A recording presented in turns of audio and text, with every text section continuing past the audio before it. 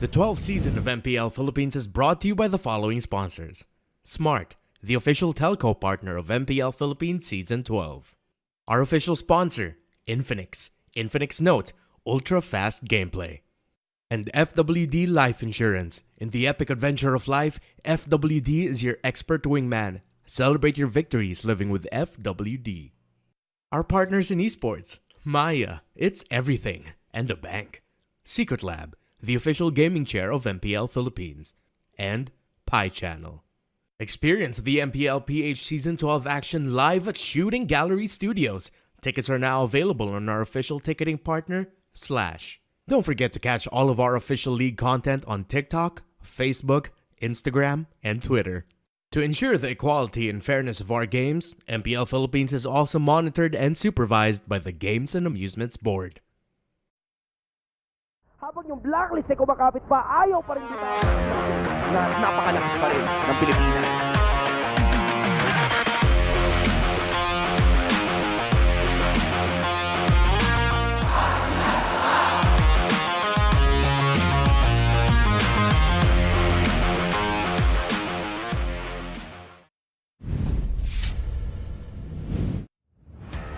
Happy Sunday, MPL Arena! And hello to everyone around the world who's tuned in to witness the greatest MLBB players in action. I'm Mara Aquino and welcome to MPL Philippines Season 12. Malapit na natin malaman ang mga koponan na magtatagisan sa ating playoffs, pero mas umiinit pa ang labanan para sa ating pwestuhan. Sa araw na to, tatlong matitinding bakbakan na naman ng ating matutunghayan. May mga nais umangat mula sa pagkalubog, may mga gusto naman manatili sa paghabol sa tuktok, at may kapunang nais mag-ukit ng kanilang pangalan sa kasaysayan.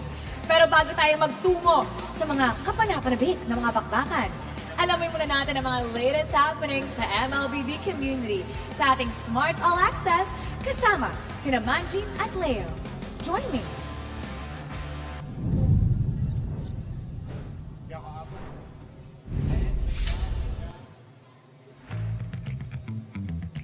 Yun! Hey! O, di ba? Dito ka rin pala. Nag-magic ako dito. Oo. Nag-magic. O, kamusta na kayo, guys? Ayos lang, ayos lang. Ako, honestly, parang binibilang ko na lang yung mga araw kasi as a watcher, parang nabibitin ako. Pero yung action, busog naman. Actually, sobrang busog kasi syempre meron tayong week 5, day 3, but also all around the world may nangyayari, all around the world may action that leads up to M5 dito sa Pilipinas. So, wala naman, hindi man tayo kukulang sa MLBB action. It's very action-packed. Feeling ko today is the day to manifest. Kailangan natin mag-manifest. So yung mga laban natin ngayon, for example, si TNC, they want to manifest a victory. Sa Echo naman, they want to manifest yung kanilang record na, ano ba? 12 today. Win streak. If they can. If they can. Dulo yun. Yun ang gusto nilang i-manifest. Dulo yun, last game. Last game yun.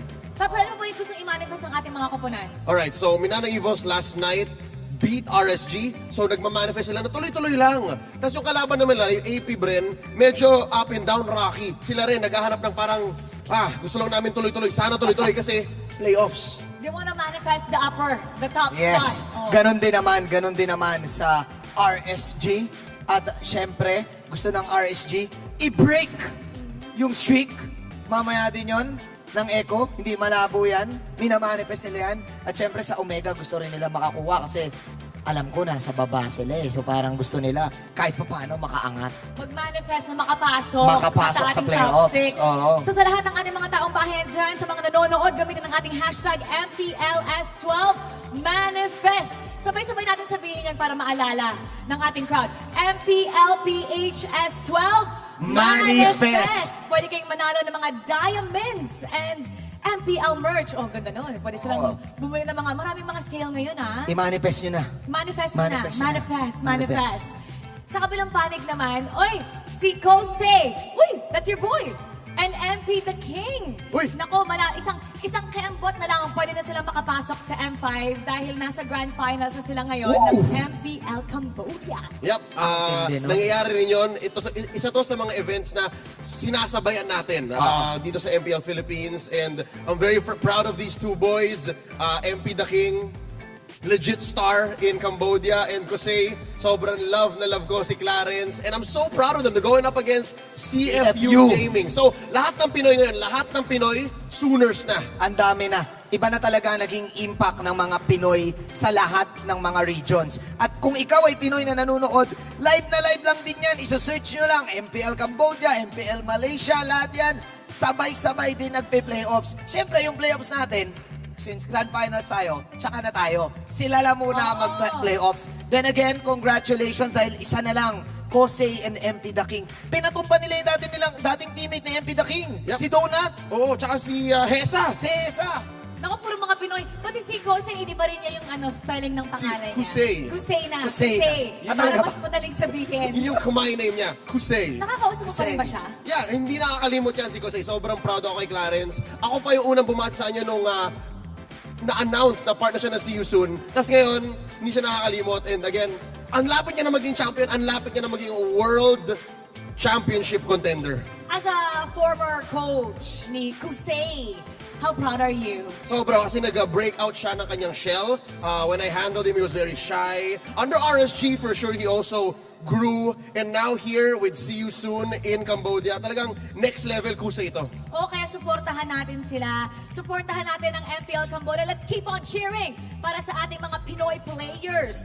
At ito naman, pwede tayong mag-update. Magbigay tayo ng update kasi hindi lang Cambodia yung Yes. grand finals ngayon. Yes. Pati na rin ang MPL Malaysia. So let's give an update with their playoffs. What's happening right now?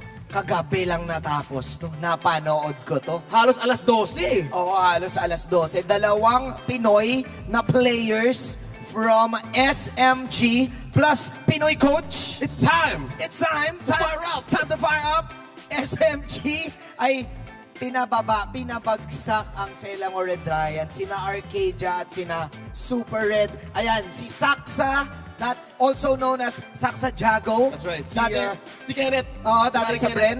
At si Miko. Kilalang kilala natin yan si Miko. Oo, dating Omega. Dating Omega, redemption arc niya to. Alam mo ba kahapon, ang laro ni Miko ay umabot ng maximum 10 games buong playoffs kasi dalawang best of 5 ang nilaro nila para lang makapasok sa grand finals. At sana makapasok sila kasi kapag sila ang nanalo, they get an automatic ticket para sa M5. Pero kapag natalo naman, they still get to be part of the wild card. Yes. So basically, dalawa ang buhay ng ating mga proud imports. So Miko and Saksha and Coach Pau are one best of 7 away from M5 or one more chance to qualify for M5. So, okay naman. We're proud regardless. Okay din, oh. At saka ang balita ko, yung wildcard, Malaysia din. So, goods din sila Doon doon. lang din. Doon lang din. Di sila kaya... Yun lang din.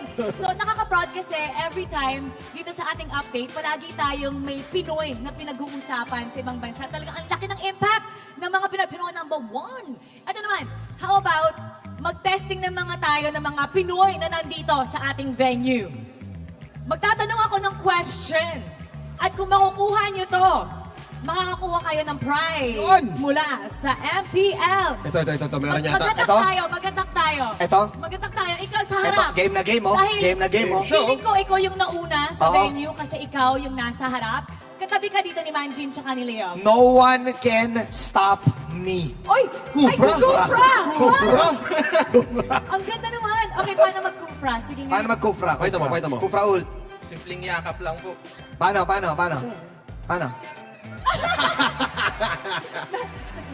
Nasaktan ako. Yung marksman yung hinanap. Hinahanap yung marksman. Okay, Mr. Kufra, ano pong pangalan nila?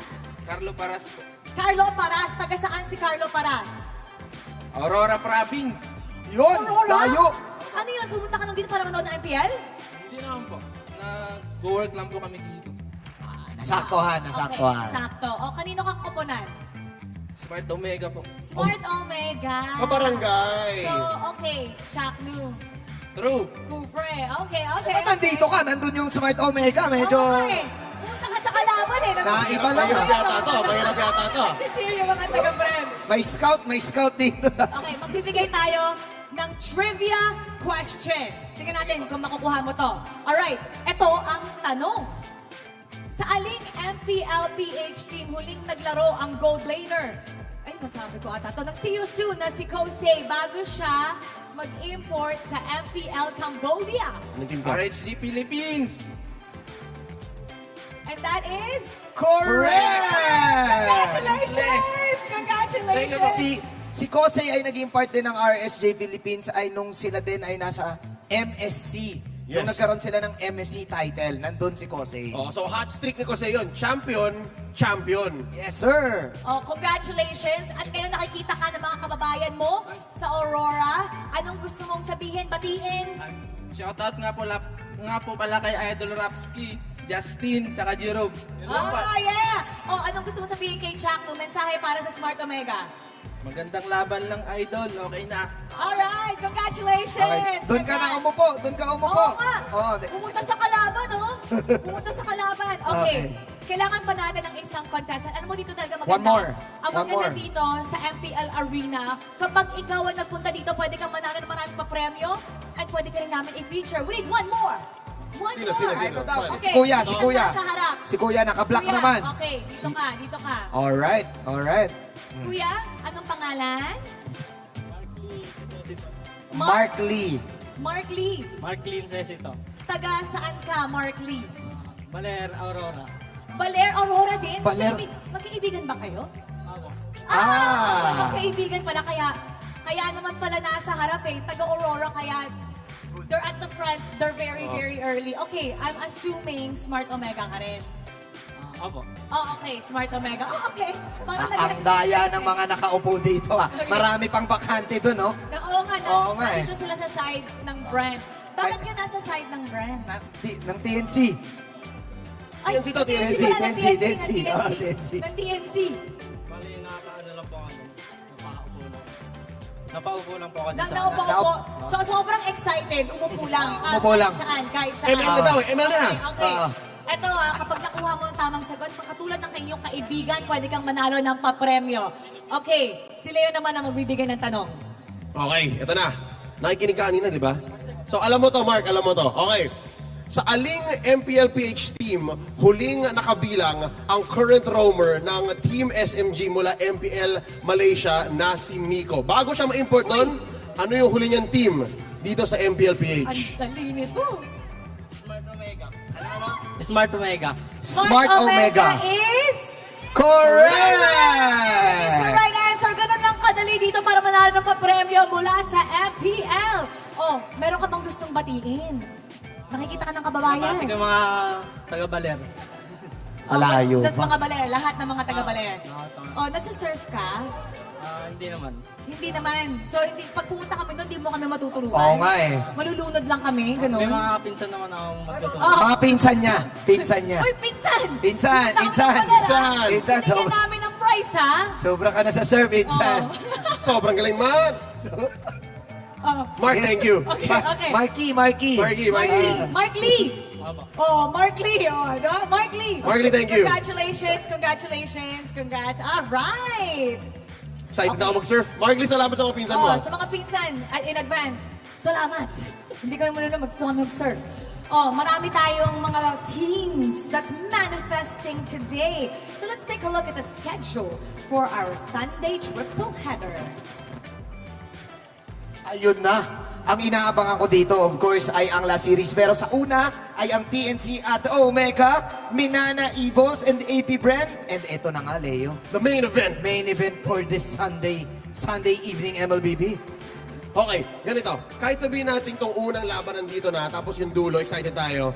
Yung AP Bren Minana Evos, exciting din kasi pareho silang medyo, hindi mo sure eh. At saka yung Minana Evos, nakakahabol sila. Oo, magaling sila.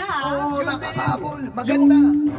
Pero nakita natin kagabi, sabi nga ni Carl TZ, he requested kay Irad na, uy Irad, bigyan nyo na sa amin to achievement namin Yes, sir. Ano daw, mananalo sa Magic Magic Chess. chess. So lahat ng series ngayon, may mga kanya-kanyang minamanifest ang bawat kupunan. At para sa akin, iisa lang lahat yan. Yun ay manalo dahil malapit na ang Week 6. Magkakarambulan na sa standings. So don't forget to use the hashtag MPL-PH/S12 manifest. Sisimulan na natin ang ating unang laban, kaya pupunta na tayo sa ating mga casters. Pasok! If there is one thing we know about the Barangay, it's their never say die attitude. But the time to rise up starts now because the games are getting tougher and time is running out. What is up, guys? I'm Nice Dude, joined here on the desk with Rock, Heart, and Hands. How are you feeling, boys? I'm feeling good right now, and I have to say I'm looking forward to, I know everyone's looking forward to that third match of this one as well, because it's a race for the points here, especially in Week 5. I'm cosplayed as a golf person. Love it. I want to go for a hole-in-one, and that's what the teams are looking forward to as well. We'll see if we're able to, but before we talk about the matchup and everything happening today, of course we want to go ahead and give a shout out to our official teleco partner, Smart. Of course, Smart is still the Philippines' best mobile network, having the fastest network and nationwide coverage in the country, as awarded by Ookla of Speed Test Intelligence Data for speed and coverage for Q1 and Q2 of 2023. You can enjoy the power of Smart when you switch to Smart without changing your number via the mobile number portability or MNP. Visit smrt.ph/switch to Smart to know more. And that's not all. With the new Smart Giga Arena 20, you can power your game and unlock the thrilling world of Giga Arena tournaments for your shot at incredible prizes.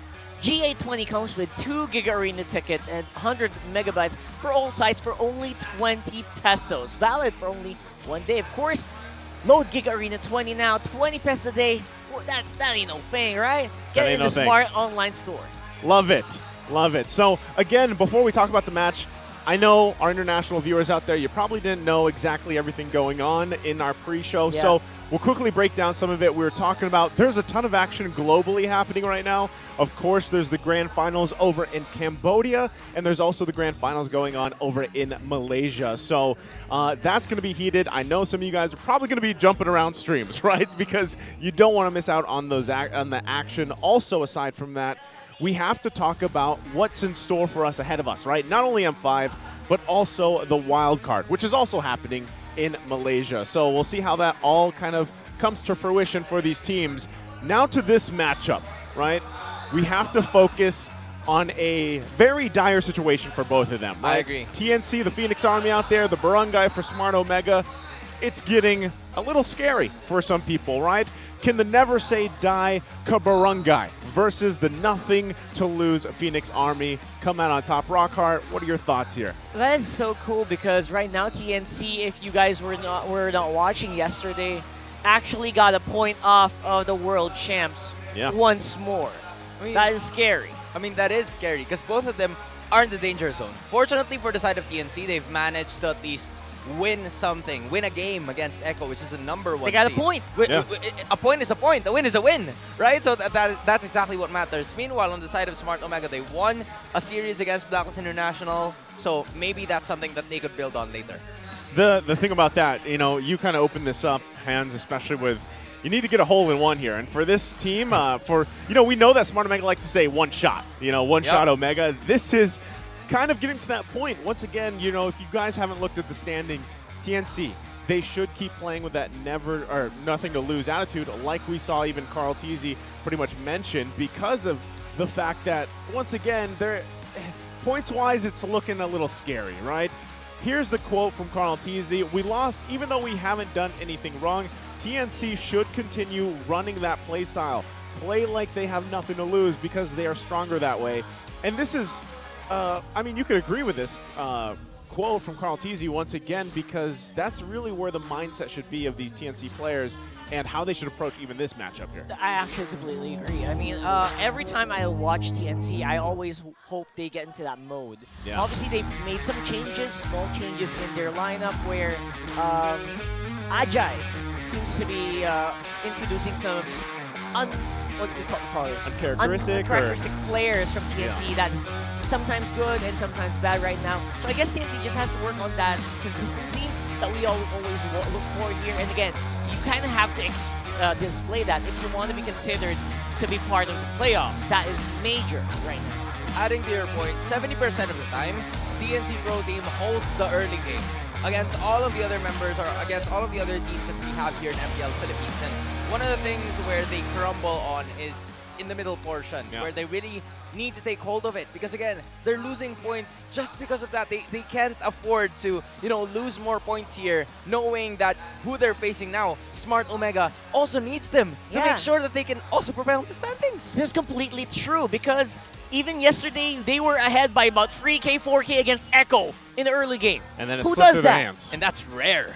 Yeah, so they're not bad. Yeah, they're not bad. I mean, against a team like Echo, in a case where usually they let it slip through their hands, they didn't against Echo, right? So obviously something is there for them. It's just how do they get to that point and how do they continue to work on that? I mean, guys, even seasons ago when we saw TNC in a similar situation, we have been saying this, for the majority is like, all right, there's always promise for TNC, but by the time they kind of show that synergy and whatnot, it almost feels like it's too late. So again, this is why I think it's so important, again, with what Carl Teasy mentioned, just play with that mindset, right? So aside from that and what TNC wants to go ahead and do in this matchup, let's see if they can get a sweep. Again, that'll get them 3 points, but there's also this, right? We're going to be comparing here Smart Omega's Chaknu, the Mamba, versus Nightmare Esports' Jasmine. Now, this is a comparison because of these two have met in the past, right? That's something that they went through. And with Nightmare Esports heading to, I believe it is the qualifiers where they'll be, we'll see if they can end up, who knows, maybe these guys cross paths once again here, Hans. I mean, from what we've seen, especially with Chaknu, he's starting to adapt slowly but surely with the meta that is presented, which is the support meta. And that is also something that Jasmine has been doing over at Lao, because Jasmine is a member of Nightmare Esports coming in from the Mekong qualifiers. So Chaknu, somewhat similar playstyle onto what they want to contribute to their very own team. But again, they have to do that now, because again, we're starting to see Grok 67% win rate. You also have the Minotaur, that's 50% win rate for Chaknu. But again, we are yet to see a bunch more flexibility in terms of what he can contribute, like the Matildas, the Angelas. I mean, he's already used the Rafaela, right? But it hasn't been effective as much. And you know what the crazy part is, especially that I'm sharing the desk with you, Hans, here, is we've actually casted Jasmine games and other things going around the world. And to see him go through that growth period and everything, where they are now, obviously is going to be very interesting, especially, once again, if him and Chaknu get to go head-to-head against each other in the future. Who knows what will happen from them. But, all right, let's take a look at the first time they met in the season. This was back in Week 2. It was Day 3. Smart Omega getting the sweep here against TNC. Can you walk us through this here, Hans? I mean, what I can remember very clearly was that this is where the taunting started for the entire season, where Kelra has managed to just continue to obliterate and make sure that he is still the gold standard in MPL Philippines. Meanwhile, TNC Pro Team kind of struggled because of the way that they play. Most of the heroes that they've picked, especially in game number 2, were a little bit more passive. Like, they were just reacting to what Smart Omega was trying to execute and finish the gameplay, which is the reason why they've lost. Maybe in this rematch, up to all of the games that they've already played, there's going to be some changes. I also remember that this is the match that Etomax actually was untouched in that Savior, in that Novaria. He didn't die, he didn't really take damage. I think he took, in one game, he took 1,000 damage. And he did this. He did this. He actually did that. Yeah, he did it. So, so that was with Andoryu on the fray. What more Matt's now here. with Matt here? Yeah, again, I'm still going to keep my eyes on Matt here, but for us to know more about this matchup, let's go ahead and throw it over to our insider to hear more.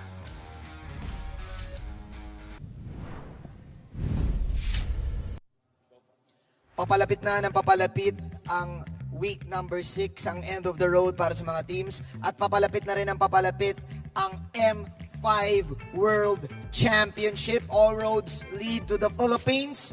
And napag-usapan nga ng ating mga casters ang isa sa mga pasok sa M5 Wild Card, ang Nightmare Esports na nakalaban ng walang iba nung napakatagal na 2021 pa ni Chak Mampa. Chaknu, nga dito.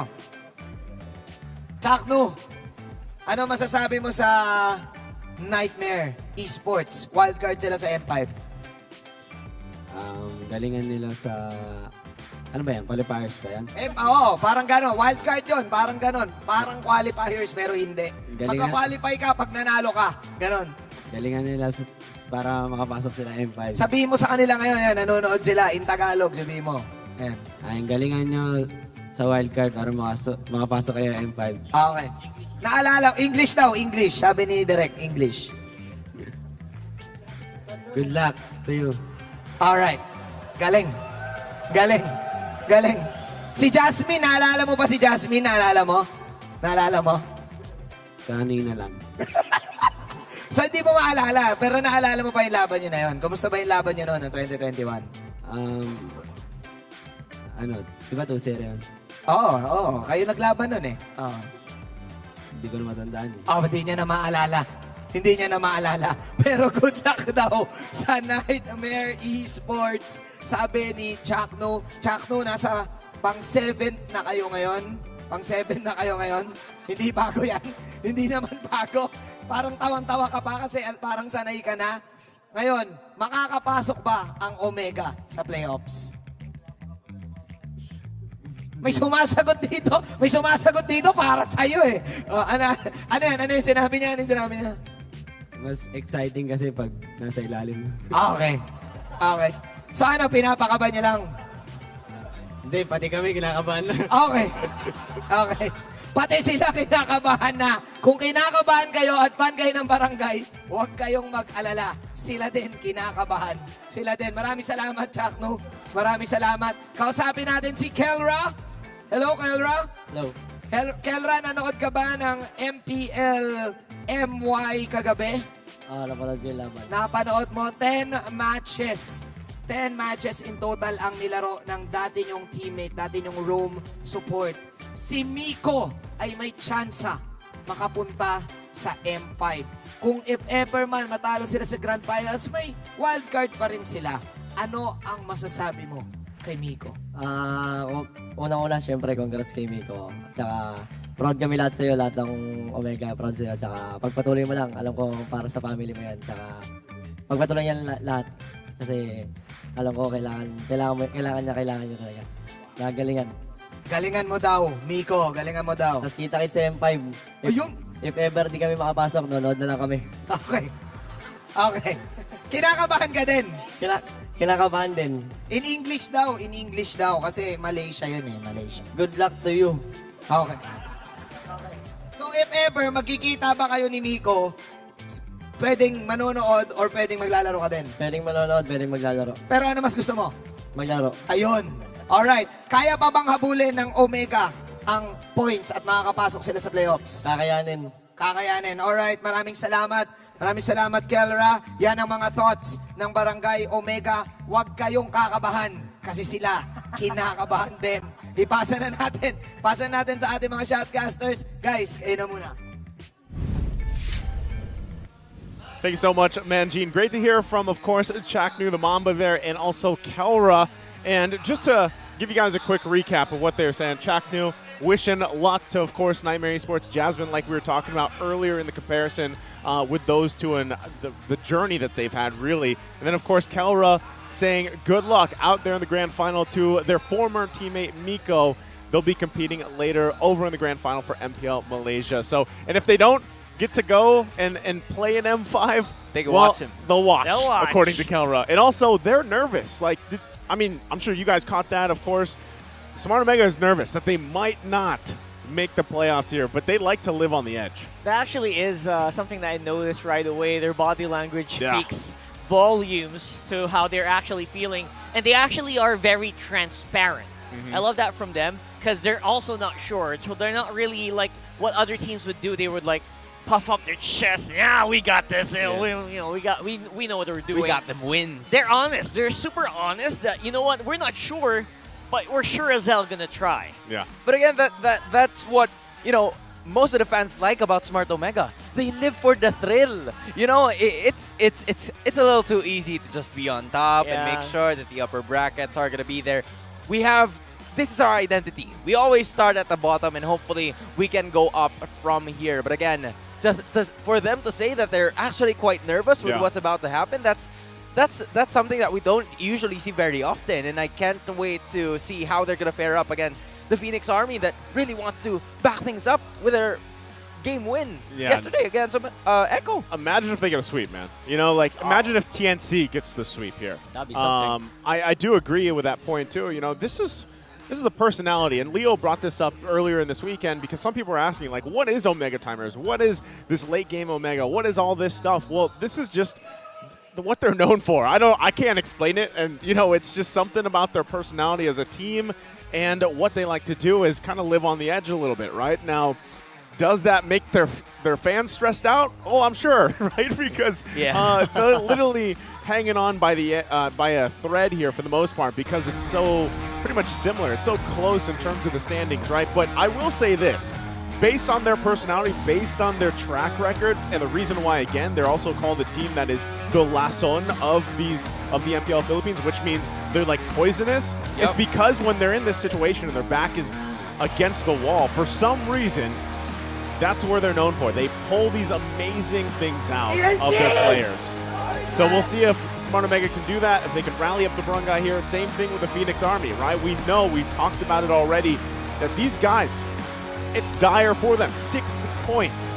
If they can get a sweep here, gives them the 9, gets them to 9, and they can hope to continue on because even next week, I think they still have 3 matches next week. They have a full schedule next week, so who knows what can happen. Again, this is why I think MPL Philippines is so exciting because of the fact that even in the bottom of the standings, man, you don't know what can happen. That's right. Normally, everyone would be talking about upper bracket, lower bracket. Nah, we're here at the bottom. We'll see what happens, right? But the teams are ready to walk out on stage. Let's go ahead and welcome them out.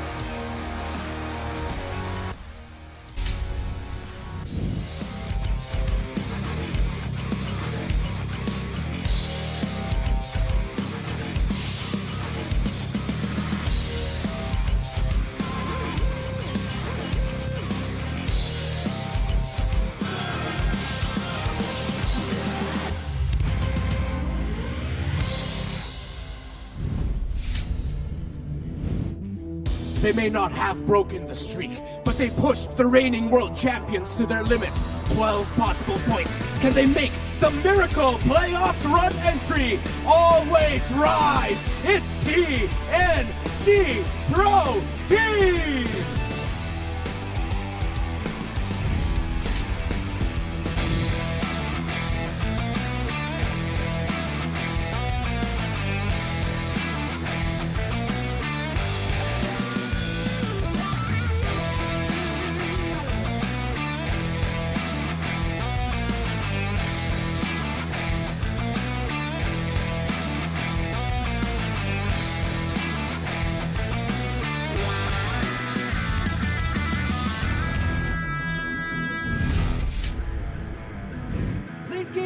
They're never gonna stop, but time is running out. Can they make another late season run for the playoffs?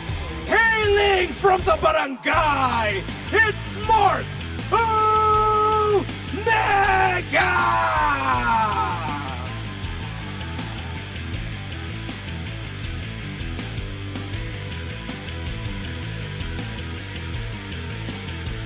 And their coaches, Coach Scholar and Coach Stronger. Barangay! Phoenix Army! Magingay!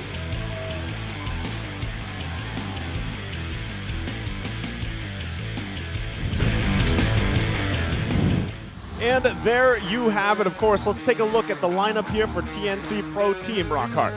Yeah, right now, with the addition of Ajay, it feels a different TNC, though. It's always been all about Things and King Kong here, but now we're starting to see a little bit of equalization in the power levels, and I'm feeling it.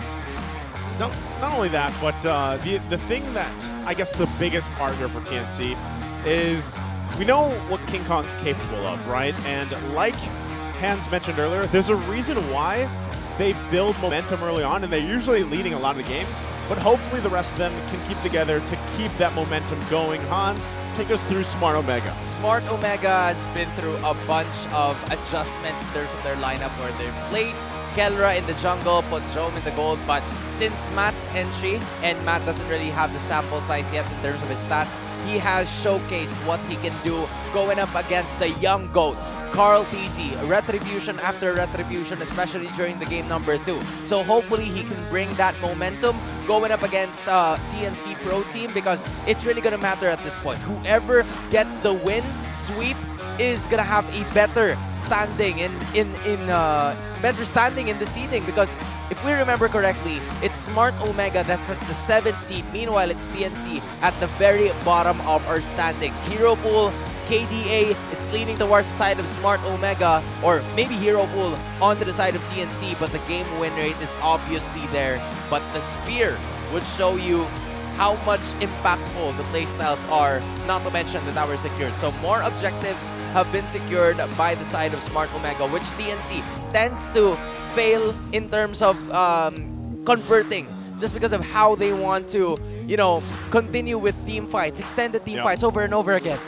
The thing about this chart as well is, like, you can see obviously how much both teams don't opt so much for objectives. Again, when it comes to like turtle control, lord control, other teams were used to seeing very high percentages, right? These guys, they just want to duke it out. You know, they just want to fight. They want to battle. You saw too, a lot of the first bloods are, well, percentage-wise is drawn from TNC, and we'll see if they can keep that momentum going. But, you know, I know we have more here. Keys to victory for this matchup. Hans, take us through it. TNC Pro Team and Smart Omega's keys to victory are brought to you by Infinix. Infinix Note Series Ultra Fast Gameplay. So now we're going to be starting with the Phoenix Army. They have to continue to polish your nothing to lose playstyle. With the interview from Echo from yesterday after they win, they've commended TNC with this kind of momentum that they've brought, that they have nothing to lose. They have a brand new aura that they continue to display in terms of the matchup going up against Smart Omega. And if they have that mentality in check, maybe they can bring that onto this matchup and this series for today. And it's kind of different because from the previous ones, we don't usually see King Kong smiling, but now they're pretty confident in what they want to, you know, continue to pursue. But for this time, in terms of the side of Smart Omega, they have to respect King Kong's signature picks. King Kong was presented a while ago, and he has continued to be the star of the show, making more plays possible and getting the bunch of objectives, or if not objectives, go for the kill and the team fight. And Matt, now that he's here, he's gonna be the pillar of offense for the side of Smart Omega to secure a bunch of objectives, just like what he did against Carl TC yesterday. And the surprise will arrive. How will they surprise them? Is it in terms of the jungle picks? Will it be in terms of the execution? Or maybe with the picks that will go into the rest of the members of the team? So surprises are going to be much of an essence here. PNC versus Smart Omega, because they are the two teams at the bottom of the standings, and they need every single point possible to make sure that they can continue and head into the playoff spot. So, Surprise them. is that it? That's what they're going for. No, let me ask you. I'm actually curious about this. What do you guys think? Yeah, that's and right. Rockhart, you can tell me, how do you polish a nothing to lose attitude or play style? I think I have an idea of how you can do that. First of all, I love what they're doing for the early game at the very least, right? Do the very aggressive. I'll throw everything I have at you, but make sure that something comes out of it. Yeah. Like, I feel like if you're gonna scrim, finish it. You know, Yep. I feel like TNC just keeps scrimming, but it doesn't feel like they're finishing their scrims. You know, that's what I feel when I watch them play. If they can do that, if they just keep polishing that, playing that over and over again, play until the very end, play 30-minute games up to the very time that you break the pace, maybe you can get the feel of how to close out these games. Because week in, week out, we've been saying that. Close out your game. Close out your games. They've never been able to do it. I like that idea coming in from Rockhart, because we have a Filipino term called asim. That's Asim probably it's a slang term for aggressiveness. Yeah. If you tend to overextend, if you tend to just mix up all of the fights that you want to have, then it's really gonna go bad for you, especially when it happens in like the middle portions of the game. So they have to control that, and we've seen that controlled nothing to lose strategy, because usually when you have nothing to lose, you just go all out, aggressive. So, you're not even mindful of the situation that appears before you. But this time, completely aware of the situation, nowhere to go but up.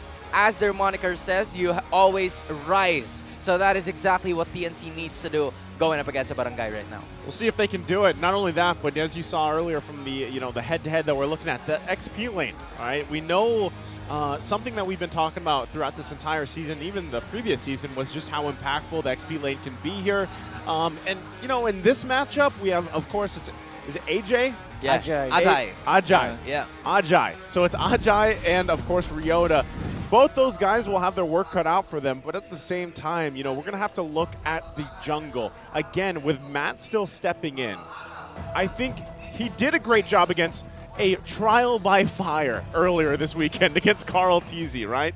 He got a couple retributions against him, but ultimately that was his first test. We'll see what he's adjusted, or how has he found his footing now. Now that we're on Sunday, we're on the last day here, week number 5, as we jump into the draft. You can see it. TNC is going to be on the blue side. We've got Omega on the red. The first band's already coming out. Nothing too crazy, right?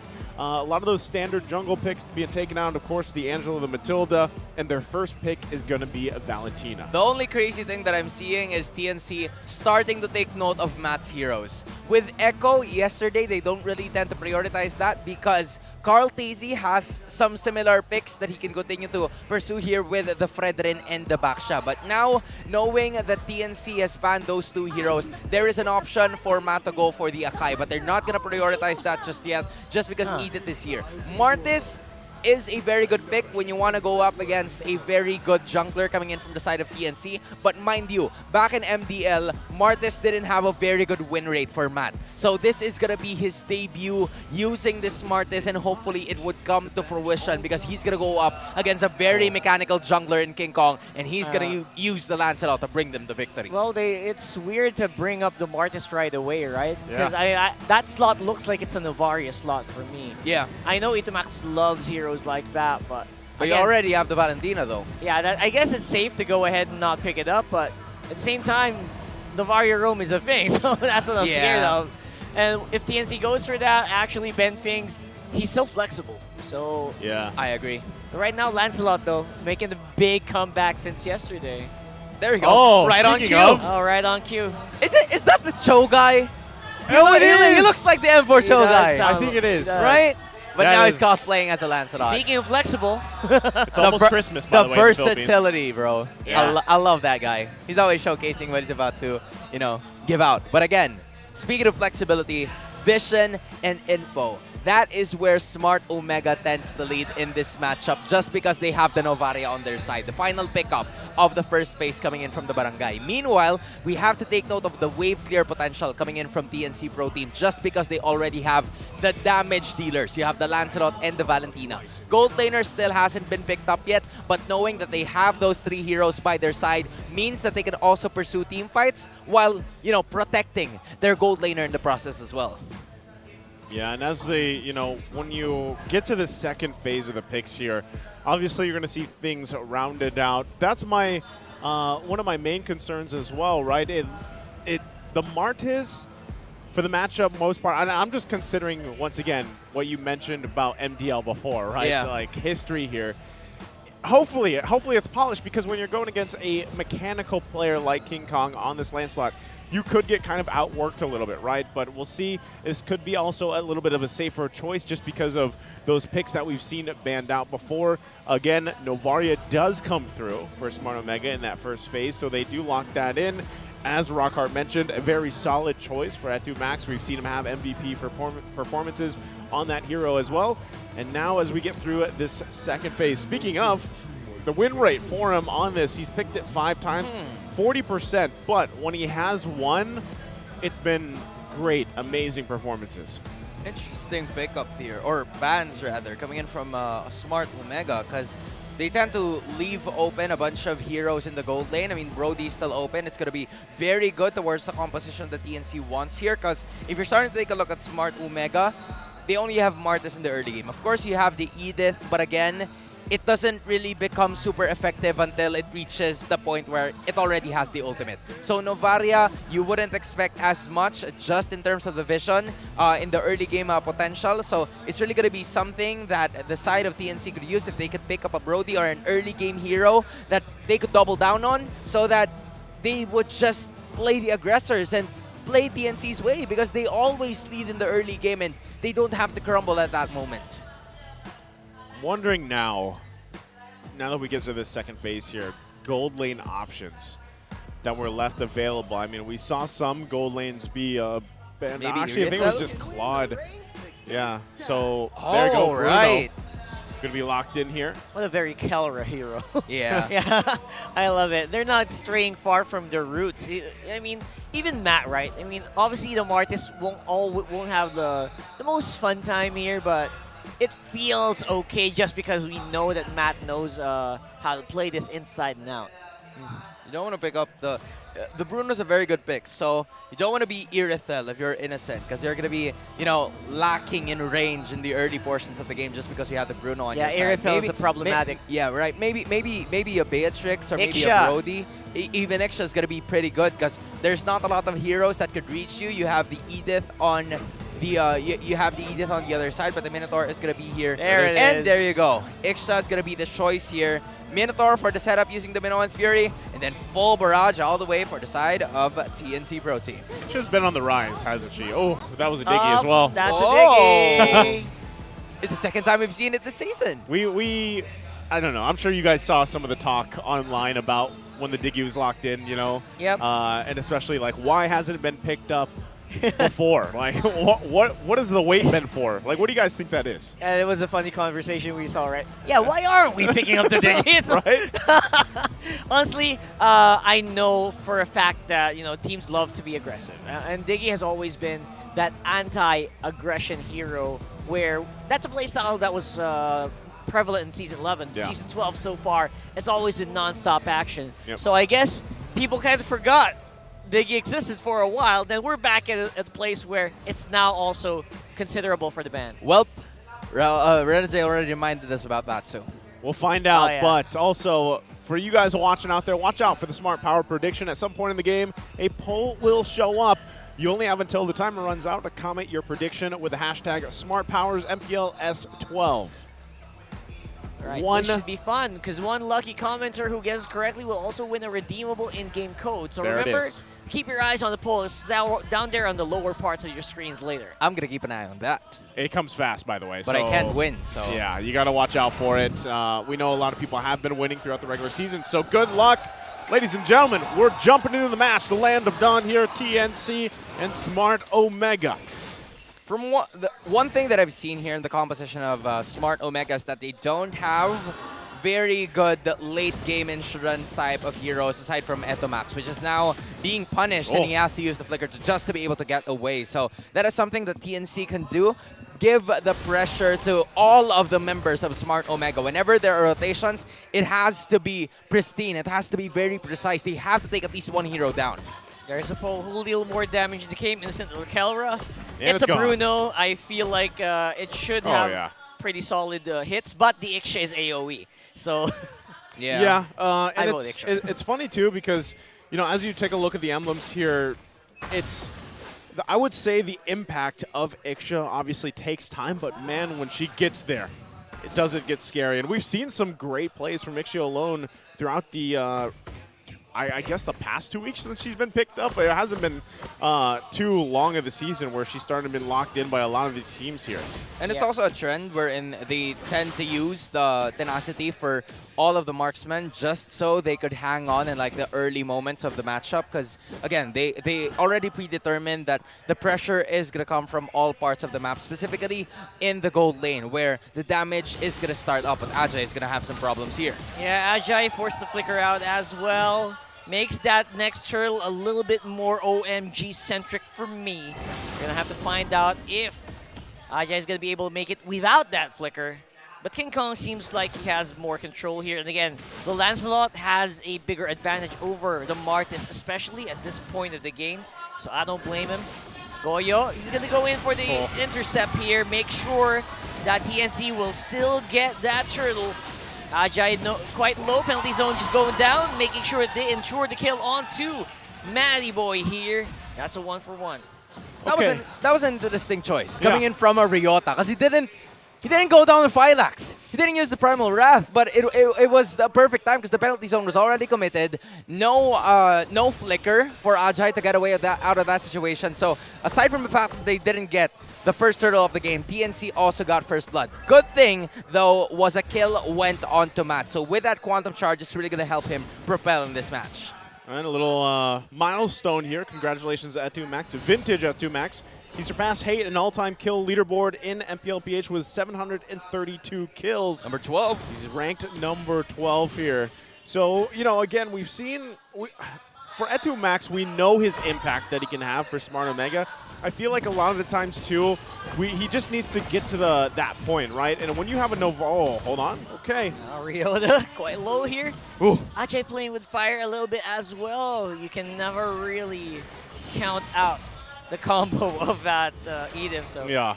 So, again, you know, with Etu Max holding this Novaria pick, I think it's great for them, especially in the later portion of the game.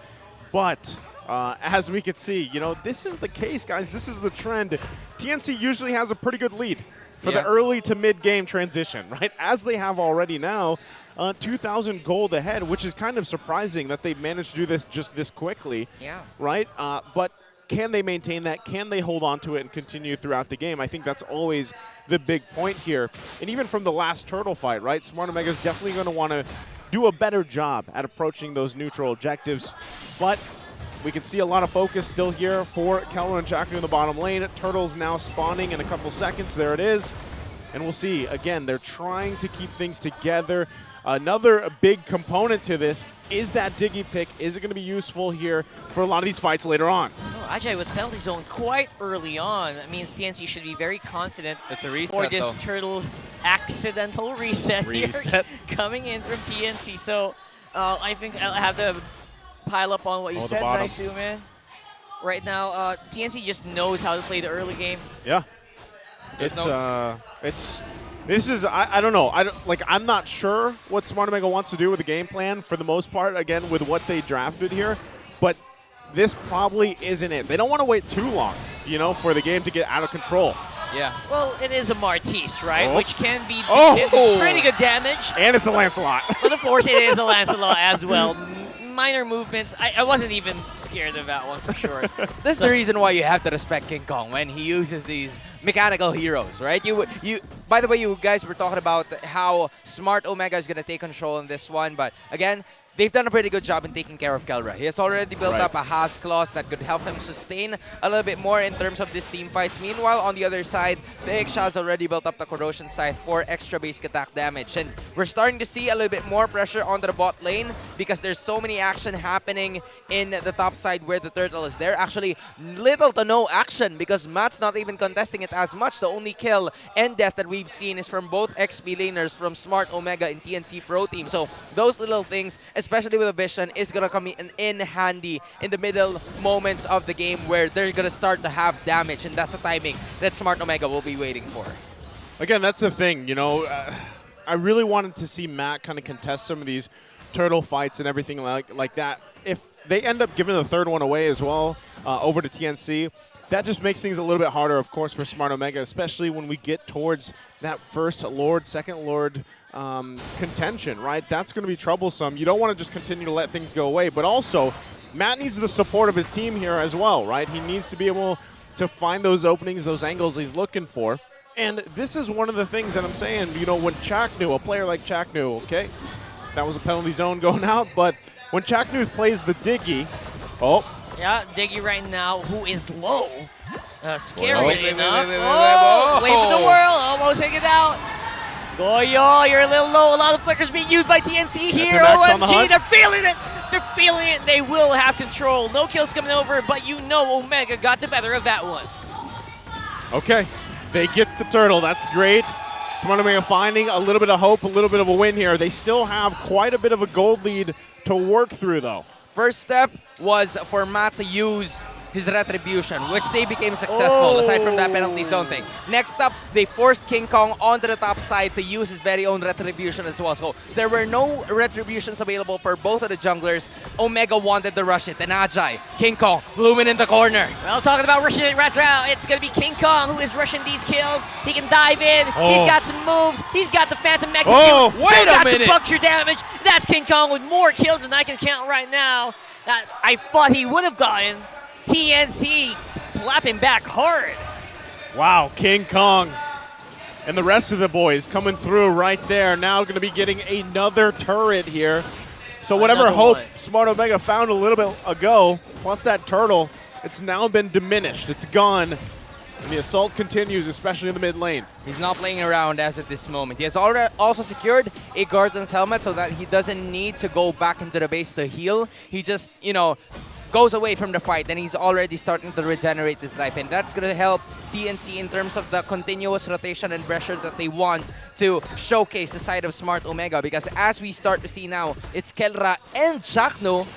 This is very unusual. Chakno will deal a bunch of damage, but just because he has that Diggy, it's really the name of the game. However, we're starting to see that all of the damage coming in from Kelra and Chakno is focused on the wrong heroes. It's always Ben Things that is the frontliner for the side of the NC Pro Team, and it reaches the point where he just needs to soak all the damage in for King Kong to unleash it right back at them. Well, this is the TNC that we know and love, man, the early game. And that's the thing. We've had this discussion before, right?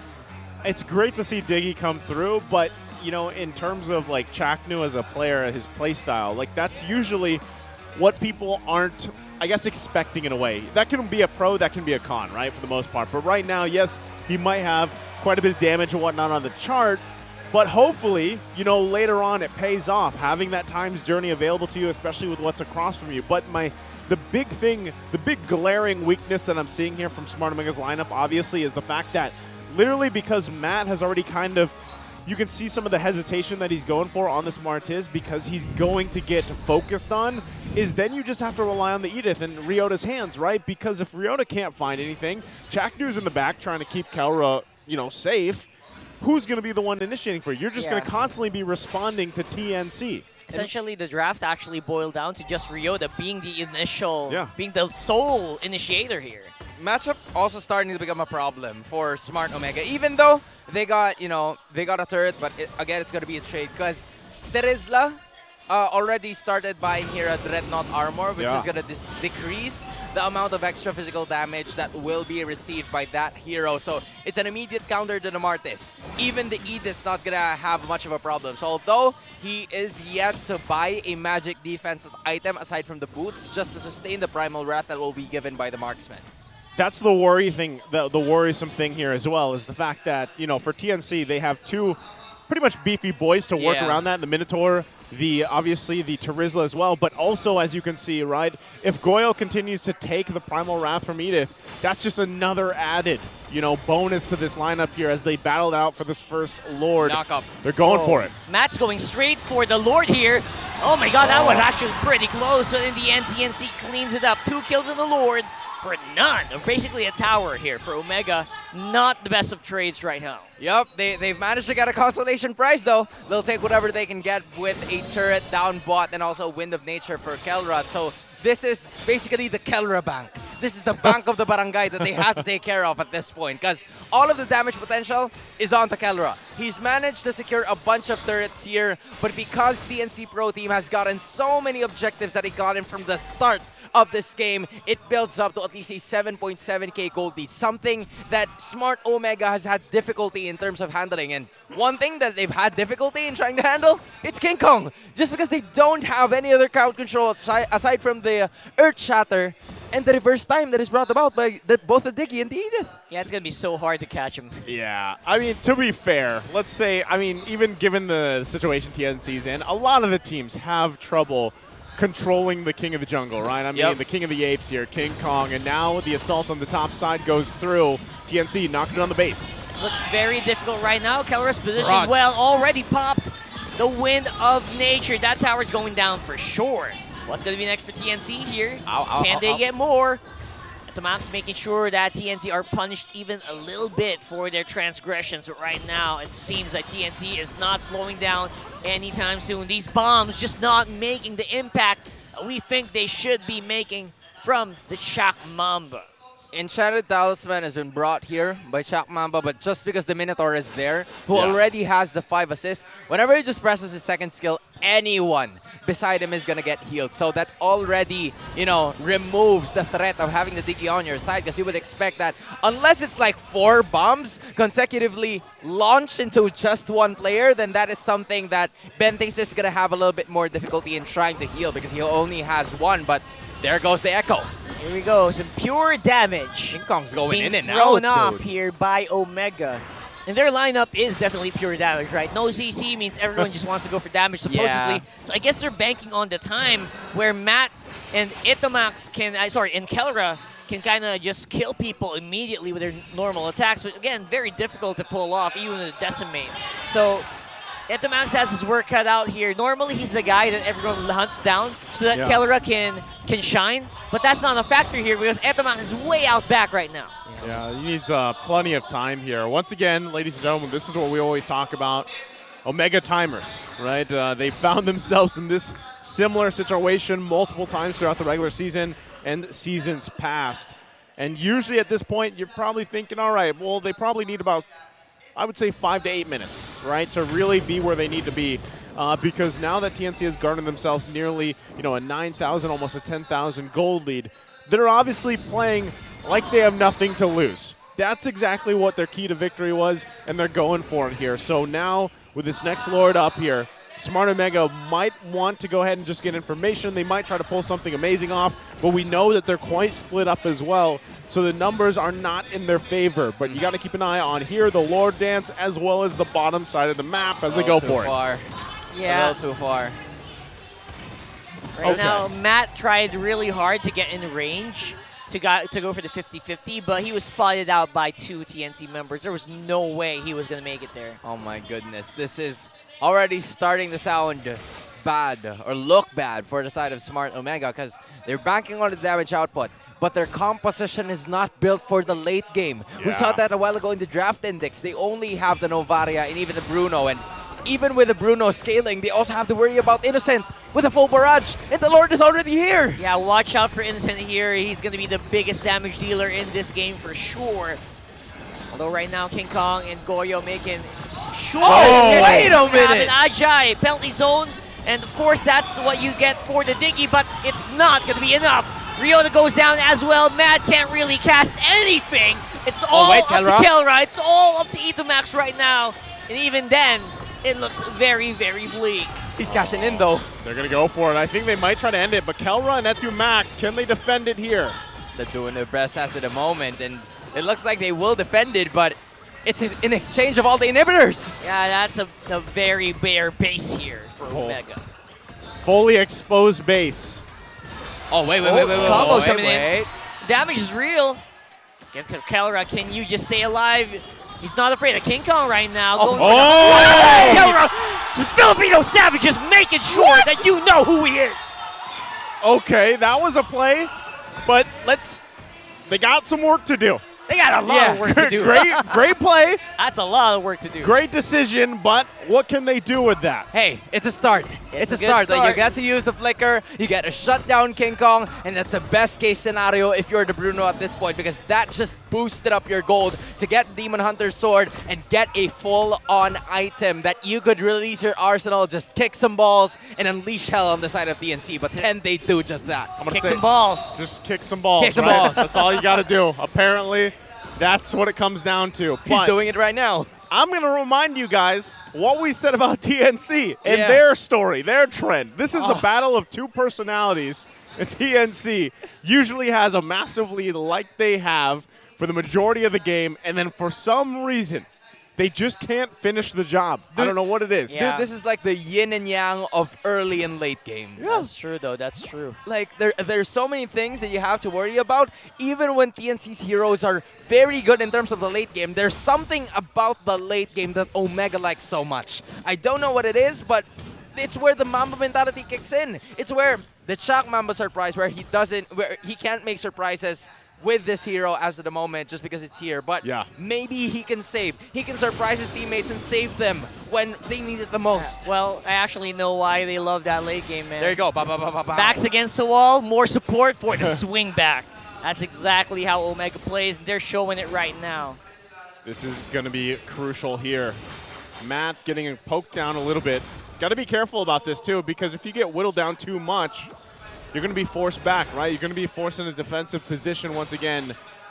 And I think still, even given the situation, they're still at the whims here of TNC and their initiation, their momentum that they still have, right? It was, once again, a great play earlier on that defense.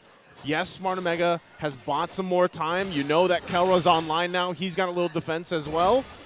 But they still have to take care of him. They still have to keep him alive because he's their main point of damage. Yeah. Etu Max as well can poke down the best he can. Flicker Wait. Shackle with a flicker. Oh my goodness, Ajay is going to be the main target here, but he's able to make it out alive. That's a lot of resources being spent on trying to take out a very beefy boy. I'm not sure if that was worth it. Goyo's in the back. Omega doesn't know, and they are going to get punished so hard for it, although he is forced to flicker out. That's Omega with spending everything they have just trying to stay alive. And look at that, Matt. He's the one with the retry. He's not supposed to go down. It's Kelra in the front now. What is happening here? Wait a minute! PSC are backing out. Oh my goodness, they're getting wheeled down. Flickering as well, Kelra. With the What are you doing? You can't do that to me. Don't you know who I am? Ajay in trouble as well. King Kong is next right now on the docket. What is this? Omega. Kelra was that dude. He said, I'm him. It's my time to shine. I told you a while ago, Nice and Rockhart. They were trying to protect the bank. Now they're cashing in. They want to make sure that the damage is going to be felt by the rest of the members of TNC Pro Team. And again, it was a chain or a domino effect. Etomax releases the Astral Echo so that, the Worldie is going to catch all of the other members, especially when they're leaned on together. The buy, or the item that was bought by Chaknu, which is the Necklace of Durance, is also going to help them in, alleviating the pressure coming in from the regeneration of the Minotaur. So they're now in control. Here comes the full barrage, though. Good damage coming in from TNC. Who gets the retry? It's Matt! Matt gets the retry! My goodness! Little by little, Smart Omega has found what they needed. And I'm just going to go ahead and say it. Look, it's almost 19 minutes. Wait. It's that time. 2 heroes are down, though. Two heroes are down. That's not going to be easy. So this Lord is actually just going to equalize the battlefield a little bit here. Oh, man. I mean, they're going to clear it pretty easy at this point. This is an easy-peasy, lemon-squeezy lineup here for the side of TNC that could very well deal damage in later portions, but now they want to go for the base. Straight for the base here. Ajay with the penalty zone. Not going to be able to slow down Chapter for the meantime. But yeah, the minions might be way too much. Benfink's tanking up everything he can. Yoda's back on the field. Oh my god, it's he misses on the other but he hits the Earth Shatter. And Benfink makes everyone jump. But he will be punished as well. My goodness. Kelra, somebody stop this guy. Goyo. The tragedy, he has to back out. Man, oh man. Here comes Omega. This is the Omega we know. Kelra is just him. I'm just telling you right now. He's not supposed to be in front. He am I. Like, what's it? He's using the Claude. He's using the Bruno as the Claude. Just go in the front line and then back away. He doesn't even have a BMI. He just kicks balls and is kicking them straight at TNC Pro Team. Now, Innocent and Ben things are down. No setter, no main damage dealer, and they want to go for the reverse. From a 7K to a 0K gold lead, bro. My goodness, look at that. And they're finally leading, I think. Wow. They're finally leading.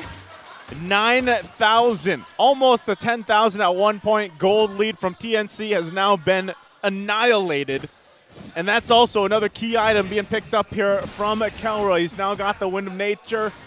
he's locked in defensively and offensively what he needs. He relies on Chaknu for the rest here.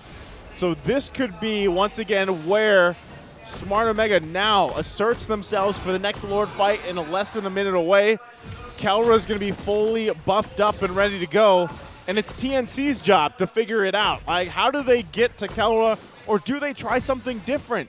The base, once again, for Smart Omega is fully exposed, right? They could try to put some pressure somewhere else, or are they in the forced position to just stay together for all these team fights here, Hans? I mean, look at that, right? Matt doesn't even deal a bunch of damage. He's the second to the last in the total damage dealt for the side of both teams, even Smart Omega and TNC Pro Team combined. So it's really up to Kelra at this point. All he needs to do is to just secure a more objective. So positioning is going to be key. He doesn't have, or he actually bought an Immortality as his very own item, something that he didn't have before all of the Lord fights even started. So now he has extra insurance. He can continue to contest a little bit more in terms of the objectives. But again, TNC Pro Team needs to find Kelra. In any possible scenario, they have to stop Kelra. Kelra is the main point of damage and the main source of pressure for the side of Smart Omega. No, or Flicker available. Quantum Charge is already there to speed him up in this fight. And Chakno has done a magnificent job. We're starting to see a little bit more flexibility because all he needs to do, protect Kelra and dish him damage. Oh man, Ajay, I think already is going to be in trouble here. Not going to be overreacting. No use of the flicker right now. Full barrage already activated as well. Etomax looking for Ajay. Not going to be hitting home. At least for the meantime, Lord Dance will resume. We know how crucial this Lord's going to be here, right? Yes, TNC still holds on to a couple of those base turrets, but they've got to respect it now. Smart Omega fully where they need to be in terms of itemization, and you can see the difference as well. Even with the fact that Matt has an Immortality this time, he's a lot more confident in going toe-to-toe with King Kong here, knowing that King Kong doesn't have that, right? So this is crucial here. Bend things, will get in position, and try to hold him at bay. You also got to watch out once again for Ajay. Has that flicker, penalty zone combination. Oh, everyone spotted out here by the Astral Echo. Dez is still ongoing. Kelra nowhere to be found by TNC. What's the call going to be then? Etomax is away though. So they're going to reset it. They're going to reset it. All right, they go for the reset. All right, so right now it is going to be Etomax joining the fray. He's very close by. He also has some minions on top, so TNC might have to keep their eyes split up a little bit as well. Oh, wait. Innocent taking the damage, though. That's going to hurt because you don't want the gold laner. He's supposed to be at the back. That's right. And everyone's actually ready to go for the fights. And I'm not sure. I don't know what TNC is thinking. They're split up. They don't know what to do. They don't know what to do. Oh! Ajay goes for it, though. And, of course, there it is. Chaknu just keeping Kelra alive and King Kong. His eyes are on the prize. Etomax, though, good vision coming in. Oh, wait. Oh, Rio, the goal went down. Oh, that's huge. That's big right there. That's big, man. Wow. We didn't get to see that off the camera there, but Ryota went down. They were holding the Lord together, so it didn't reset. So this is going to be TNC securing this Lord here, almost sniped away, but they managed to get it. Props to Ajay for starting that whole team fight because he managed to land a penalty zone that went onto the 4 members, forced Chaknu to use the Time's Journey, and then from there, they started wreaking havoc to the side of the barangay. Even when Etomax used the barangay CCTV, aka the Astral Echo, to check them all out, it didn't really pan out as much because there were no other members, and Ryota was also cut out in the process. Fortunately for them, it's going to be 15 seconds before Ryota's going to be alive, and the Lord is just going to be in time for them to defend. Although TNC has the brunt of the damage on their side, is it possible for Omega to still defend with 1.4k gold lead ahead? TNC is really tanky, though, so they're going to be able to sustain out of these Astral recalls. Even the bunnies are deaf. Oh, they're going to have to deal with this Lord, though. It's quite beefy here, along with the minions. Can they do it? Kelra? Eyes on Kelra, guys. You know the drill. You know the drill. Ajay looking for that one. Full barrage hits everybody. Matt? Very early times journey here by Chaknu. Matt goes down. Ryota will probably do so as well. Ooh. Lord is out. Minions are cleared. Omega can go. Where will they follow? 20 5 minutes in. So that was a good situation for the side of Omega, because Guerra, he entrusted the Lord to the rest of his teammates to just take care of it as much as possible. He And then didn't Guerra tries to go for the other minions on the bottom side and then tends to help so that there's no minions on the rest of the map for the side of TNC Pro Team. It also helped when Etomax was dishing out damage using the Astral recalls continuously so that the pressure is going to be felt by the side of TNC Pro Team. It was a very good try, but again, TNC needs to finish this game by hook or by crook, if I should say. Tough situation here to be in. Again, TNC so adamant on ending the game, even with this. That was what, the 4th Lord I think they had? Yes. And they couldn't end it. You know, this is, again, people are probably scratching their heads like, TNC, what is it about you guys where you can't end this game here? And it's a combination of a couple things. It's TNC really trying their best, but at the same time, just amazing defense potential from Smart Omega, which we have seen from them in history and past seasons, even past games for season 12 here. So it's this whole kind of back and forth at this point. Now the one, again, great thing for TNC, they only lost one base turret, right? They at least have that advantage here, but still, they also have quite a few immortalities available to them. We'll see, again, how they play around this. Lord's coming up now in a couple seconds. They're looking to basically take control of the space before Smart Omega gets there. We've been seeing them do this split quite often. So this is the idea for the side of Smart Omega. It's going to be up to Edith, Novaria, and Bruno to dish out a ton of damage. Matt is going to be the main frontliner just because he has a bunch of defensive items available. Ryota's going to have to go marksman he's going to serve. He's going to serve as utility, and you're right, Rockhart. Ryota's going to have to serve in marksman mode just so they could equalize the damage output that the side of TNC Pro Team has, because they're taking a look at a Lancelot that has endless battle and a War Axe that could sustain fights a little bit faster. Plus, an Iksha that already has the trinity of the attack speed. Well, the Wind Talker is already there, but again, you don't necessarily have the other item, which is the Golden Staff, so it's not as fast, but you have the Malefic Roar, Corrosion Sight, and the Wind of Nature as well. So we got the mission. It's going to be super important, but the mission, it's going to be a barangay relocation here. Oh, man, what is happening right now? I think Look at the bottom part of the map. They want to go hard. They're looking for Innocent, What's the call going to be? Kelra and Chakler are waiting on the right side, on the bottom side of the map. Oh, they haven't found Innocent. Full Vision is here. Oh, they want to do an echo here. They want to do an echo. They want to do an echo. They want to pull an echo. TNC knows. They know they have the numbers. They're trying to rush it. Here we go. Try to rush it. Full barrage is in. Oh, man! Man got it! Man got it! And the push is happening on the bottom side of the map. Oh, my goodness. Goya's back, though. Goya's there. Goya's there. All right, it's going to be safe. It's not going to be ending. But, oh, man, that's a Lord. Oh, the base, though. The base. They're still fighting. Kelra's still alive. So quickly. Innocent goes down. Whoa. Oh, flicker by Ajay. It's Chakno. It's Chakno and Kelra against the Phoenix Army. This is crazy. I can't believe what I'm seeing. This is crazy. It's an intercept. Oh, no. It's an ambush. There it goes. Ajay dives in. Not really going to make much of a difference right now, though. They're able to defend at least for the meantime. Everyone from TNC's bruised, but they're alive. Ow. They're alive. I think they're going to go ahead and clear this Lord up quite quickly. Full barrage. Full barrage. Ooh, that hurts. I mean, at this point, because of the cooldown talent that Chaknu has bought up, they're starting to have Time's Journey every 12 seconds. That's how fast he's getting. All right, that's insane coming in from Chaknu. And this has been the problem all this time. Like, we haven't seen much of the flexibility coming in from Chaknu, but we're starting to see it now.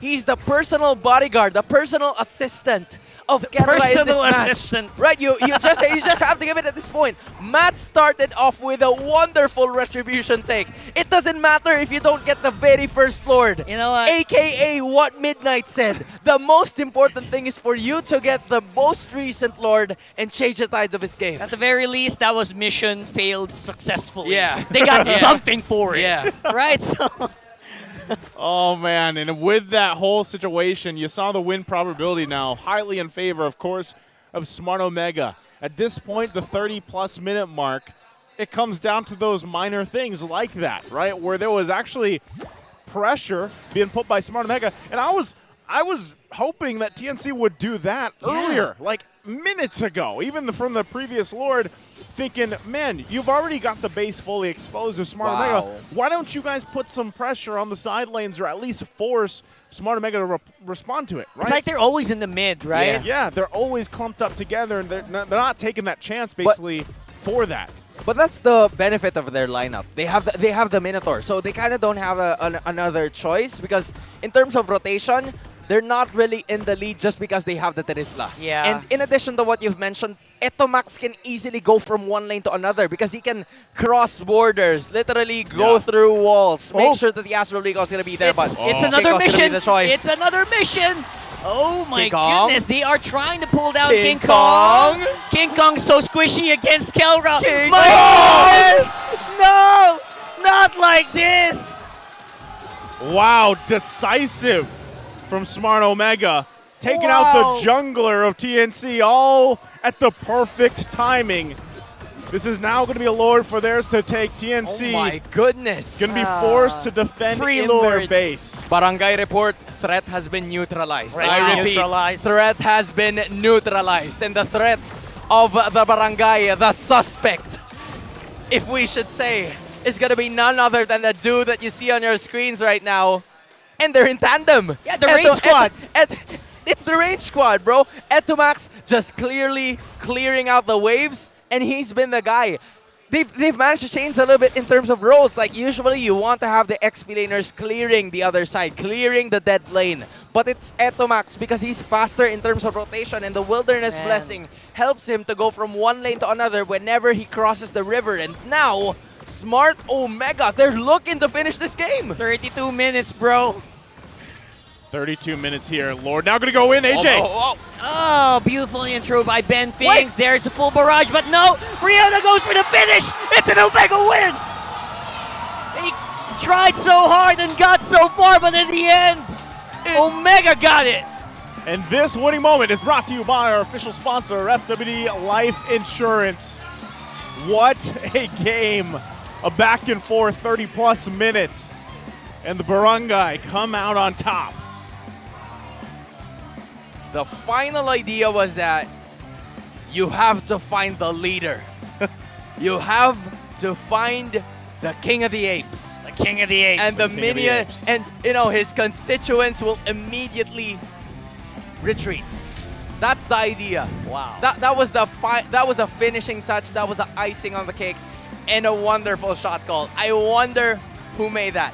I wonder who called that shot, because it was the best case scenario for Omega. Remove the retribution holder, force them out of their comfort zone, because they're always fighting in the mid, and finish the job from there. I don't know. That was the perfect timing, if you will, right, for things to fall into place. And people are saying that Omega timers doesn't even matter anymore because most of the matches reach beyond 18 minutes. I wonder what they have to say about this. This is for D2. This is for you guys. There. This is for you guys who doesn't believe in the Omega timers anymore. I specifically remember saying at the 12-minute mark when TNC probably had, I don't know, at that point, 6,000 gold lead, I'm like, Smart Omega just needs maybe 6 to 8 minutes. 6 to 8 minutes. They got to the 20-minute mark with an amazing defense. They continued to do it, and they got back into the game. And things were going dire.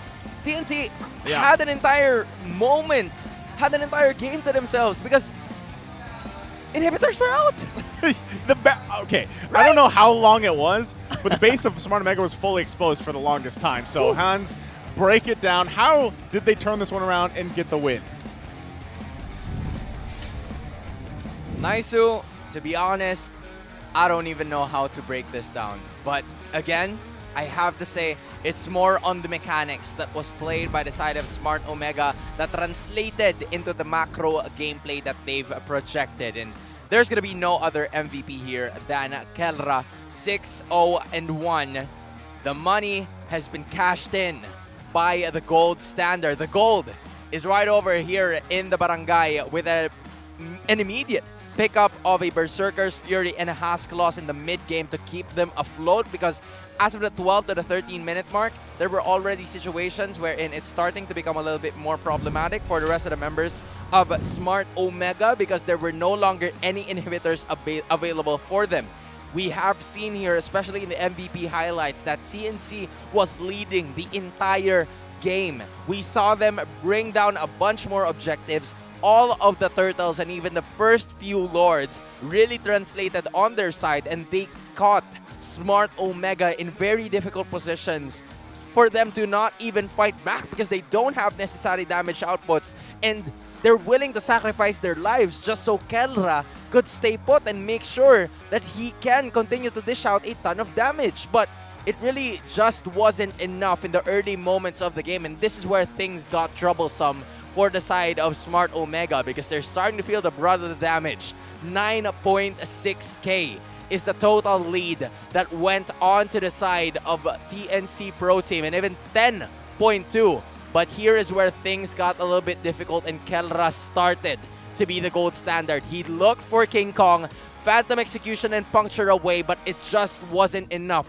The balls, the soccer ball still reached him. And, you know, that was the confidence that was built up by the side of Smart Omega because they tend to find pick-off after pick-off. We also noticed that Chaknu is always by Kelra's side. Whenever there are extra amounts of damage that DNC wants to pursue, the rest of the members of Smart Omega, Chaknu immediately pulls off a time's journey and gets them out of trouble. Usually, you pick a Rafaela in this kinds of situation as ahead of the Diggy because you want the Holy Healing in terms of extra movement speed and extra way to get out of situations like that where the Iksha is just going to dish out a ton of damage. But again, a Diggy time's journey in this situation did just fine because they were able to save Kelra, and Matt also managed to get a bunch of other objectives. Specifically, the biggest one yet is the Lord, and here is the game-changing play for the side of Smart Omega where they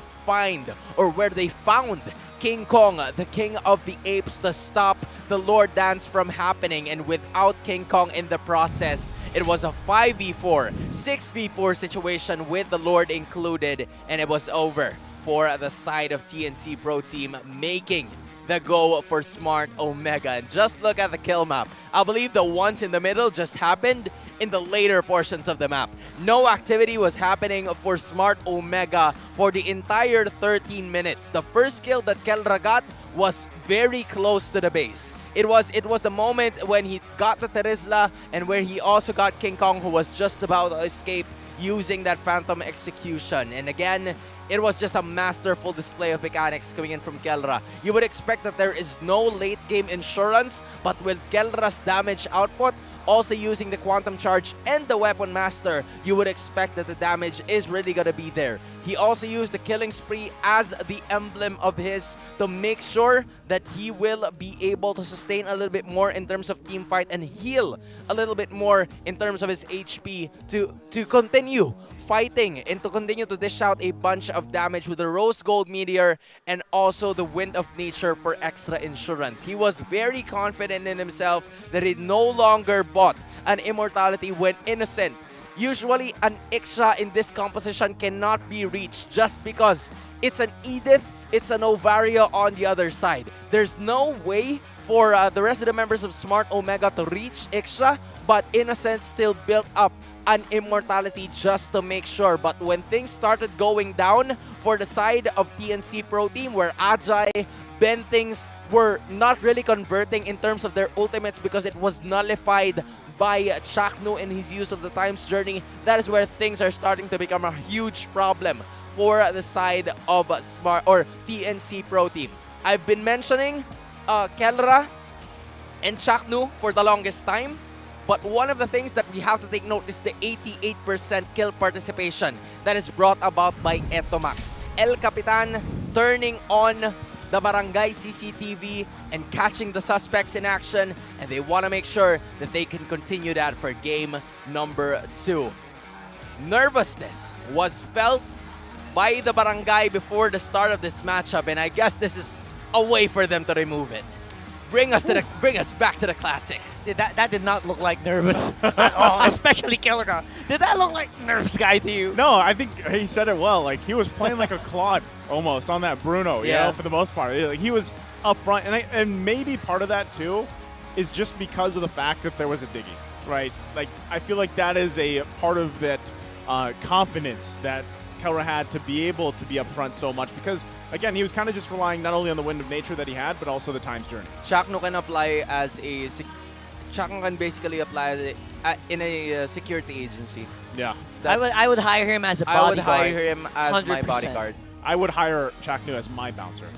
I would hire... That's coming from Nice. And that's from me. That's coming from Nice. That's how safe I would feel. Okay. And Chaknu's I feel safe too. Yes. Well, it worked. I mean... Kelra felt safe. It was a very scrappy fight. I mean, it wasn't Yeah. one-sided at all. Every kabarangay was at the edge of their seats for sure.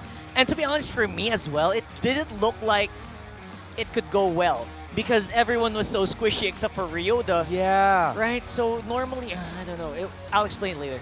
Great job, though, from them. But before we talk more about it, of course, MPL Season 12 is also live on the Smart's live stream app. So watch your favorite MPL teams battle it out and don't miss any of these amazing epic power plays like this Game 1 you guys just saw. Download the Smart live stream app now, available on all your devices' official app stores.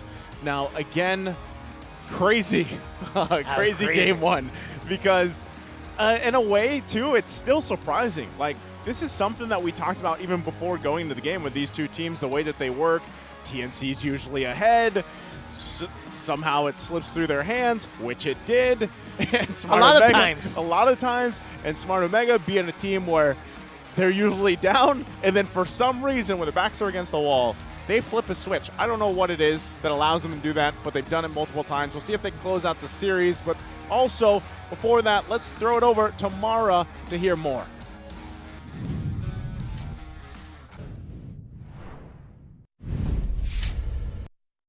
There's a battle happening in the MPL arena. It's Battle Trips! Para i-highlight ang ating mga battle trips. At ang special ngayon, kinumbine natin ang 2 regions. So, tell us about battle trips. First of all, introduce yourselves. At what region kayo? I'm SLS Spots from Student Leader and Battle Trips from Laguna. Laguna!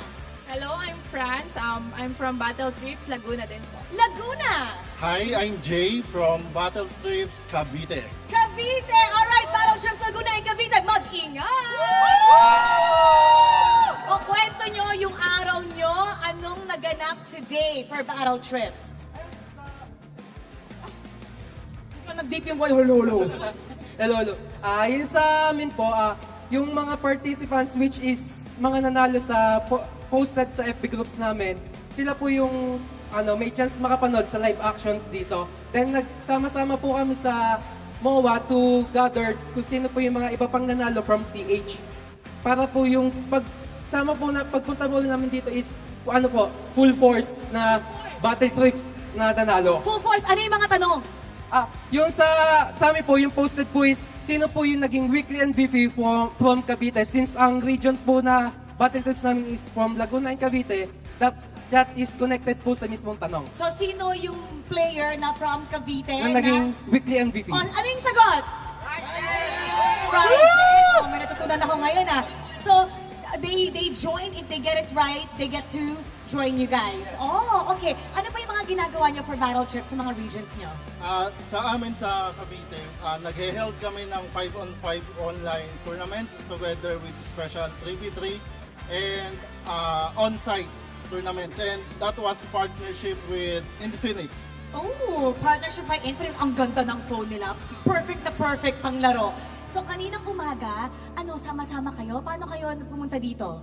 Yes po, sama-sama po kami nagpunta dito. Nag-meet up po kami sa MOA like Pot said. And from there po, di ba sama-sama na po kaming SL and CH. And then, yung may isa po kaming bus na sinakyan. And May school bus yes kayo? po, may school bus po kaming sinakyan. Sponsored by Moonton. Oh, Moonton!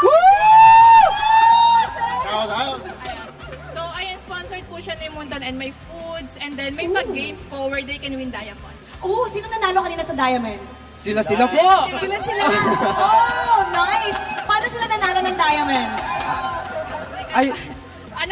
Nanalo po sila ng Diamonds by joining sa games. May pag-games po kami sa bus. So, hindi po Ay, patay masaya. yung bus. Yes po, masaya sa bus. So kayo yung nagli-lead. So habang Yes, po. pupunta kayo dito ng mga 1 oras at kalahati, may mga pag-games. Sige nga, kwento mo yung games kanina. Isa sa mga trivia games, yan, yung tinatanong. And also yung mga kung paano i-build yung mga items So marami ring nakasagot regarding dyan. Oh, kailangan talaga matalino. Oo, Tungkol sa kailangan. MPL. Bawal po silang mag-cheat, bawal silang tumingin sa mukha. Oh, ang saya naman! Tsaka mas masaya yung yung food. Oh, yung food, anong kinain? Merong chicken, merong minudo. Chicken and Menudo. Sponsored by? Munchon! Oh, pagpunta dito, anong mga ginawa natin? So, pagdating po dito sa MPL shooting gallery, ang first po na ginawa is nagbigay ng merch. Uy, merch! So, hindi lang diamonds, meron pang merch. Merch! Ang galing, ang ganda naman. Nasaan yung merch? Example merch. Patingin ng merch. Dali, dali. Tignan ko nga. Kapag, itong merch na to. Ay, ang ganda! May lanyard. Marami pa pong klase. Ang ganda naman ito. Sponsored by? Munchon! Ano pa? Ano pang ginawa? Ano pang ginawa, Pots? Nagkaroon And after po nung pagbibigay ng merch, nagpinapila po kami para makapasok dito and ma-meet up po yung mga, hindi ng players, yung mga speakers na naka-assign po sa kanila kung kinuwento kung paano sila nakapasok sa esports na to kasi po, ang sabi nila is hindi lang po for players yung this esports, pwede rin po sa mga magaling content creator, Yes, ganun, tama yan. yung mga scriptwriter, Tama yung mga yan. ganun po. Kaya binibigyan po nila ng knowledge para if ever na gustong-gusto mo makapasok sa esports, pwede po sila in any different Different courses. departments. Yes, Oo, opo. Ano yung specialty from scriptwriter to becoming a Yes. producer to becoming a talent player, caster. Okay, ikaw, if you were part of MPL, saan ka mag-a-apply? Saan mo gusto? gusto ko maging isa sa mga casters. Isa sa mga casters. Okay. Sinong favorite caster first of all? Si Manjin. Manjin! Okay, kunyari ako si Manjin. Ipapasa ko sa'yo. Magkakas ka ng TNC versus Omega. Alright! Cast mo na! Cast mo na! Alright, so welcome sa ating MPL Season 12 and we are having a battle with TNC and Smart Omega. And syempre, meron akong kakasama and babalik ko na ulit sa kanya. Okay, palakpakan! Woo! Palakpakan! Pwede na. Ikaw naman, friends, kung ikaw ay magiging parte ng MPL, what would you like to be? From director to producer to host? Anong gusto mo? Caster din po. Caster! Okay, sinong favorite caster? Si Ate Chantel. Ate mo, Chantel, syempre. Ay, Chantel, by the way, every week bago ang kanyang buhok. So fresh, glowing. Okay, kunyari ikaw si Chantel. Okay, magka-cast tayo. Alright, friends. Paso. Nakabahan po ako kasi po si Ate Chantel po nagkaka-super energetic. Super energetic. Oo, bibigyan ka ng energy. Okay, kunyari ako si Chantel. Bibigyan ka na ng energy.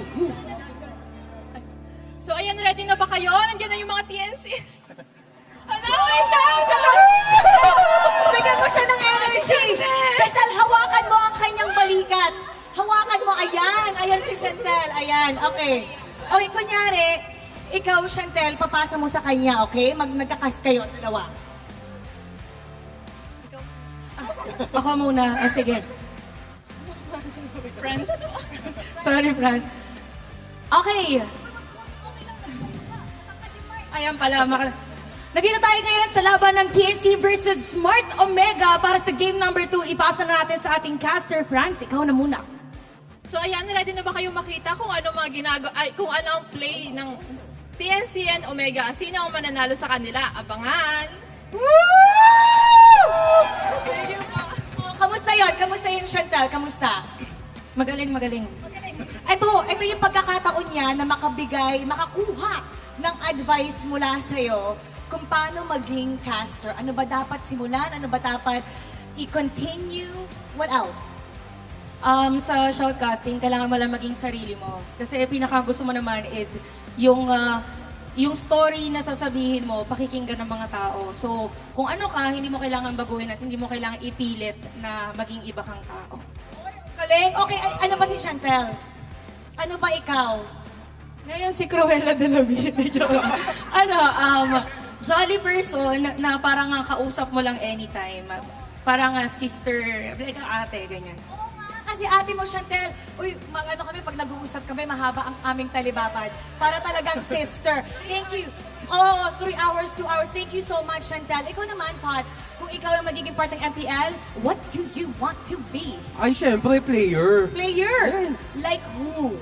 Syempre, isa sa pinakahinahan ko roamer, sila Yawi tsaka sila Chaknu. Si Yawi at si Chaknu. Si Chaknu, ayan, nag-uusap sila. Ano bang gusto mo kay Chaknu? What is it about Chaknu? Ay, yung pagiging humble niya sa lahat ng game. Syempre, hindi mo dapat, kahit gaano ka kagaling, hindi pwedeng lumaki yung ulo mo kasi marunong ka dapat tumingin sa pinanggalingan mo kung saan ka nagsimula. Dapat marunong kang tumingin na, dyan din ako nagsimula, dapat hindi ko sila tapak-tapakan, gano'n, hindi ko sila yabangan. Ganda naman ang sinabi mo. Ito yung chance mo para magpasalamat or kausapin si Chaknu. So, kunyari, ako si Chaknu, okay? Tapos, kausapin mo ako kung ano yung gusto mong sabihin na matagal mo nang inaasam sabihin. Ako si Chaknu.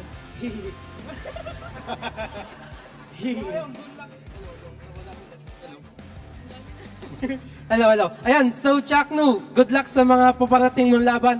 Kahit na puro talo kayo ngayon, kahit na nasa pinaka-lowest kayo ngayon, dapat hindi kayo mawalan ng panghinaan ng loob. Dapat full pa rin yung chemistry kasi maraming naniniwala sa inyo na gusto pa kayong makita mag-champion sa iba't ibang platform ng event ng MLBB. Ano ba yan? Hindi na kami kinakabahan. Okay, palakpakan! Oh. What is your favorite part about today? Foods! Food talaga eh. Food. O, ikaw din food.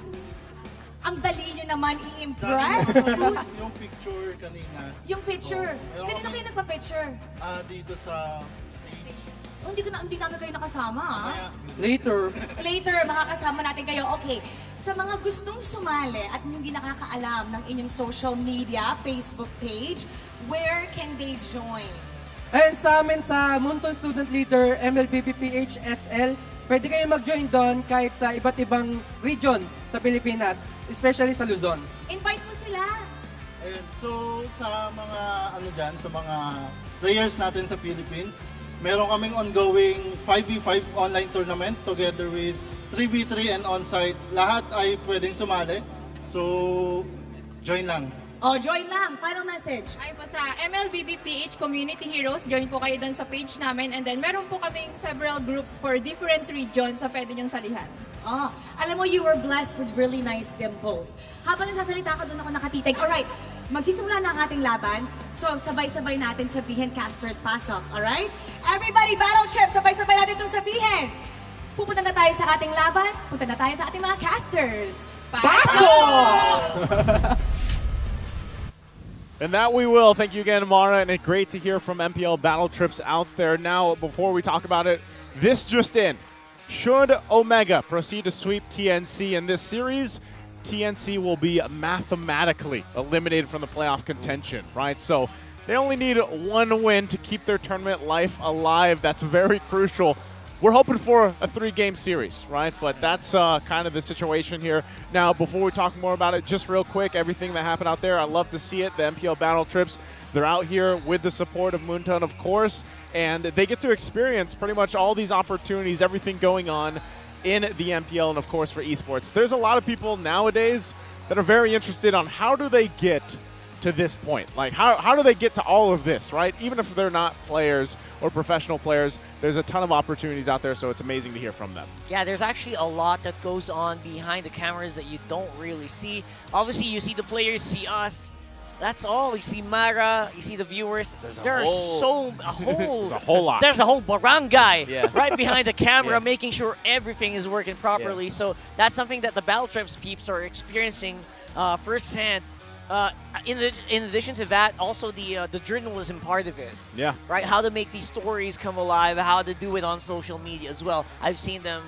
It's an actual really cool experience. Yeah, you know the iceberg meme where you just see the tip of the iceberg, yep. and then you see the entire bottom down? Yeah. That's exactly what the situation is. So major props to everybody else who's already part of this, all right? And especially for the members of the Battle Trips, they're having so much fun even before the start of MPL Philippines, and we already saw that. They've mentioned so much about foods, but Naisu, come on, man. We were just having so many laughters from the fans a while ago, and then you're talking about elimination. It's serious. It's a. I'm sorry to throw it out there, man. but you know, somebody direct. That's what journalism, direct- actually. Yeah. No, like that's It's true. live. It's live. It's telling the story. It's giving the story to TNC. Like Yes. TNC, no pressure, but you know, one The more pressure's loss there.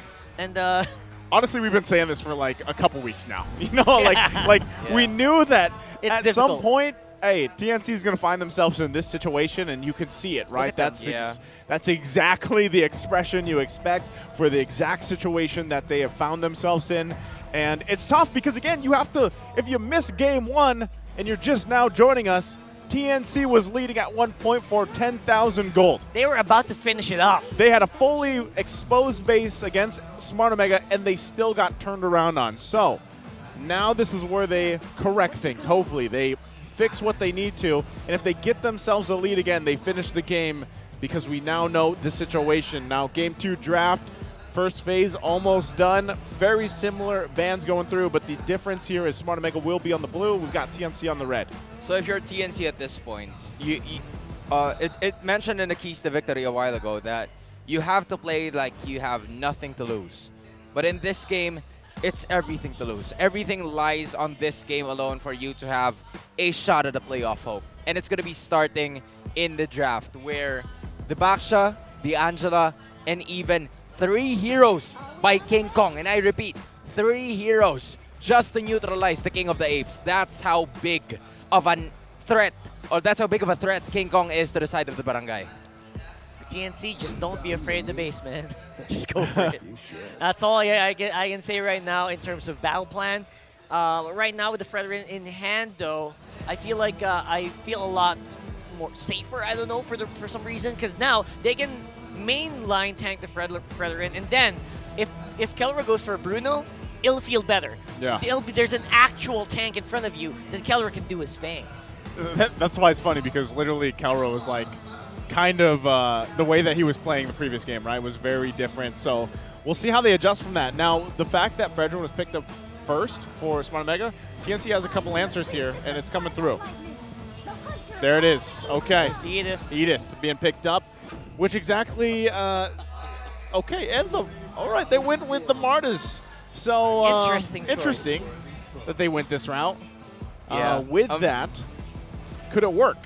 I mean, it could work because, again, the Martes was picked up right after the Fredrin was already available, right? After the Fredrin was already picked up, right? Yes. So at this point, if there's something that they can do, it's to at least give King Kong one of the best heroes possible for them to at least make sure that they can, you know, contest in terms of the team fights. Because it's going to be super crucial for King Kong to make the necessary play available for him to at least sustain in terms of team fights. At the very least, I love that Omega's very aware of these conditions that, you know, TNC went ham with King Kong on the Joy previous day, and now they're also going for what's very comfortable for them. Atoy R, Mr. Ryota himself back on the Terizla. Yeah. Just feels right at home here for Omega.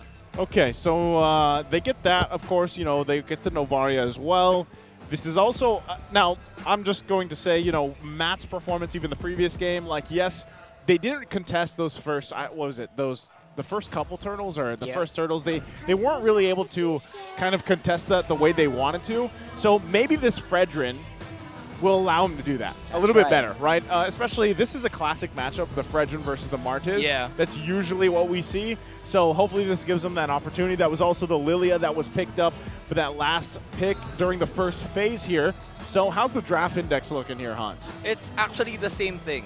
But now, or actually it is the same thing, because Vision and Info is still the name of the game for the side of Smart Omega just because they have the Navaria on their side. Meanwhile, not a lot of damage and not a lot of damage per second. So they are still saving a Kelra hero up to this point. No marksman has been banned just yet, so there's still a plethora of options for the gold standard that he can pick up in this one. But I think this is where it starts to get a little bit tricky for the marksman or gold lane, because the Claude is starting to get banned, and even the carry is going to be banned as well. So there's little to no option. I mean, you still have the Beatrix, you have the Brody.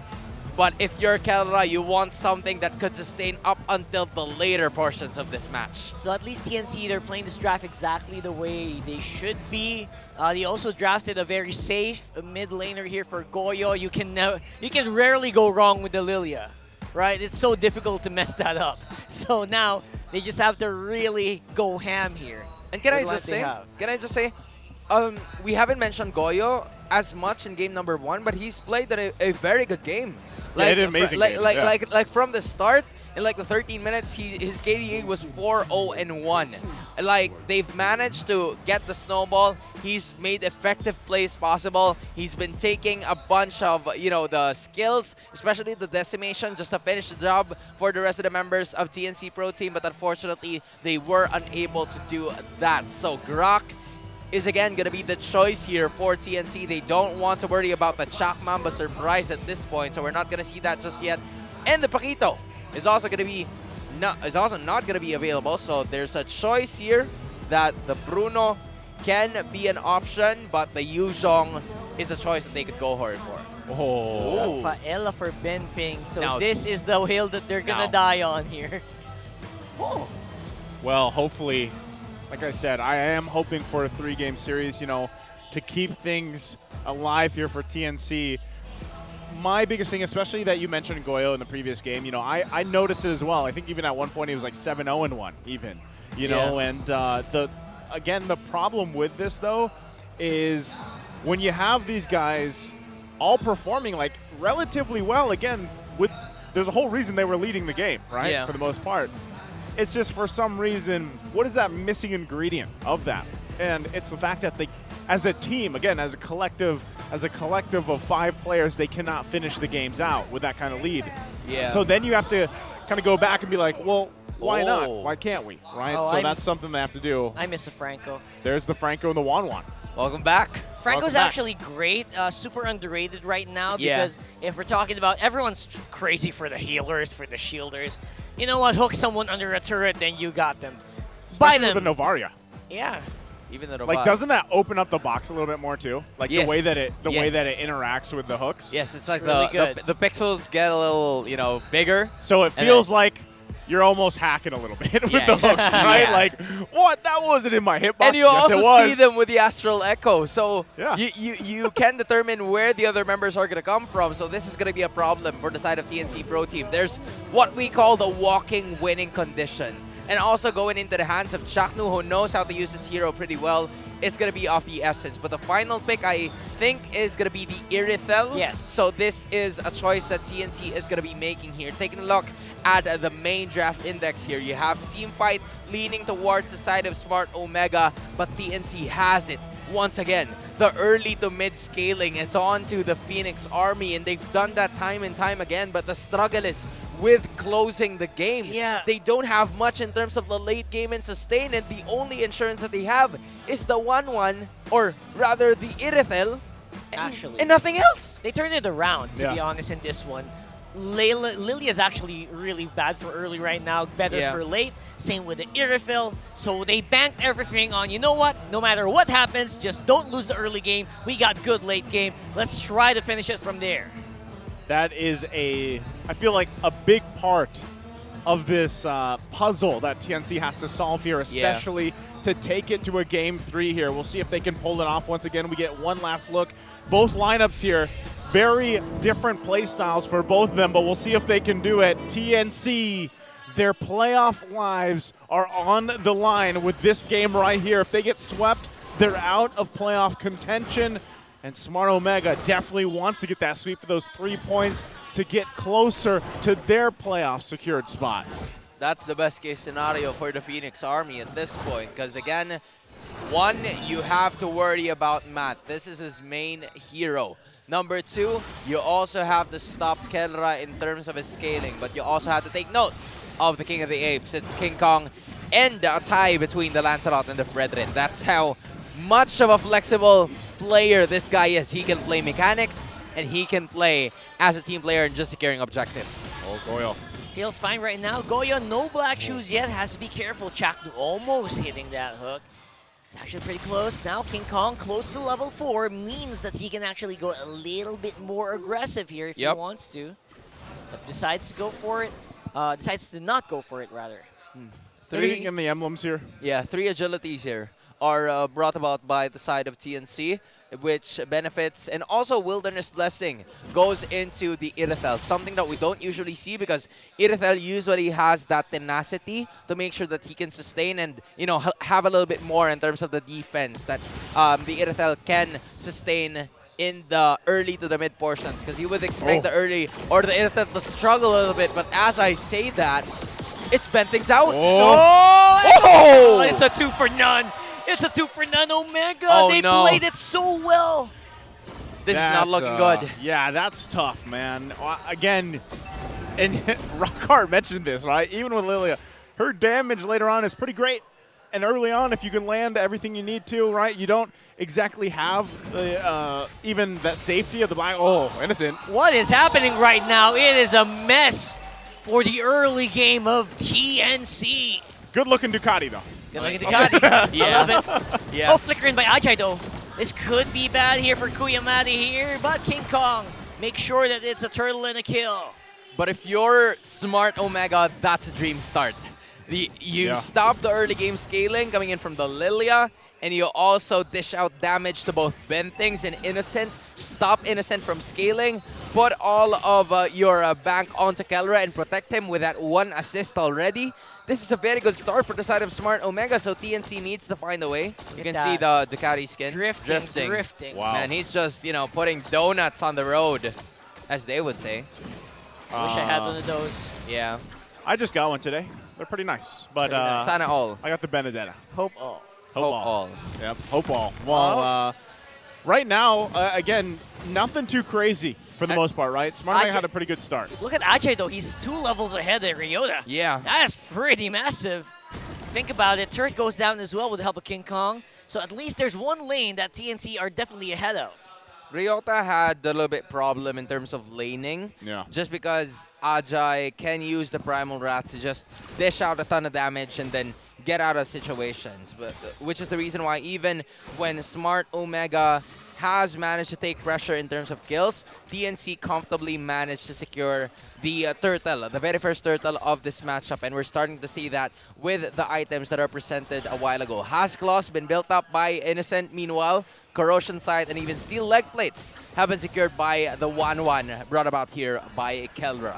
TNC with the level advantage they have are actually pretty intimidating if you think about it. That Death Ball is really strong because of the Rafaela. So, yeah, just buy some more time for Innocent, and later on it's going to look good for them. Such even the cameraman want to take a closer look on that one. I want to check this Yeah. Oh, man. I hope you have one too, Mr. Cameraman. I'm just saying, hey, really randomly here, missed opportunity. Gord, he's already on a floating board. Why not a Ducati, man? That is true. You know? That's true. The beam could have literally came out of the Ducati. It was Maybe a the next batch. Yeah. Maybe. Yeah, next batch. Oh, a kill happening here on the bottom side of the map. What are we going to look at? Bottom is already a chaos as well. Maybe go there, Mr. Cameraman. There you go. Keller's actually low. Oh, Maddie is as well. Ajay hurts. He hits like a tank. TNC's going to get this turtle for sure. And they also got some good goodies on the bottom side of the map. Ajay is stepping up when they need it the most. The Primal Rat is really counting here for the side of TNC Pro Team. Even with the Dominance Eyes as their first item, it really is of the essence for him to play marksman mode, something that Ryota did in game number 1, which is the reason why Smart Omega was unable to, stop that one in this current 5 minutes of the game, even when, a bunch of items have already been secured here by both of the marksmen. You also have to take note of both Matt and King Kong at this point, because Matt still is yet to secure his very first item. Meanwhile, a Hunter Strike is already available here to King Kong just because they've managed to break both Energy Shield and the turret onto the top side. So that's extra gold that is being brought here, and I think that is because of the help of the Rafaela that is being brought here by Bentings. A big boo-boo there on the flicker. Hook might be a problem for Omega. King Kong trying to capitalize alongside Goyo. He's very forward right now. Get those blooms down in the right order. Dodge some of these Astral Recalls, and TNC suddenly looking really good. This is the lineup that they have really kind of shining right now, right? The fact that too Innocent does have the Haas clause, again, you have bend things on this Rafaela. You're allowed to have a lot of mobility, but also a lot of sustain this early on at this portion of the game, right? Obviously, Innocent later on, when he locks in the 3-4 items on this Irithyll, it's going to be quite devastating. But they also have to play around with the fact that there's going to be a lot of engage and disengage, especially with a lineup they're facing against Smart Omega. If Smart Omega doesn't land the hooks that they're looking for, especially with Chaknu, the other route they can go, obviously, is Ryota, especially if he's around those team fights, having that penalty zone when he has it with the flicker. But if they miss those, if they don't have those, then they'll most likely do what we saw from the previous game, where it's like, all right, we want TNC to actually be the aggressor, to go for us, initiate if we can, because right now also Smart Omega needs time to deal with some of this sustainability that TNC's lineup gives them. Yeah. And that's why you see this, especially now for this turtle. Hook goes down, but Purify will be procced here. Goyo. Oh, that's a beautiful penalty zone there by Ryota, but Turtle's going to be closed up. The DPS from TNC is actually really high. Kelra's flying. Mega. Kelra, we got a flight of the Wan here, but it's going to be cut short. King Kong, does he have the decimate? Oh, wow. He's going to get taken out. Matty Boy with a double kill. Goyo on the run as well.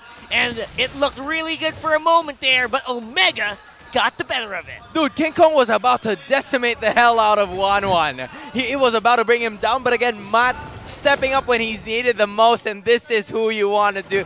This is the type of teammate that you really want to have. Lands on the extra knockup to stop King Kong from unleashing the decimation towards the 1-1 being brought about by Kelra. And after that flight, he got 3 kills, and he's managed to get to safety just because the Fredrin was there with the Appraiser's Wrath to bring 2 heroes down from the side of TNC Pro Team. So, not only that, Innocent was also part of the crossfire. He was caught in the crossfire as well. So, this is the second death of Innocent, which is not a very good sign because Kelra, looking at the other side, he's 3-0-3. It's a very good scaling coming in from the 1-1, which is supposed to arrive in the later portions of this match. Yeah, very scary, right? Again, we know exactly what happened with Kelra in the previous game, and now this time he's actually in a much better position on this 1-1. And we know, even though we don't see 1-1 often anymore throughout the season, she's obviously still a great pick, right? Even the crossbow of Tang, still very deadly. She's kind of a little finicky. She's kind of hard to catch as well, you know, with the way that her kit works. But when she's protected and peeled for, it gets that even more difficult, right? And that's what we saw from Matt earlier. Technically, Kelra should have died earlier, but Matt did a great job at really peeling and being there for the team there. So that was great to see. Now for TNC, like we mentioned, you know, hold on. There he goes, Etomax though. That's a free kill going over to TNC, and the worst time possible for Omega, as we do have a Lord right here. Under your screens, Ajay, he's waiting for an opportunity to go for that onward Earth Shatter combo. Goya's on the side, clearing that minion wave. And I think they can actually rush this. They can try to buy the time that Etomax is not available. But look, Omega, they're also very willing to go for it. Flicker in to Goyo. Can't use the black shoes in time. They take out the Lilia, and it is huge. Battle for the Lord here. They're going to still hold it in. It doesn't reset. They're going for it. Retribution goes to King Kong. But what's going to happen to the kills? Ajay could be in trouble. Beautiful Earth Shatter. Knocks up so many members of Omega, but it's not going to slow him down at all. Kelra still hungry for blood here. Has that flight available, but misses on one proc on King Kong. Clutch take with the Retribution coming in from King Kong to make sure that they could escape with at least the major objective on their side. Kelra! It's going to go down. It's the Ducati that helped. The engine of the Ducati, making sure that he can chase the walk and skip in 1-1 and get him out of there. Shut down. Yeah, that's the 1-1's actually deceptively squishy. Squishy right now, Way too squishy for an Irithyll. You know what? The main reason why 1-1 hasn't been caught as much is because the hardest crowd control is the onward, and you can easily tiger pace away from it. But now it's TNC on the driver's seat. Can't dodge out of these arrows. Dude, it's hurting so much. Once those arrows are locked in, you can't dodge away from them, except for maybe the crossbow of Tang. Great play there, though, for the First Lord, right, from TNC. It could have actually resulted into nothing if they didn't take Kelra out, so great decision there as well from Innocent able to make that play. They're going to go ahead and lose a couple turrets, of course, for Smart Omega. So despite them looking relatively strong in the teamfight department, that was all on the whims as well from King Kong, able to secure that first Lord. So great there. Let's take a quick look at the item builds here going through. I mean, items are looking pretty good, especially for Ajay. When you take a note at it, as Ajay has been making so many good plays in this matchup, even with just the Adtikiras and the Dominance Ice. So the main damage dealer is going to be Etomax. Although he is already 2-1 and 5 at this point, there's not a lot of damage output that you can back it up. He just has the Clock of Destiny together with the Lightning Truncheon, and that is just not going to be enough damage to bring Ajay down, which is why Ajay is very confident in using the Flicker, Earth Shatters, and from there, unleash damage, make the necessary setup play, and give Innocent some space to make sure that he can dish out a bunch of damage, and Decimation is going to be the name of the game with King Kong using the Hunter Strike. Chakno hasn't really been able to hit many money hooks yet. I'm waiting for that to happen. You know what they say about Francos, right? Yeah. You don't need to hit every hook. Just the one. ones that count. The best ones. The one that counts, right? I mean, still, given that, he hasn't had, like, these crazy big ones just yet, but he still managed to get the 7 assists, right? That's part of it. Again, the early game was kind of back and forth. It's still relatively even, I'd say, across the board. Of course, TNC has a little more space to work with, though, because, again, they secured that first Lord of the game here. Oh. And as they get prepped up, it's a nice position there for Innocent. yeah, they'll get in position here. Once again, Lord now spawning. TNC knows that they have a minor advantage with this, and that's why they're positioning the way they are. They're going to get spotted out, though, of course. And At2Max doing what he did the previous game as well. He is the CCTV, as Hans likes to put it. Nice game set. Oh my goodness! That was money. That was money. I mean, that was. That's a 4v5. It doesn't matter if you have the CCTV. He's got in the act. Caught in the act, red-handed. Oh. As they are flying it up, Goryo's in trouble. Black Shoes are out. 4 members still available here. Oh, Ajay, can you sustain? There goes the Primal Wrath. And it is massive here for the damage is real here for TNC. Actually, you can't clear it. Oh, King Kong is inside. Kelra's flying. He's flying. No! It doesn't make it. Maddie gets it. Maddie gets the Lord. That was close.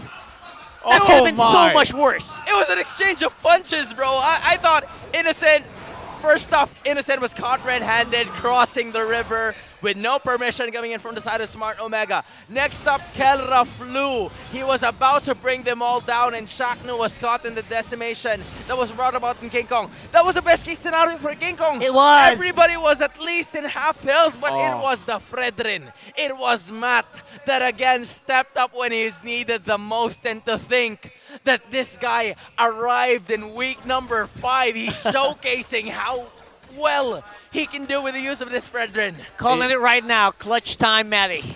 Yeah, clutch time Maddie, or like in my head, I'm thinking another 4-letter name, right? Instead of Matt, his name is just Chad. Turns his name into Chad, goes for it, and now Matt the Chad. Matt the Chad, that works too, especially when he's playing the Fredrin. Yep, Super Chad era. Super Chad. Oh, look at that guy. Oh. Gotta go in. I think this is all the advantage that Omega needs. You see them running, you see them gunning for it. Ajay though, full on Primal Wrath form. Innocent. Takes out the Chad, forces Omega to jump on and run for the hills. Oh man, I almost want to do the sound effects myself, you know, like with the. You just can't help it. Oh, You man. gotta. It's right there. I mean, I'll do it next time. All right. Next time. I got you on that one. I got you on that one. Don't worry about it. Okay. Now that you open it up, okay, I'll do it for you. But again, I'm just about to say, I was kind of, regretting the fact that Innocent just wasn't there in the Lord fight, because it was the perfect moment for TNC, especially during the Lord dances, just because they have the Rafaela on their side. Smart Omega doesn't have that. They only have vision, but they have no other way to extend the team fight. They have no way to stay in the situation because there's no walking ambulance. There's no medic that can help them time and time again when they're expecting something, right? They have no Wii-Wii-W's. But Kelra's here. Oh, the hook misses again. Kelra's got good damage. He's the one on front again. What are you doing there, Kelra? No. Mr. Kelra right here. Forcing Omega to make a run for it. Of course, crossroad tank already brought, so that means that TNC are not afraid afraid at all. But of course, there is no objective that they're fighting the over here. counterpunch. It's the re-engage, the counterpunch. Oh, there it is. That's Soldier out there, and the hook goes to the right target as well. Ajay is down. Ajay is down, folks. Oh, they're still going to be hunting King Kong on the run here. Matt's on the hunt. Matt's on the hunt right now. Everyone's on the hunt. Nice hook as well. And with that hook, with the Ben Finks going down, I'm not sure what else TNC can do. Omega looking like they're ready to take it right now, but they decide to go for the Lord instead. Yeah, they might just go for the Lord here, but again, 3 heroes are down. They've caught them in an ambush. They've caught them in the best street possible, the street where no one passes. And the Barangay just unleashed ham on the Phoenix Army. It's Innocent and Goyo. Even though they have wave clear, they don't have enough sustain to even contest for this Lord. It's starting to become a problem, which already was in the start of this game. But I have to say, the general of the Atay Army, he stepped up where he needed the most. The XP laners in this game are going crazy, and this time, it's Ryota's turn to show out. That's true. When they got rid of Ajay, it looked a lot easier. Yep. That was, I mean, even leading into that amazing penalty zone, they were funneled where they wanted them, basically. Right, the position was him. great. Yeah. And it was just a very good orchestrated team fight and putting them where you wanted to. Oh, man. But, you know, even given that, still, TNC has some fight in them. They're still going to do their best here. Okay, hook Right. not. Omega not slowing down at all. Trying to capitalize on that Lord on the bot side of the map. Little mortal coil there, thankfully. Yep. Ow. All right, so Tower can possibly go down, although, again, this Lily is actually really good at the clear here at this point. Doesn't need the reset, doesn't need all of that. He can actually clear really well as long as he hits targets with Gloom. Kelrado once more in the front lines of this game. I mean, he's just throwing darts at this point. Yeah, and bullseye after bullseye. And TNC are afraid to engage him. Yeah. This is that savage play style. Yeah. That savage Filipino mentality. savage. Yep. That's exactly why he's called that.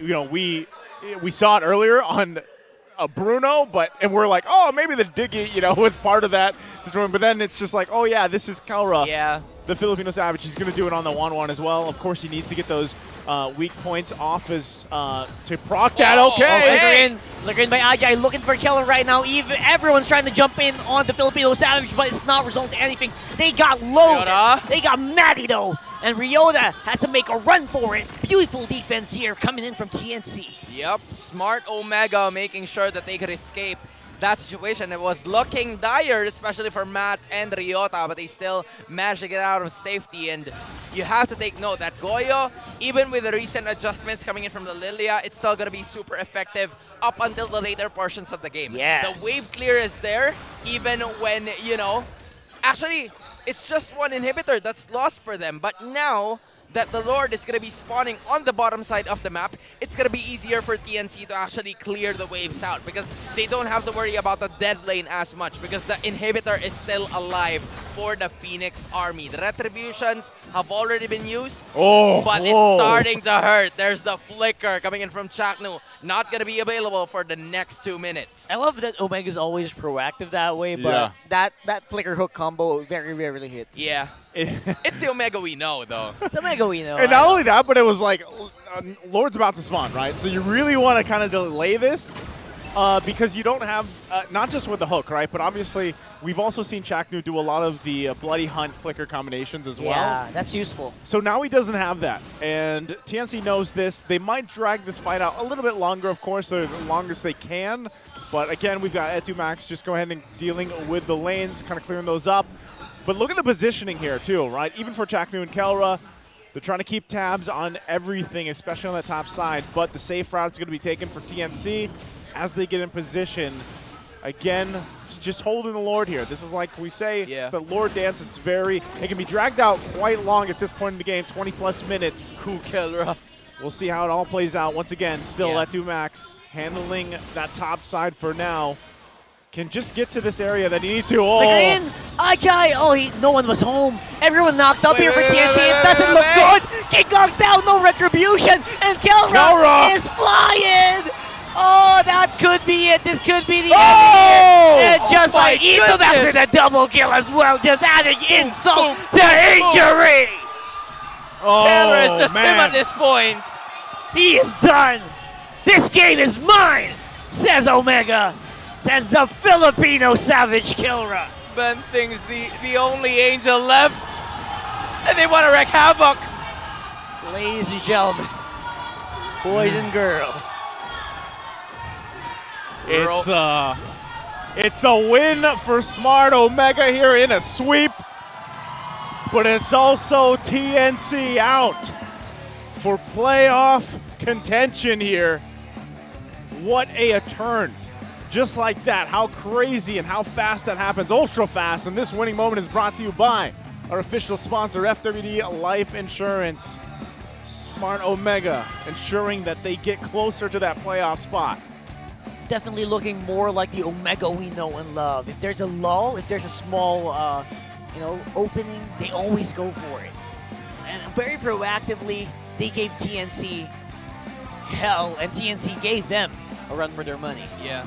I mean, TNC did their very best. I was just about to say that they had the lead with the Rafaela just because of the Rafaela was there.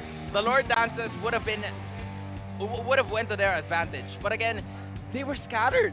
Yeah. And that was a very questionable play coming in from them because, again, a clutch pickup of the dominance ice for Etomax because when he releases the Barangay CCTV, it's an immediate check. It's an immediate dominance ice proc that disables the regeneration effect coming in from Ben Things that really stopped this fight. It was just a great series. I know it's a sweep, but again, TNC should hold their heads high. They do have a lot to be proud of. Who knows what's left in store for them? Of course, they've got to finish out the season here, but we do know that they'll be out of the playoffs. So, again, congratulations also to Smart Omega securing those 3 points, which is also crucial for them. It's always tough, honestly, at this point in the season, right? But before we talk more about this matchup, this series, we want to go ahead and mention that it is now available, the October Starlight. Only 300 diamonds. That's all it costs. The Layla exclusive Twilight Waltz skin will be yours. Check out the dazzling debut of Layla's anniversary exclusive painted skin, Midnight Waltz. The Starlight Lucky Chest will also be available for a limited time, so make sure you guys get it now. Don't forget, this is also brought to you by the official sponsor of MPL Philippines Season 12, Infinix Mobile, featuring their newly launched ultra-clear smartphone, the Infinix Zero 30 series. With 4K 60 FPS and 50 megapixel front camera, get ready to capture your own story. Again, this series was, it's always hard, man, honestly, It's tough. for seasons, and I know you've been doing this a long time, Super Rock Hard. It's always tough when you know that playoff lives are on the line, right, for a team, and you can feel it from their fans, especially with the live audience here. You can see it on the players' faces, but that's just, the nature of competition, if you will, right? I still think that as hard of a time that TNC has had here, they can still learn a lot, not only from this matchup, but from the season, of course. They still have games ahead of them.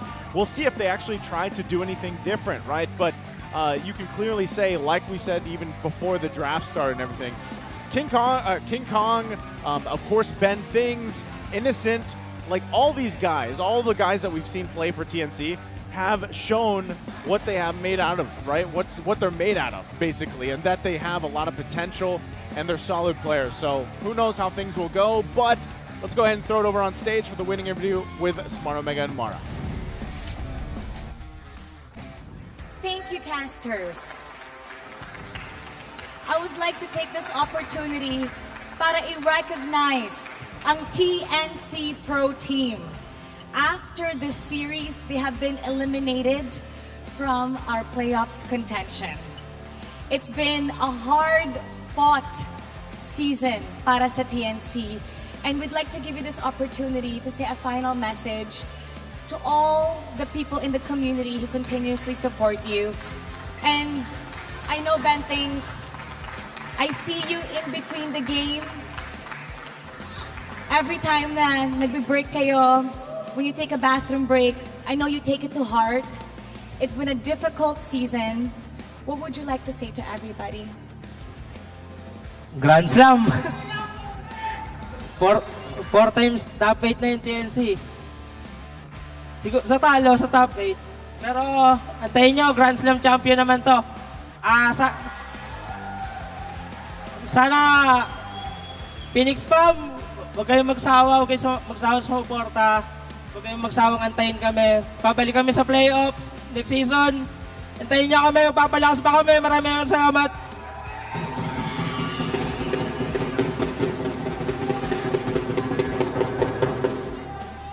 Everybody, once again, let's give TNC Pro a big round of applause. TNC, I'd like to give you this opportunity to exit to the front so all your fans can see you walk ahead of you. You may now take your bow.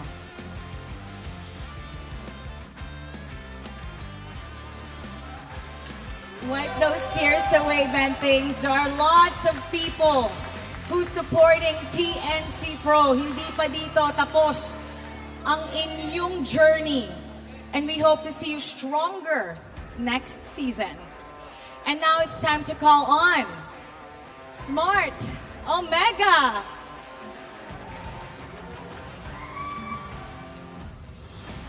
Congratulations! Let's give Smart Omega a big round of applause. Let's hear it from you guys. One shot?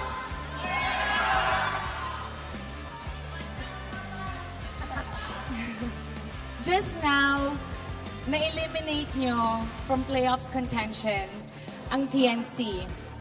This is a really heartbreaking loss para sa kanila. Umaasa talaga silang makapasok. You guys are now safe. Nasa number 6 kayo ngayon. Hindi pa secure, pero pataas kayo ng pataas. Is there a message that you would like to say to TNC being the team that eliminated them? Maybe Eto Max? Siyempre, kahit na magkakalabang kami sa laro, siyempre nalulungkot kami kapag may kasi ginawa nila yung best nila eh. Eh, di lang season, masakit talaga yun. Yung matalo ka nga lang sa every game, masakit eh. Yung ma-disappoint ka pa na every season. Masabi ko lang sa TNC, huwag kayo sumuko.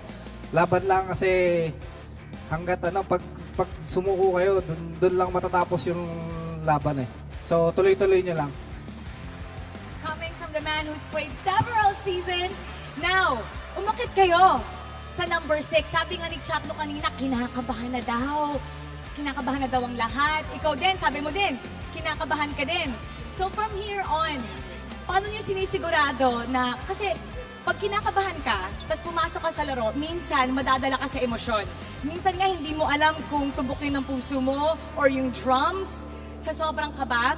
How do you make sure na pagpasok dito sa MPL Arena, natutune out mo lahat ng emotions para 100% ka sa laro? Kelra, being one of the people that said kanina na kinakabahan ka. Pag kinakabahan kasi ako, parang mas nagiging focus ako sa laro eh. Kumbaga, parang iniisip ko na bawal kami matalo dito. Kumbaga, kada game namin iniisip ko, ito na yung last game namin. Ayun lagi kong mindset, parang last game na to, bawal na matalo. Talagang bigay all in na, bigay lahat. And ngayon na every game counts para sa inyo. For now, you're safe. Umangat kayo ng number 6. Anong kind of relief yung nararamdaman nyo with every win that you get? Especially ngayon na 2-0 nyo yung kalaban. Siyempre, masaya po. Kasi 2-0 pero hindi pa po tapos kasi hindi pa kami secure sa playoffs. Kumbaga, may chance pa rin kami kabahan. May chance pa rin kayong kabahan. Oy, by the way, yung game 1 mo, parang ang galing mo pumusisyon doon ha. Ang hirap ka hanapin ng kalaban. And meron doon part na nag-split push kayo ni Chakno for the first time. Nakita ko si Chakno. First time mo mag-biggie? First time mo mag-biggie, no? Dito ngayong sa MPL. MPL S12. Ngayong MPL S12. Oh. Kasi sanay kami na nakikita ka namin na setter, na tank. Oh, kamusta? Kamusta ngayon na ini-embrace mo ngayon yung support meta? How was it kanina? Kasi pag game number 2, nag-ano ka ulit, nag-franco ka eh. Kamusta yun? How did you feel about your diggy? Gusto ko lang mapil ng mga setter na dunk na pag ginagamitan sila ng digi. Oh. Ayun. sinong inspiration sa digi ba? Gano'ng katagal mo yan pinractice? Tsaka pag nagdidigi ka, sino yung nasa mind mo na dapat lagpasan ko tong player na to using digi?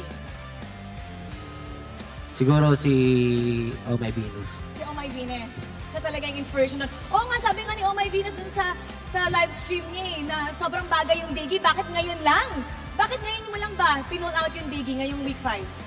Kailangan na namin manalo eh. Kailangan na. Sige nga, i-rate mo yung digi niya dahil sa assistance niya sa'yo. Maganda yung game 1 mo din. 1 out of 100. 1 out of 100. Kasi di ako namamatay eh. Protektado talaga eh. 1 out of 100? Mababa yun. 1 out of 100 tuloy mali. Okay, rewind. Okay, rewind. Kamusta ang digi? 100 out of 10. 100 out of 10. 100 out of 10. Baliktad pala. Joke lang kayo eh, Calre. Alright guys, now it's time to announce our match MVP. Let me hear some names.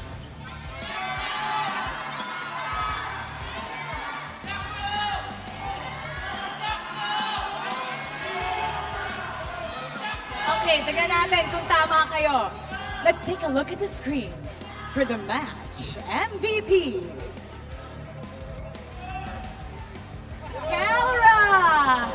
Kelra, ikaw ulit. Nagulat ka ba? Nagulat. Bakit ka nagugulat?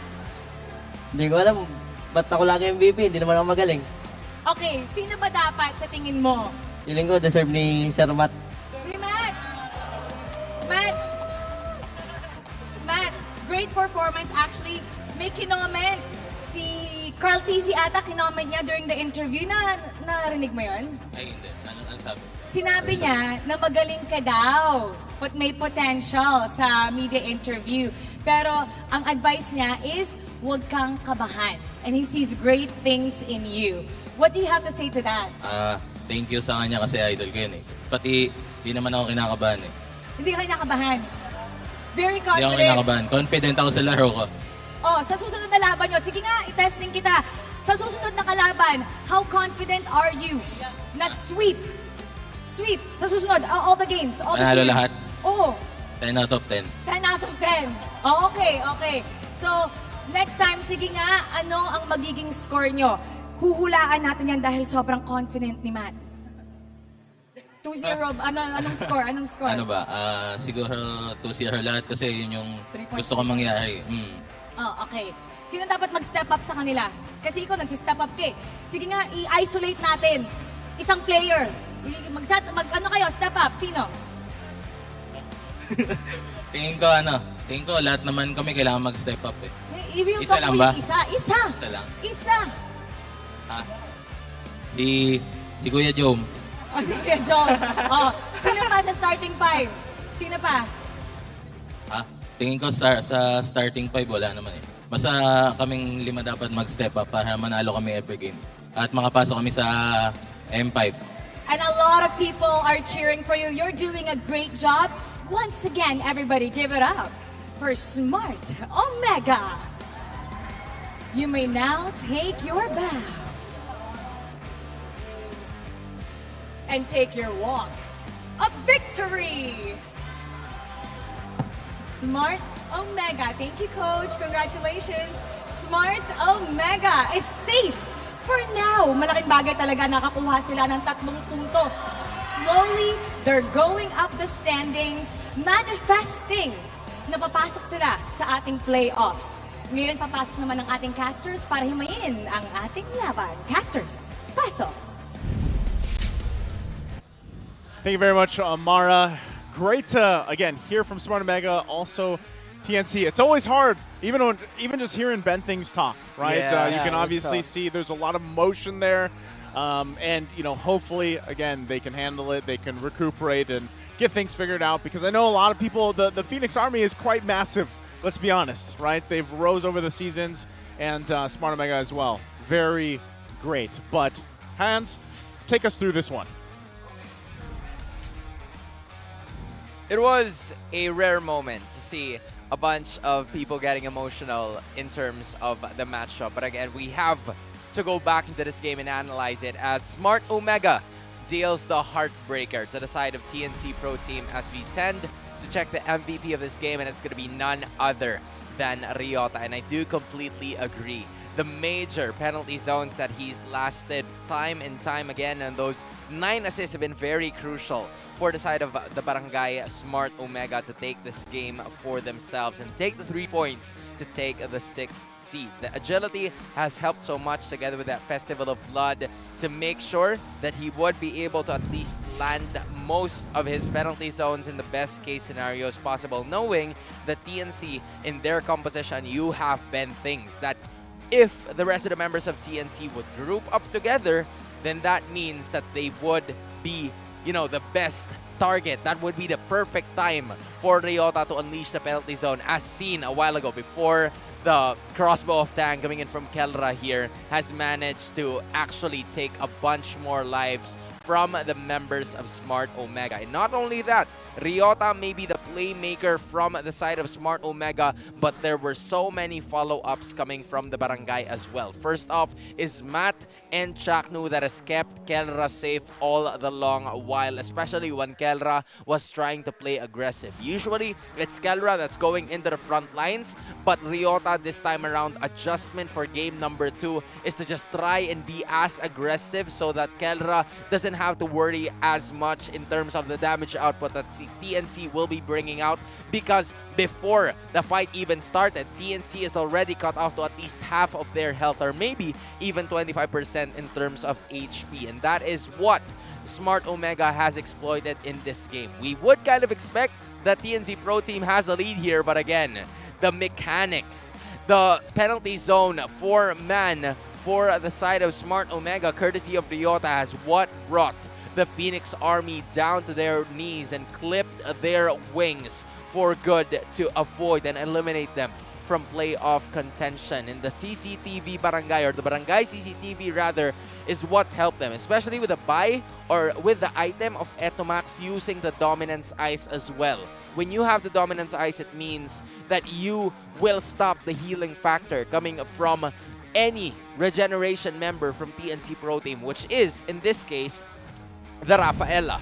And because the Astral Echo was reaching all 5 members all the time, then that reduces the healing capacity for the TNC Pro Team to actually continue and regenerate. So it became a problem that they no longer were able to fix, and Ryota was very evident in all parts of the map. Yes, he only had 2 kills, but the assists were the most important portion, especially at the 21st minute where he was able to bring Innocent down, because Innocent, as of that moment, was able to escape in that situation, but thanks to the passive coming in from that first skill, he was able to initiate and give more assists to the rest of his teammates. Again, from the composition that we've seen from the side of TNC, you would expect, especially just by having the Martes and the Lilia alone, that, you know, the TNC would get the early game. But because of the early kills coming in from Smart Omega, courtesy of Etomax and Matt helping each other in the mid lane, they were able to sustain it. Seasoned Hunter for Matt, and also cooldown reduction for Etomax to continue to just dish out a ton of damage using the Astral Recalls and even the Astral Echoes. It went super beneficial to the side of Smart Omega, not to mention the turrets that they have brought down, the Lords that were taken by Matt going up against King Kong, that has also played a very decent job in trying to take as much objective as possible.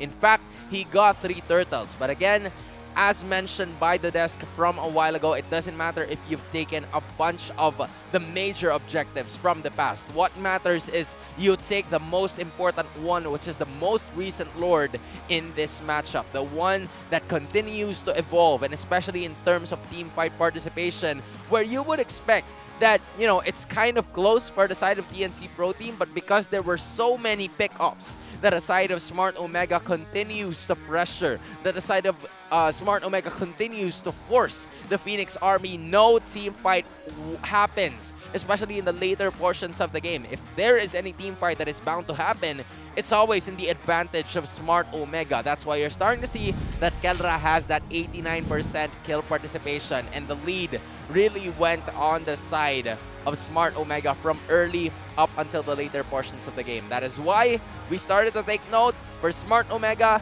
they made sure to at least remove a bunch of King Kong's picks, especially in game number 2, where they removed the Joy, the Fanny, and even the Lancelot, where he stuck up with the Martes. He did play a pretty decent job, but the problem was there was so much pressure coming in from Smart Omega to stop them and get the sweep in this series.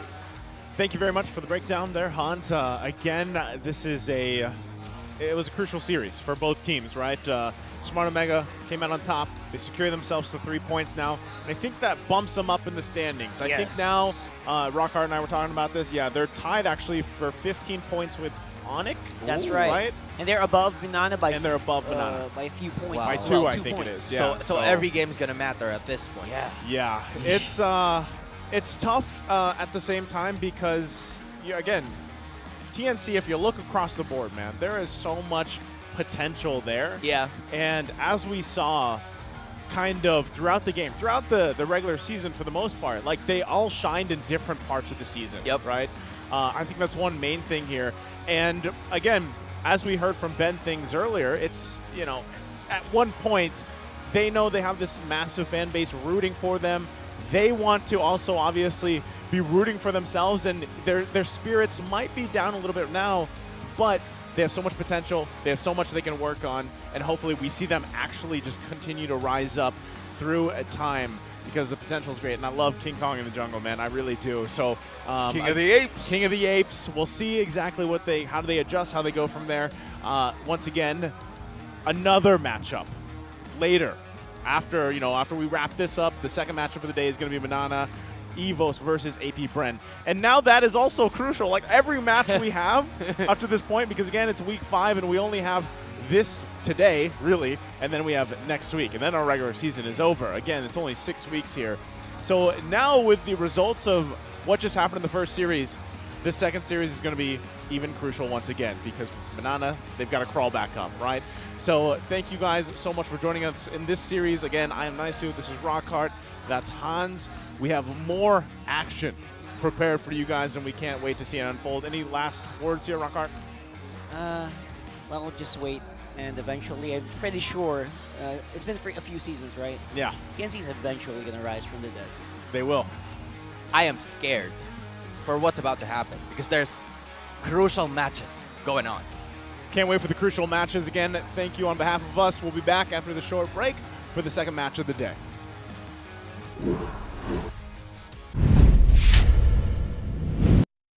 The 12th season of MPL Philippines is brought to you by the following sponsors.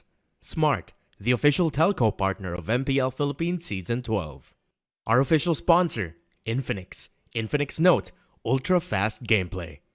And FWD Life Insurance. In the epic adventure of life, FWD is your expert wingman. Celebrate your victories living with FWD.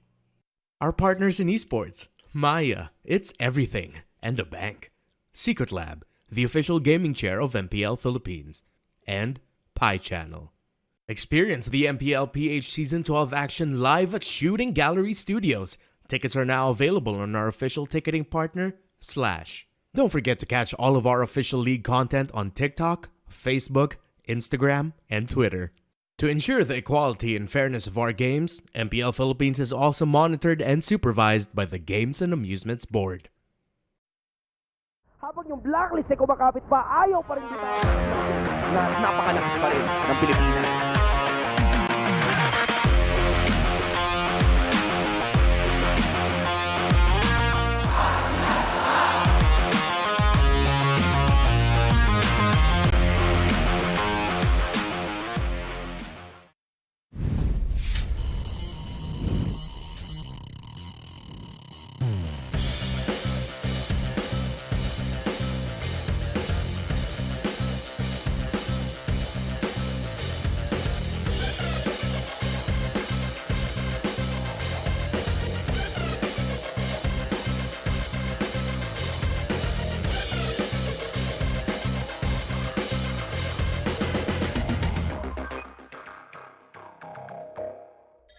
I'm Ayon Usi po. IGN ko Ayon. Mid laner ng Blacklist International. I'm Kim De La Cruz. IGN ko po Kim Poy. roamer ng Blacklist International. Ako nga po pala si Andrew Peora. IGN ko po, Andoryo, ang jungler po ng Smart Omega. Ako nga pala si Ezekiel Cavilan. IGN ko, Spidey. Ang role ko ay jungler. Ang team name ko ay Smart Omega. Ako si Brian Miles Santos. IGN ko is Spider Miles. Ang role ko naman is roamer.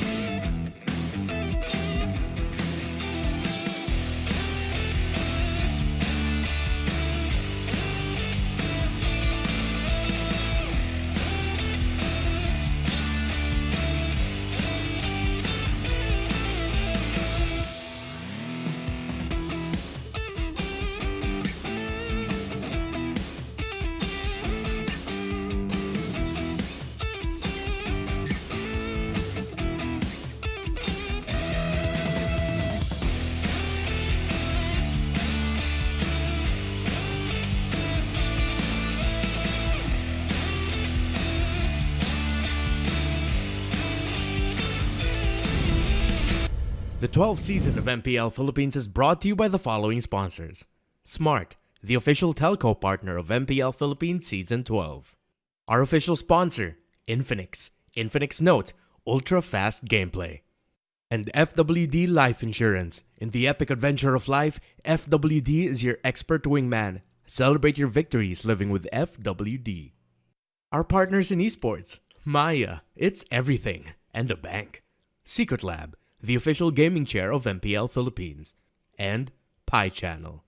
Experience the MPL-PH Season 12 action live at Shooting Gallery Studios. Tickets are now available on our official ticketing partner, Slash. Don't forget to catch all of our official league content on TikTok, Facebook, Instagram, and Twitter. To ensure the equality and fairness of our games, MPL Philippines is also monitored and supervised by the Games and Amusements Board. Habang yung blacklist ay kumakapit pa, ayaw pa rin kita. Napakalakas pa rin ng Pilipinas.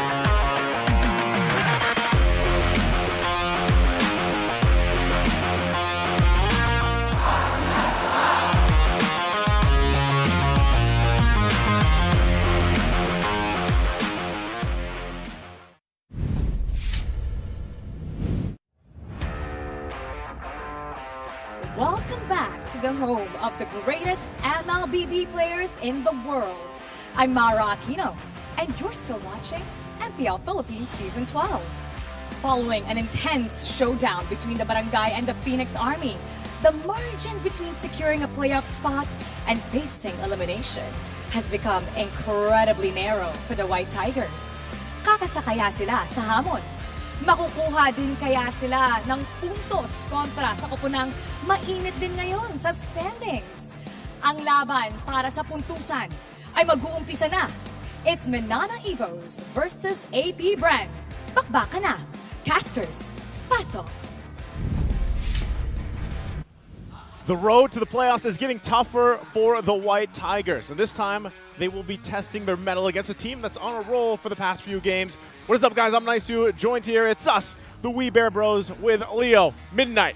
How we feeling? I am slightly... I'm worried, real quick. I have to be honest, because we're getting closer to the playoffs, as you mentioned, and MNNE Evos and APBR, they're both kind of struggling to find solid and consistent flow going into, again, the ever-promised playoffs. Yeah, but the thing is, there's promise with it, right? Like, we saw MNNE Evos pull off a victory against RSGS today, and I feel like today is a good day to be a MNNE Evos fan.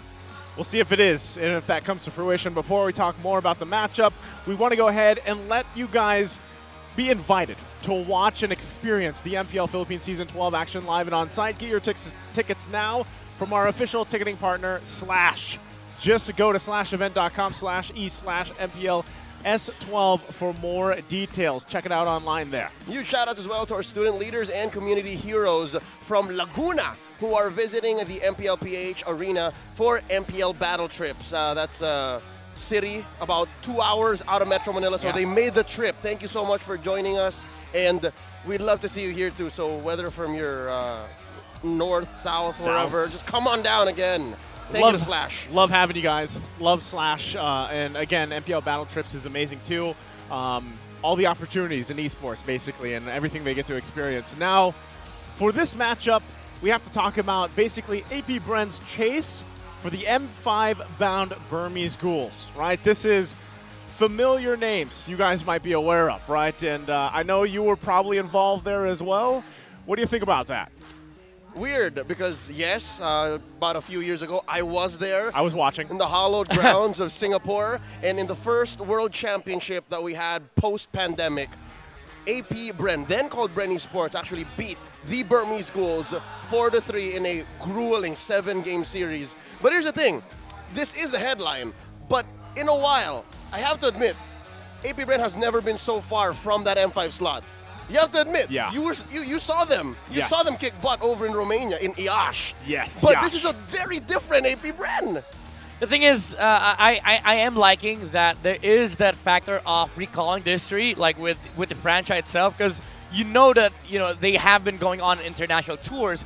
But the thing is, they are still trying to vie in for that M5 slot, right? While Burmese Ghouls, their long-time Python rival, has already qualified. And do keep in mind, it is a different Bren that we are seeing right now, but that's also true. With Burmese Ghost, it's a different Burmese Ghost lineup. It's the same name, just a different lineup, right? But I'm sure that play style and everything else is still very apparent there. Now, we're also going to be taking a look at a couple instances where you have to compare Ogwin from AP Bren with Burmese Ghouls Blink. Again, we like to do this because we're comparing, of course, the best region in the world versus the world, right? Yeah. Take us through it. Yeah. I mean, these players from the side of Burmese Ghosts, totally unknown. Like, information, nada. They have, they have little background when it comes to professional play. And in contrast, we have AP Bren that has been tearing through international tournaments, especially on these rookie amateurs that Bren has yielded for the past 3 seasons. Now, so-called veterans who have a ton of achievements, and we're seeing Ogwin being compared to Blink, and I think we could say that our side has more veteran experience compared to Blink. But again, it's these stories, right? Like that shows the emphasis when it comes to the upcoming of age, like the new age of these new players. Yeah, I agree. Despite Ogwin having been considered a rookie maybe a couple of seasons ago, he's earned his stripes. Yeah. And I think one thing that's very similar between him and Blink of the Burmese Ghouls, this new Burmese Ghouls, is the fact that they have such deep hero pools. They both can vary between full setter tanks, initiators, and then you have the utility roamers. And if you watched the newly concluded Burmese Ghouls 1 M5 qualifier from Myanmar, he has a special Ruby DD in him. Right? Yeah, we'll see if that all plays a part in this, but also we're going to be looking over Ruby. Ruby, okay, we got it. But this is the match history, right, from where they first met up back in week 2, day 3. AP Bren, and we know, they swept MNNE EVOS, right? And basically, too, I feel like at this point, MNNE EVOS was in that position where they were still trying to figure things out, what worked for them midnight. Well, the thing is, MNNE EVOS at the time, they were, again, as you said, still trying to figure things out, while AP Bren has already been in a position where they understand the meta in the full extent, and also are just coming out from a hot streak of winning international matches. But this time it's going to be different because now they're playing in a different patch, a different meta where MNNE EVOS feels like they have more understanding of this patch over AP Bren. Not just the patch, not just heroes. Yeah. Even the lineup. The lineup. Even the lineup is very important. I think the 4-1 between Doming and the younger lineup for MNNE EVOS, that makes a difference. It makes all the difference because, again, that's why we see them kind of rising through these rankings, these games, and everything that they've been going through. So, again, we'll have to see exactly if they can pull through. AP Bren, on the other hand, you guys put really good points here. Like, coming into the season, again, a lot of expectations were on them, on that squad, because of their accolades and everything that they won in the offseason, right? It was a very long offseason. So seeing them kind of compete around the world, you had this certain expectation, but now they found themselves, like, in a weird place in the standings, right? It's kind of like, yeah, they're still a strong team, but then it kind of makes you remember, wow, just how strong this region is and the teams that we have here in the MPL Philippines, because it took a team like that a lot of people had their eyes on. And now you're kind of wondering, why aren't they sitting at the top of the standings, right? So that's something that a lot of people obviously want to look out for. But as the teams get ready to go out on stage and get prepped up for this matchup, the big thing here, and I think that you guys pointed out, everybody kind of knows how AP Bren plays, right? MNNE EVOS, on the other hand, they've kind of changed things up in a way, their play style. And I think it's that main difference. They're coming in from polar opposites. One team, you know their ceiling, you know what they look like at their prime. The other, this one specifically, they have all of the rest of the season to go through, which isn't really talking about much. Again, we have 3 broadcast days left. Yeah. But between Doming AR and the 4 other younger members, Kaizen Lancy, Lord JM, and Spider Miles, the sky's the limit. I have to say, the sky's the limit. And again, I can't help it. Whenever I hear Laban Minana, Busyan, I just get fired up. They just keep growing, right? Like MNNE EVOS, for the past 5 weeks, we've seen him get stronger and stronger. We've seen him adapt to the meta better, and I feel like that's the upside of being the underdog in a lot of these matches. And in terms of the underdog, you have a Goliath in terms of AP Bren, wherein they are the giants here in this match. But in my perspective, they have been going on a downside hill, not because of the maybe the tiredness factor, but because of the new patch. Again, it's a different flavor that we are running on the current meta right now. Like the supports are now starting to come in. We haven't really seen Owen like shine on that position, right? We've seen Super Marco still able to get the macro objectives or AP Bren, get the farm in. Kyle TZ always still consistent with the jungle position, but again, that roam position has always been detrimental to a lot of the teams. And with the expectations, with the amazing headline that we set up, AP Bren chasing the M5 slot to finally face off once more against the Burmese Ghouls, you have to take into consideration the responsibility. They have a bigger promise to the world, to MLBB community, right? Because they did so much in 2023, and now the fact that you can't blame fatigue, you can't blame the patch anymore, it really comes down to what's going on. Why are you not as consistent as you used to be? And that's, again, through their rise from the previous season and what we saw from them and how they kind of riz up after fixing things, if you will, or making some adjustments. There, again, expectation was there, but you said it well, Leo. They've got to execute, right? They've got to execute very well. And even looking at the charts here, I was going to call it a pie chart, but looking at the charts, you see how strong they are in terms of the neutral game, the neutral objective game. Yeah. At the end of the day, this is still AP Bren, right? They understand objectives. They understand the fundamental mechanics of how mid to late game works. Turtle dances, objective dances, they understand it better than most of the teams. And it's funny because, again, based off what they did in the offseason, that's what they were known for. Like, everybody's like, oh man, when they're in those competitions, it's like AP Bren, they've mastered these objective takes, right? So where's the adjustment? We'll have to see if it happens here against MNNE Evos, but there's some keys to victory here. Midnight, walk us through it. All right, these are the things that the teams need to do in order to win this upcoming match. These are the keys to victory brought to us by Infinix Note Series, ultra-fast gameplay now for MNNE Evos. You have to sustain your way until the late game. We've seen MNNE Evos play around doming AR, utilize that gold lane, the consistent performance of the PAL doming, able to farm up a lot in the early to mid to be able to utilize the timings of MNNE Evos and establish huge teamfight controls to get the advantage on the later parts of the game. So I think that's the most important part of MNNE Evos' gameplay, is to make sure that doming AR gets a lot of farm in the early to mid. Now for AP Bren, early game comp to beat MNNE Evos, the momentum should swing to their side. It's really important for AP Bren to establish huge control in the early game, stop doming AR from taking the early to mid resources, and scale towards late game. And I think turtle objectives are going to be important here for AP Bren to be able to do that. That's why Kyle TZ needs to show up in front of Kaizen AR here in this game to be able to contest these objectives. Now, for both sides, play within your time frame. Do not do any unnecessary risks or moves that'll just swing the favor towards the opposite side. Towards the opposition. Because if you're AP Bren, you want to play early game. Don't fight unnecessary fights. If you're MNNE Evos, just wait for your timing. Again, these are the keys to victories brought to us by Infinix. Thank you very much for the breakdown there, the keys to victory that both these teams needed. And I think that's a crucial one, too. You know, even like Leo mentioned, highlighting the fact that you've seen some changes here also based on the meta. Because now where we are, right, again, setter roamers and tank roamers still work great, don't get me wrong.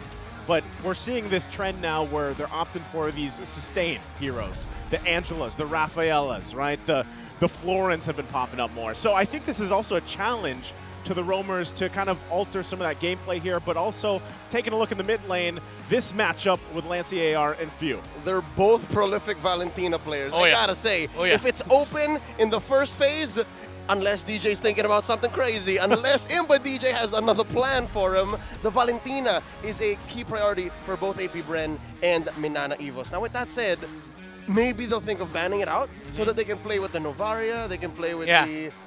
Yeah, well, what else? I mean, those are the two heroes that they both like. That's what it feels like sometimes. Because I think that's got to be the approach. Like, if you remove Valentina, then the support players suddenly branch out to the different options. Lancey prefers the Novaria nowadays. Few sometimes prefer still the Kadita. Sometimes even the Faramis for AP Bren safety. But I do feel like, again, that's where it stems out. Like, the hero pool of these players have to be contested a lot. Because junglers, let's not kid ourselves, it's always going to be the Fredrins. the Akais, the Bakshas, maybe even some fannies here for AP Bren. Yeah. But mostly it's going to be those consistent junglers for gold lanes, the farmers, the Claws, the carries, maybe even the Bruno and the Brody. But support and roam is going to be important and is crucial in this match because whoever picks up better tank support compositions will get control of early game.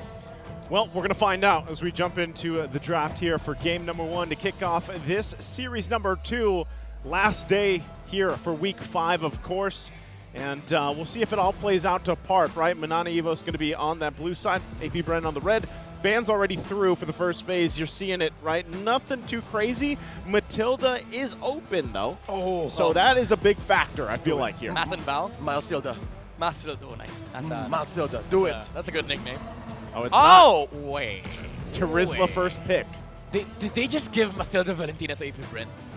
They did. They did. Oh, no. They're investing in the risk. Again, I told you, unless Coach Imba DJ has something to say or is looking to execute on something crazy like they did last night against RSG, then maybe we can read the draft, but, you know. I mean, it does put MNNE Evos in a very bad spot right now because AP Bren does have the potential of picking up the Valentina and the Matilda. So question is, are you comfortable about letting Ogren play the Matilda? Because we've used to seeing AP Bren just get control in terms of early game resources by covering these grounds with Ogwen on the Grox, the Minotaur. But this time around, they're gonna go with the Fred and Valentina again. No math for the side of AP Bren. So MNNE Evos does have the opportunity of taking that Matilda pick on Spider Miles. So do we just end up seeing the Fredrin Marquez, matchup in the jungle? That might happen. If they go that route, Valentina being locked in is relatively safe, like you were talking about leading into this. It's not. It's going to be Akai and Novaria, so... No Matilda. Interesting. Oh, this is such a DJ draft. I got to say, this is like that draft last night, wherein we wonder why there's so many things open. You know what else is crazy? Fellas, where's the Claude? Yeah. Usually it's this early on, again, with Domeng playing, you would say, you know what, get the Claude. But no. Coach Ison, Coach DJ, oh, look at he knows. You're he smiling, knows. you're smiling. Maybe they're forcing out the Claude pick on Super Marco. They're playing all of us, bro. He's playing up against even casters. I mean, at the same point, as we find out, like, if AP Bren wants to go ahead and lock in the gold lane here for the first phase, I don't know if they need to. I don't know if they want to pick something up, but it's the XP lane. They answer the Terizla with picking up Uranus here. All right. Odd problems call for odd solutions. Yeah. I mean, they need a sustain, that's definitely sure. Like for AP Bren, they needed a guy that can soak up the front line from Terizla and Akai. And it's this guy. But I think Uranus in this phase is just too early. Because when was the last time we saw Uranus banned in S12? I don't know if he has been banned I can't at all. even recall. All right, in the off season, he was such a hot commodity. Yeah. In the off season, but no, it's an AP Brent classic, right? But they don't have they don't have the setups for it because if I remember correctly, in Ayash they used to do this with the Fredrin in the mid. And they have a Uranus XP, and then they allow Kyle TZ to play Assassins. So maybe that's the route they're going for, but they don't have the Angela. I was going to say, and I think, isn't AP Bren literally the only team that's done that, like Fredrin mid? Yep. If I can recall. Grok mid. Grok mid. Yep. So Fredrin XP. I feel like Assassins. That's the big thing. Like, they have that flex potential, something that a lot of teams don't expect. But, that, again, with their first phase wrapped up here, and also, obviously at this point, you're going to see the gold lane marksman being banned out, right? So the Claude's going to be taken out already. The Brody, we might see some more go out, but so far, Earthill's open. Beatrix is still out there. Beatrix. Ixia. Ixia. I mean, it's either going to be the battle of carries alongside maybe a casual Harriet on either side. Yeah, or AP Bren would want to ban it or steal it. Yeah. Because the carry shreds right now. Yep. And I think carry sounds awesome because now, if you're AP Bren, you pick up the carry, you don't mind playing into the Ixia because you have a Uranus that can just, look for the Ixia on the back line. And the carry shreds through the Akai and the Terizla. So they should grab it. Yeah, it's a very good choice for AP Bren. Now, MNNE Evos, if that's the case, if AP Bren goes carry, you go for the classic carry matchup. Go for the Harriet and the gold lane. But we haven't seen Domeng AR play the Harriet before. We don't know if he does. Yeah. It could. Again, we were talking about both these teams' hero pools, obviously. And I wouldn't be surprised. Like, with a team like MNNE Evos, I wouldn't be surprised if they want to go that route. But I will say that so far, based on, like, history and watching Doming AR, it's better if he gets his hands on, you know, a regular marksman pick. Yep. That Bruno's going to be taken out here. Well, if you're going to go with a regular marksman pick, I think Beatrix alongside maybe a Rafaela on MNNE Evos would be good. Call me crazy, but I think what could work here as well is a Beatrix and a Lolita. Crazy. There's crazy. the Matilda. I'm calling you crazy now, Midnight. Now there's a Matilda, Are we Carrie gonna see Harris. a debuting Lolita? I want to see a Lolita. I would love to see it, yeah. On MNNE Evos. Either the Lolita or the Franco. Talking about crazy, man. I can't believe Matilda made it this far through the draft. Yeah. Second phase. There's the Oh, Ixia. they want Ixia. Ixia actually pairs up really well with, you know, penalty zone for the most part, right? Because we've seen so many times now, 3-4 people, sometimes the entire team being caught into a penalty zone. You lay down a full barrage into it. You know, it's quite dire to deal with. There's the Rafaela. You mentioned this as well. That's picked up. This was one of the keys to victory, right? Sustain to that late game. You know what MNNE Evos can do? They can pull an Echo from last night, remember? They were putting people into these odd angles with the Akai, and then just serving them up the full barrage. Yeah. They have a good front line set for Ixia to be able to capitalize with AP Brent. Again, they also have fantastic answers versus the Ixia. They don't mind playing into the Rafaela because they have a Uranus. Now, this last pick is going to change a lot of things for AP Brent. I think Carrie is still available, and it's a decent choice, but you can argue that Harriet sounds awesome on their side. If they go Harriet, it's going to be front to front, man. They're going to be diving. They're going to be diving like it's Acapulco. Not only that, but they lack so much physical damage if they go that way. Well, you know, Beatrix maybe. Beatrix. Yeah. There it is. Safer bet. Beatrix. It's a classic. Oh, the first half was so unorthodox, and let's close it up with a Beatrix. It's not a typical draft that we go through, I feel like drafting pattern-wise. Yeah. Which is great. Again, having some of this diversity is always appreciated, right, at this point in the season especially. So you've got some changes here. The draft index, you can see really where things fall into place. Yeah. Damage is overwhelming on the side of AP Bren, but the one thing that they don't have is the vision and the mobility that the Rafael and the Warrior can provide for MNNE Evos. So in terms of actual team fighting capabilities, sure, on paper AP Bren is better, but in terms of execution, it's harder to utilize AP Bren's comp against MNNE Evos because there's just a lot of punish. Like the mobility from the Rafaela, the penalty zone, the heavy spin, and the way that you have to hit all these things on the side of AP Bren. Like the Beatrix cannot just freely hit the targets that he wants because you are up against a Teresa and a Nakai. Well, we'll find out how that breaks through. Again, keep an eye out for the polls and everything else. You've got the last look at these team compositions for both the teams lining up here. We're jumping into the Land of Dawn. First game here, AP Bren and MNNE Evos. I'm not sure if I saw it right, but it looks like the Uranus is rocking the Wilderness Blessing. So I think that's the game plan. Instead of going for the typical XP laners that just engages on gold lane, maybe utilize the Uranus as a jungle controller hero. So we might see Flap just cross towards the jungle of AP Bren. Unfortunately for him, he is up against Teresa, so that's not going to be like an easy job for him to do. Were you saying earlier that in terms of like Ixia, whenever she's picked up, she works the best when the Rafaela is locked in as well? No, that was with a Beatrix. With a Beatrix, okay. Because so I think I was sharing the table. I think that was Rockhart that might have mentioned that because I know Rockhart plays a lot of Ixia, and he was kind of saying, he was commenting on the fact that if you have a Rafaela with you on the Ixia, because she doesn't really have that much defensive capability. So at least like with a Rafaela paired up with you, you've got obviously some mobility advantage. You can utilize the Holy Baptism as well. This might put in a better position, environment, if you will, for the Ixia pick, right? Because I think that's one thing too, is dealing with all the angles coming at you to deal with here. Well, the thing is, most marksmen enjoy playing with the Rafaela, but I do understand, like, the Ixia is going to be able to do a lot more, given the mobility that is being provided by Rafaela, and you don't really have to worry about the setups, because of the Holy Baptism. But I think in this game, it would have been better for MNNE Evos to just pick up the Beatrix, because now you're locking AP Bren to sort of like go with the Ixia for themselves, where it's already a bad matchup because you already had the Akai and you already had the Trizda. So I think it's just more preference rather than a specific hero combo with the Rafaela.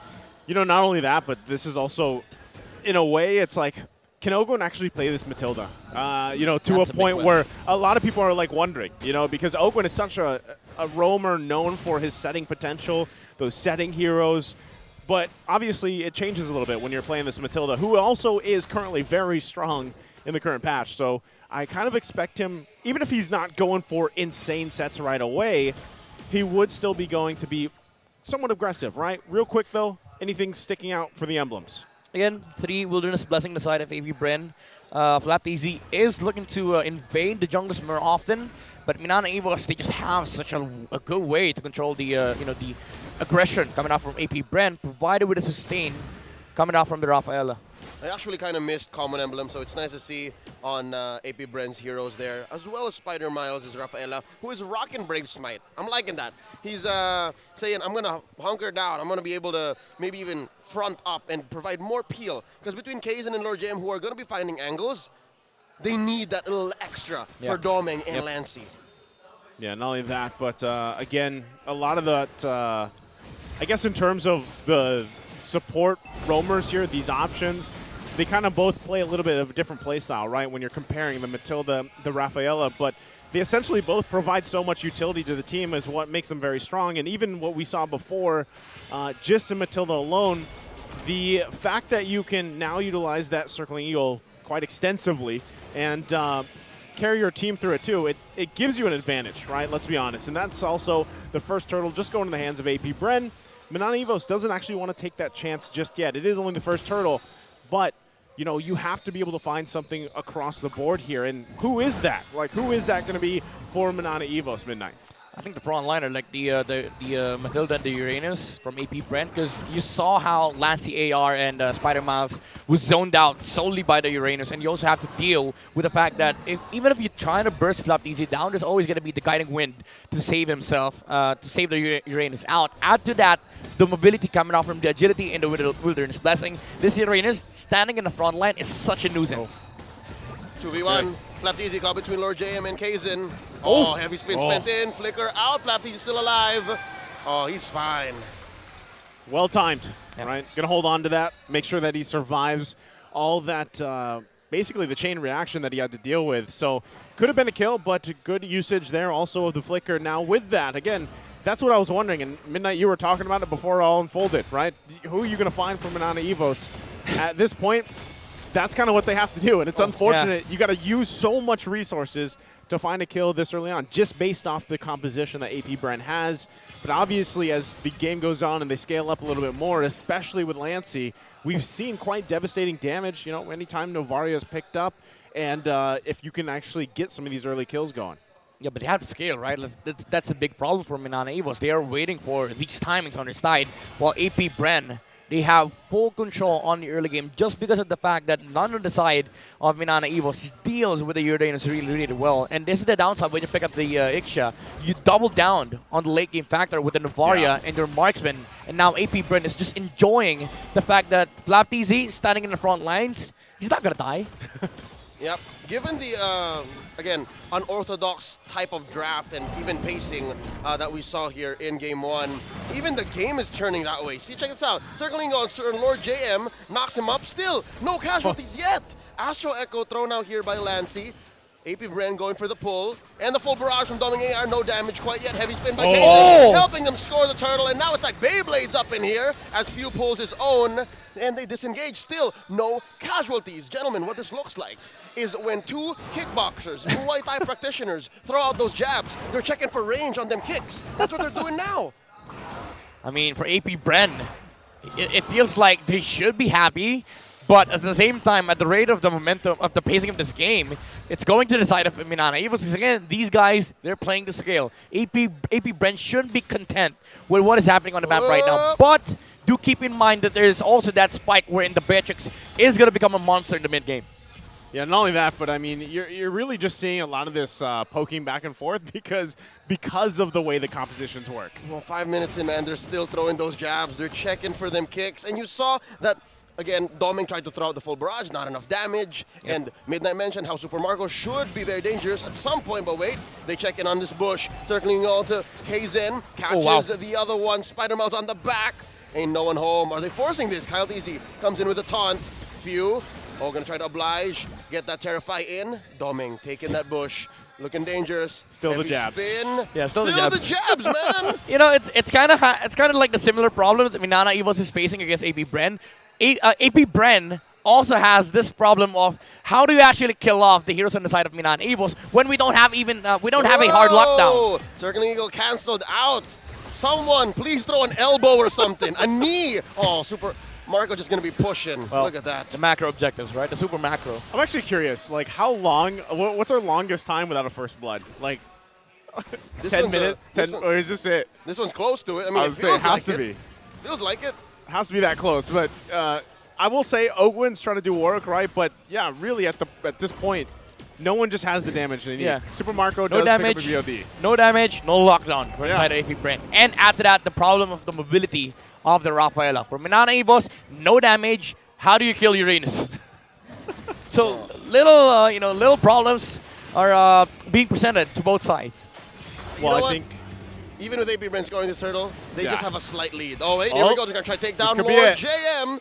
Ogwin hits the circling eagle, starting it off, throws a few wisps. Marco with the Nibiru's passion coming in, guiding wins. Defensive penalty zone, not enough. Finally, we see a first blood 7 minutes in. Yeah, DPZ from the Trizla. It's not going to be enough. AP Bren, again, this is the timing that we were talking about earlier, where Super Marco will start moving around the map, utilize the Beatrix, but MNNE EVOS, they got to trade. One more time, cancels it. Lancy weaving in and out, thrown out an Echoes.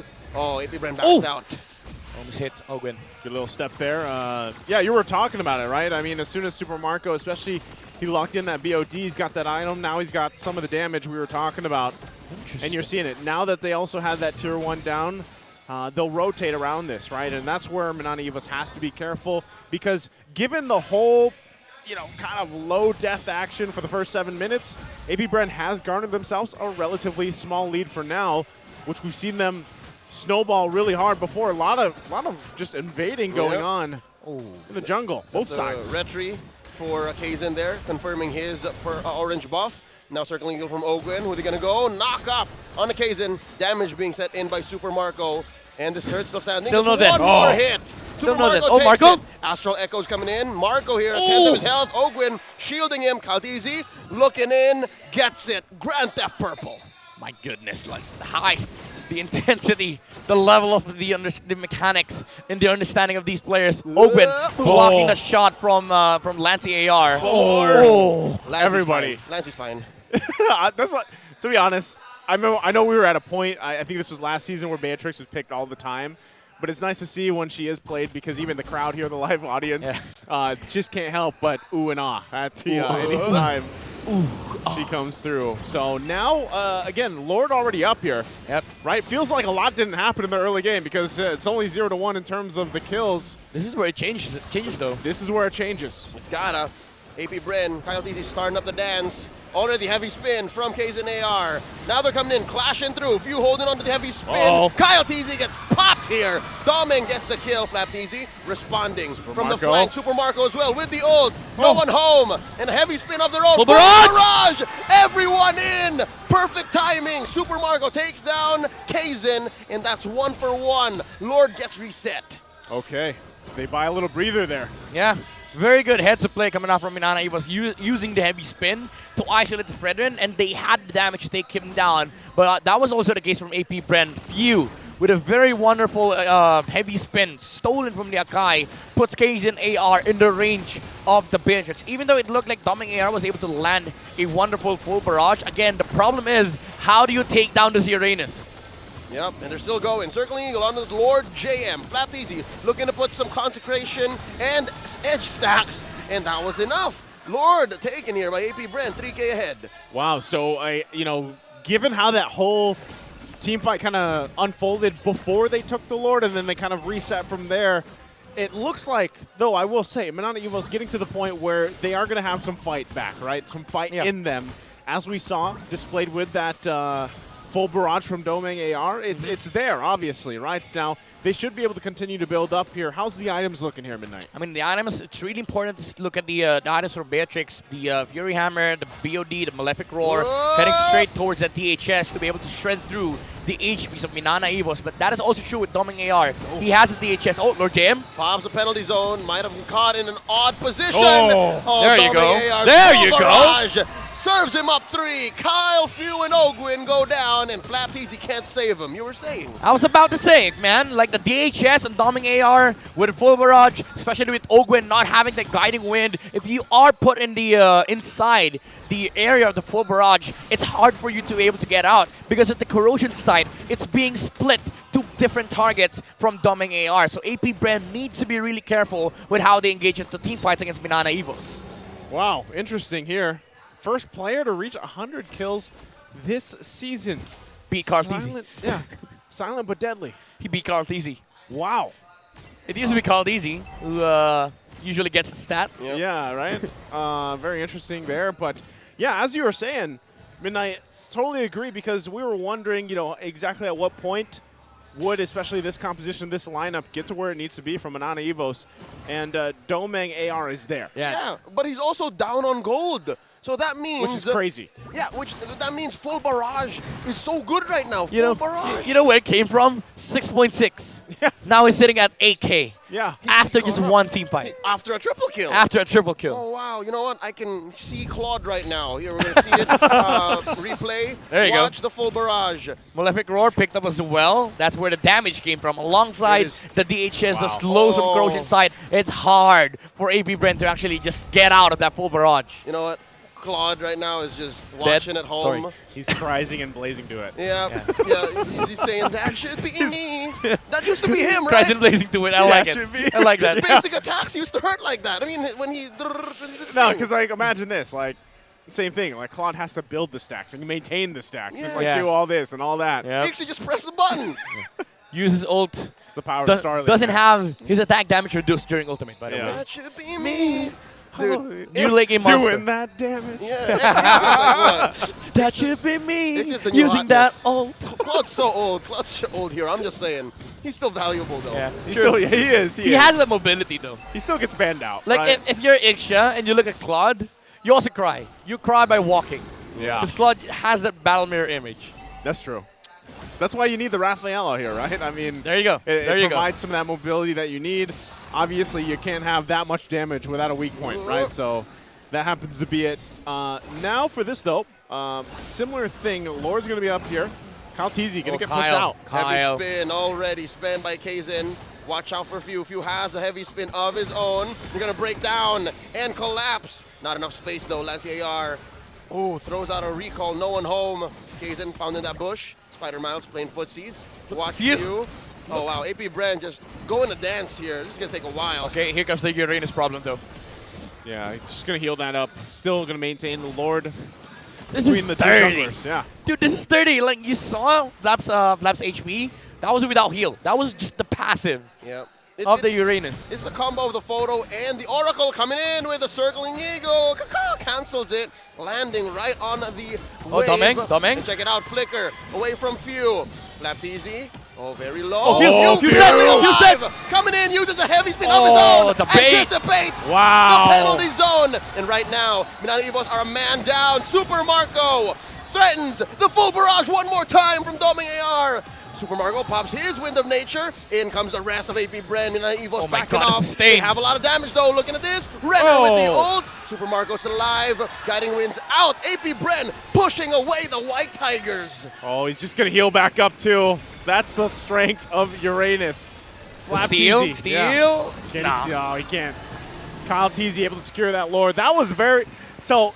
This is what we see a lot of when, especially these heroes are picked up. The Rafaela, obviously the Matilda, is some very long exchanges, right? So it comes down to those kind of minor decisions, and it's AP Bren that wins that one. It was a dance outside the Lord pit. Yeah. They were dancing elsewhere. The Mathilda and the Rafaela definitely danced for their teammates. We asked the question earlier if Ogwen could play this Mathilda really, really well, and it feels like they have practiced this sequence a lot. Like you saw the amount of juggles that AP Brent did around Minana Evos. Yeah. And again, the Uranus problem. Flapteasy standing his ground in front of the Ixia with the blade armor, the Oracle, the amount of sustain, and the damage reduction coming out from the Dominant's eyes because of the attack speed being reduced on Doming AR. That really hurts MNNE EVOS. Man, I can't believe the Oracle was an early pickup, by the way, so he knew what he was up to. They knew what they were doing.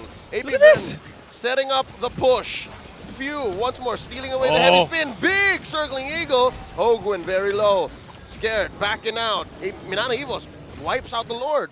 Yeah. All right, they hold on to the base turret for now. Took quite a bit of hits, though. But I think APBR will be happy with what they got from that. MNNE EVOS still buying time, kind of what they need to do. You know, you're 16 minutes in. You're starting to scale up pretty well. Again, Doming AR. I was about to say Doming Nation. You're not wrong. Yeah, I'm not wrong. You're not wrong. He is dominating right now in terms of where he is on the Ixia. Oh, yeah. Oh, no. Kyle Teasy. Gets caught. Heavy spin. Right now, Burst. very low. Get a bit of a photo. Lord Jam goes in with the penalty zone already. Circling Eagle, pushing away Kaizen. Oh, Flapteasy putting up a brick wall, and the answer from Super Marco. Oh, they baited the full barrage. That's it. Now, MNNE EVOS have to think twice about these engages. Bottom lane taken care of. The push by Flapteasy. Now they're going to just make their way, clear some of these lanes out. We're about a minute away from the Lord here. So you can see the pressure being put on MNNE EVOS here.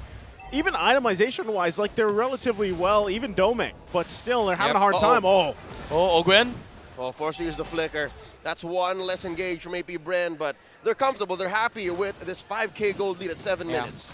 You know what's crazy? Now Doming AR has just hit maximum potential, especially with the Sea Halberd.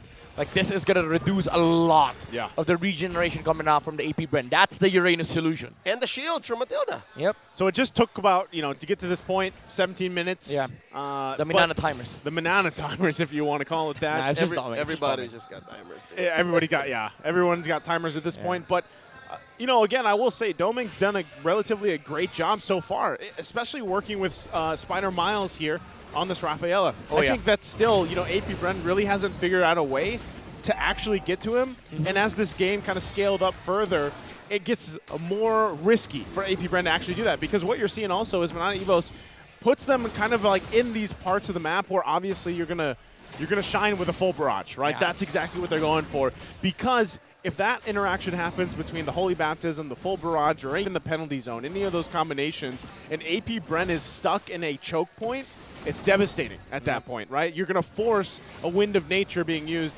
right away. And right now they're dancing. Lord pulled over by APBR.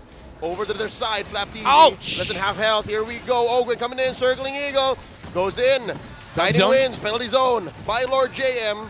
No one home. So spotted by a big old astral recall. They have a head spin. And now the dance continues. Lord here, a third of its health left. APBR not letting go. They're still going to hold on here. Lord less than half the health. They got to respect. Also, the bottom lane going to be pushing in.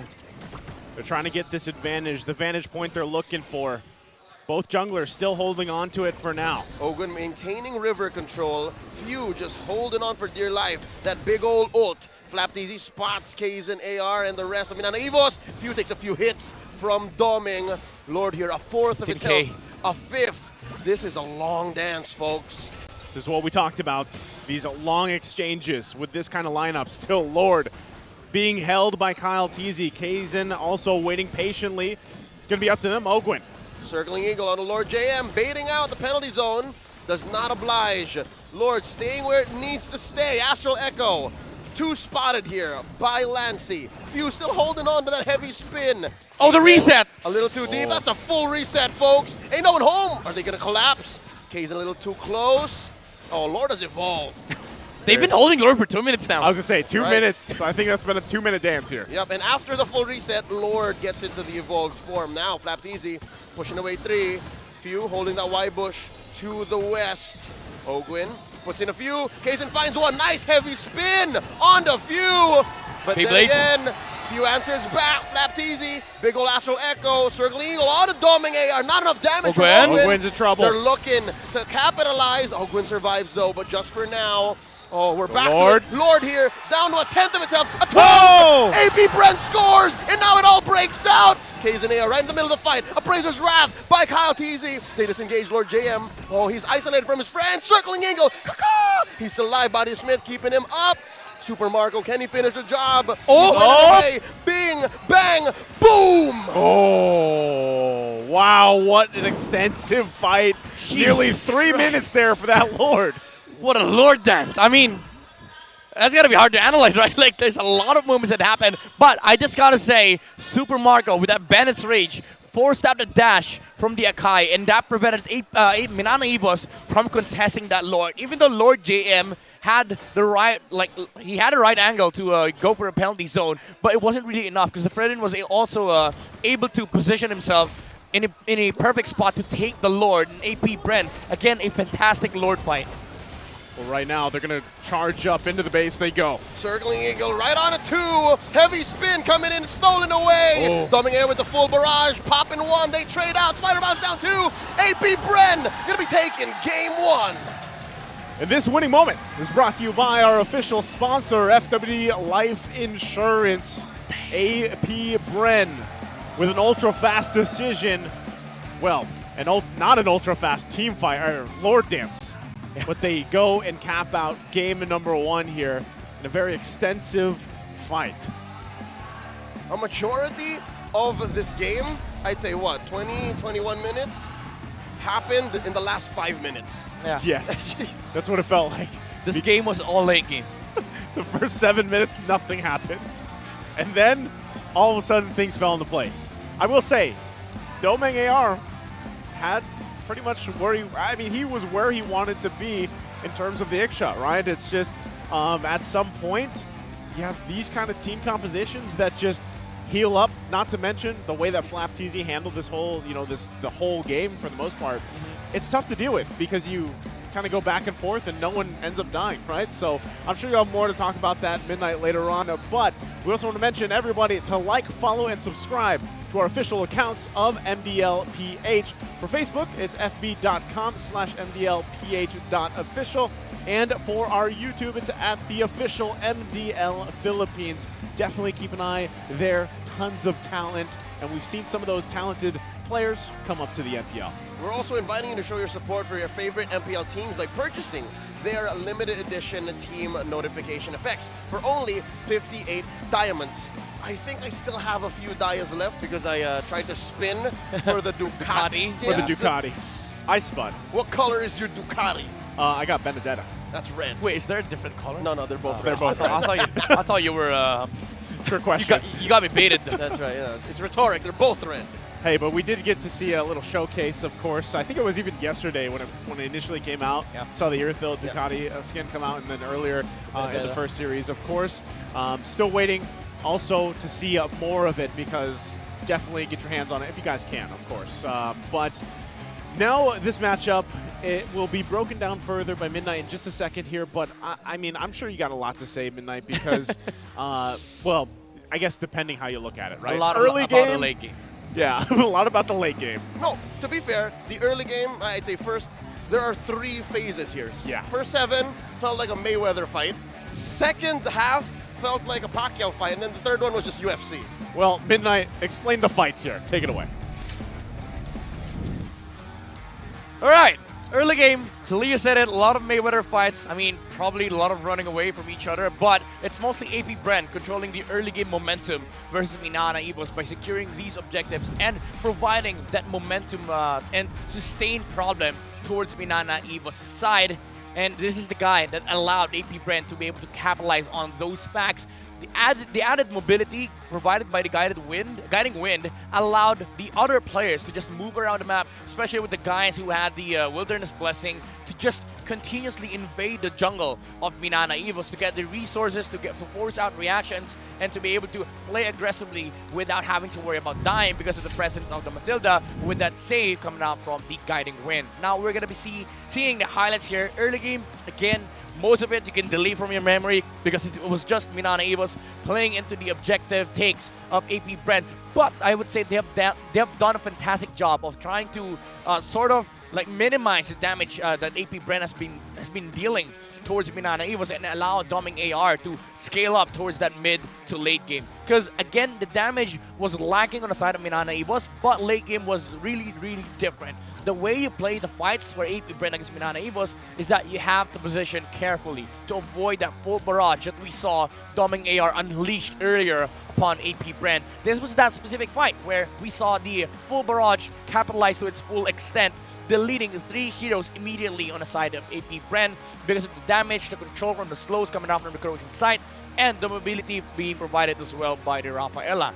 Late game also provided a huge problem for AP Bren because the poke damage from Lance AR has become a big nuisance towards to how they want to engage into the fights.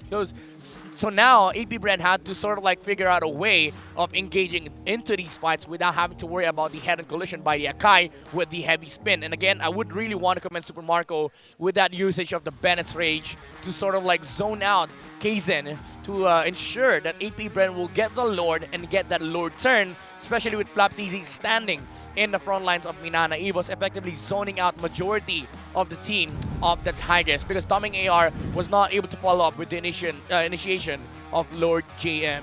And looking at the emblems again, we saw a lot of the mobility being utilized here. The agility, both from Flaptizi, Ogwen, additional movement speed in the early game, and the Wilderness Blessing provided with the support and the saves coming out from Ogwen with the Guiding Wind, just allowed AP Bren to constantly put pressure on the map in the early game, allow the junglers and the XP to take over the jungle as well of Kaizen AR to ensure that they will always react and not be able to make any of their own moves. But MNNE EVOS again has done a fantastic job of letting Doming AR scale towards that late game, and when the Sea Halberd came out, it proved to be really, really dangerous for AP Bren to fight into MNNE EVOS directly. That's why they had to dance around the Lord for 2 minutes. And looking at the stats right now, Doming AR actually had the highest damage dealt out of this game, 121k out of the 312k done and dealt by MNNE EVOS. That's 30% of their entire team fight damage composition. But AP Bren, again, played to their strengths, they played to the saves, they played to the mobility, and that crucial last Lord fight with the Bennett's Rage zoning away Kaizen from the Fredrin, not allowing him to be able to utilize the heavy spin to steal the Lord, and that is what allowed AP Bren to convert that objective and take the final step into taking the base of MNNE EVOS, effectively ensuring that they win game number 1 on the back of a late game team fight policy around the Lord dance. Thank you so much for the breakdown there, Midnight. Again, this was I feel like a masterclass almost of exactly how the Lord dances can go, even with a team who, AP Bren, like we said, just like that, that's how they like to dance, man. They don't care if it's 3 minutes, they'll keep it going. Yeah. And I think that's also supported by these support roam picks, right? This really allows them to do that. So we'll have to see how adjustments are made for Game 2. Again, there's quite a bit here on the line, obviously, when we're looking for the playoffs ahead of us. But before that, also, we want to just go ahead and let you guys know to purchase the weekly Diamond Pass and enjoy a diamond rebate of 455%. That's a lot of percentage. You can claim 100 diamonds on the day of your purchase and another 120 by logging in for the next 6 days. Are you worried about missing out on the rewards? Just log into the game every day and Layla's Savings Box will automatically save them for you. Yep, and aside from that, item rewards worth over 280 diamonds are waiting for you too. The offer is just too good to miss, so just unlock the pass and enjoy the benefits now. So, keep an eye out for that, of course. I know we're celebrating here as well because it's the 7th anniversary of MLBB. Saw the whole opening, by the way, yesterday of the box. What was in it? I think it was just a big cake. Really? Yeah, I believe so. It was a big cake, and then they did some, for the people there, they did some amazing giveaways. Okay, not to sound entitled, but I've been playing the game since its opening. Yeah. I think I deserve a bite of that cake. Right? That's how I felt. Because actually when they showed it, it looked amazing. So, again, happy birthday. It's been sitting there for days, though. No, I think actually, that's a good question. I don't know how they got that cake in there. I just want a bite of it. Just a taste of it, for right? memorabilia, no. For memorabilia. Just to say you did. Yes. Just to be able to say that you were part of, biting that cake. Well, speaking of, we're going to go ahead and throw it over to our insider before we head over to match number 2.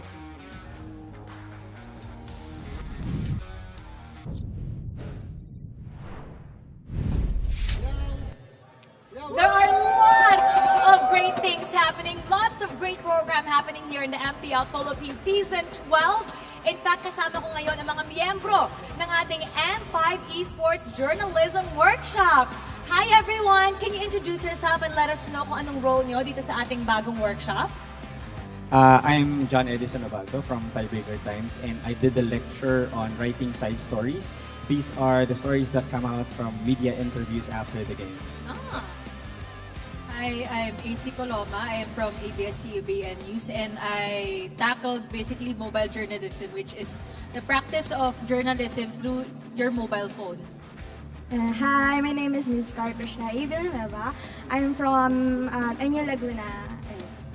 At alam mo, nakikita ko talaga kayong dalawa, talagang you guys also go international. So, doon kayo kumukuha ng mga stories for yung mga M-series, MSC, I know that for a fact. So, they're really great.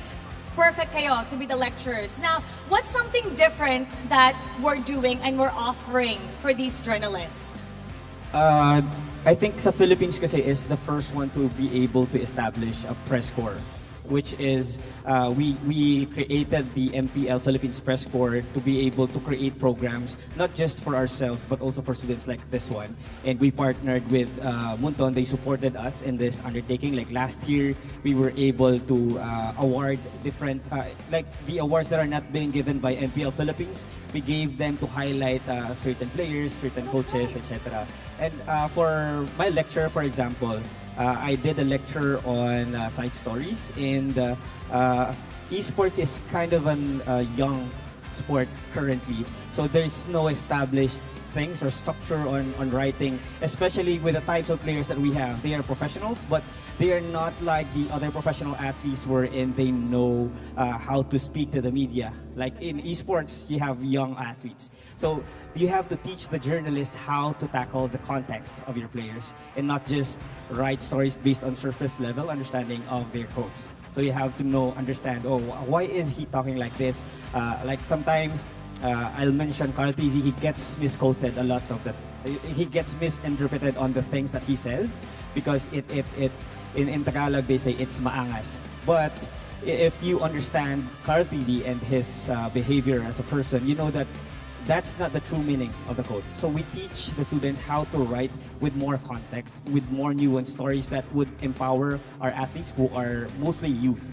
I can tell you're a writer. Ang daming laman.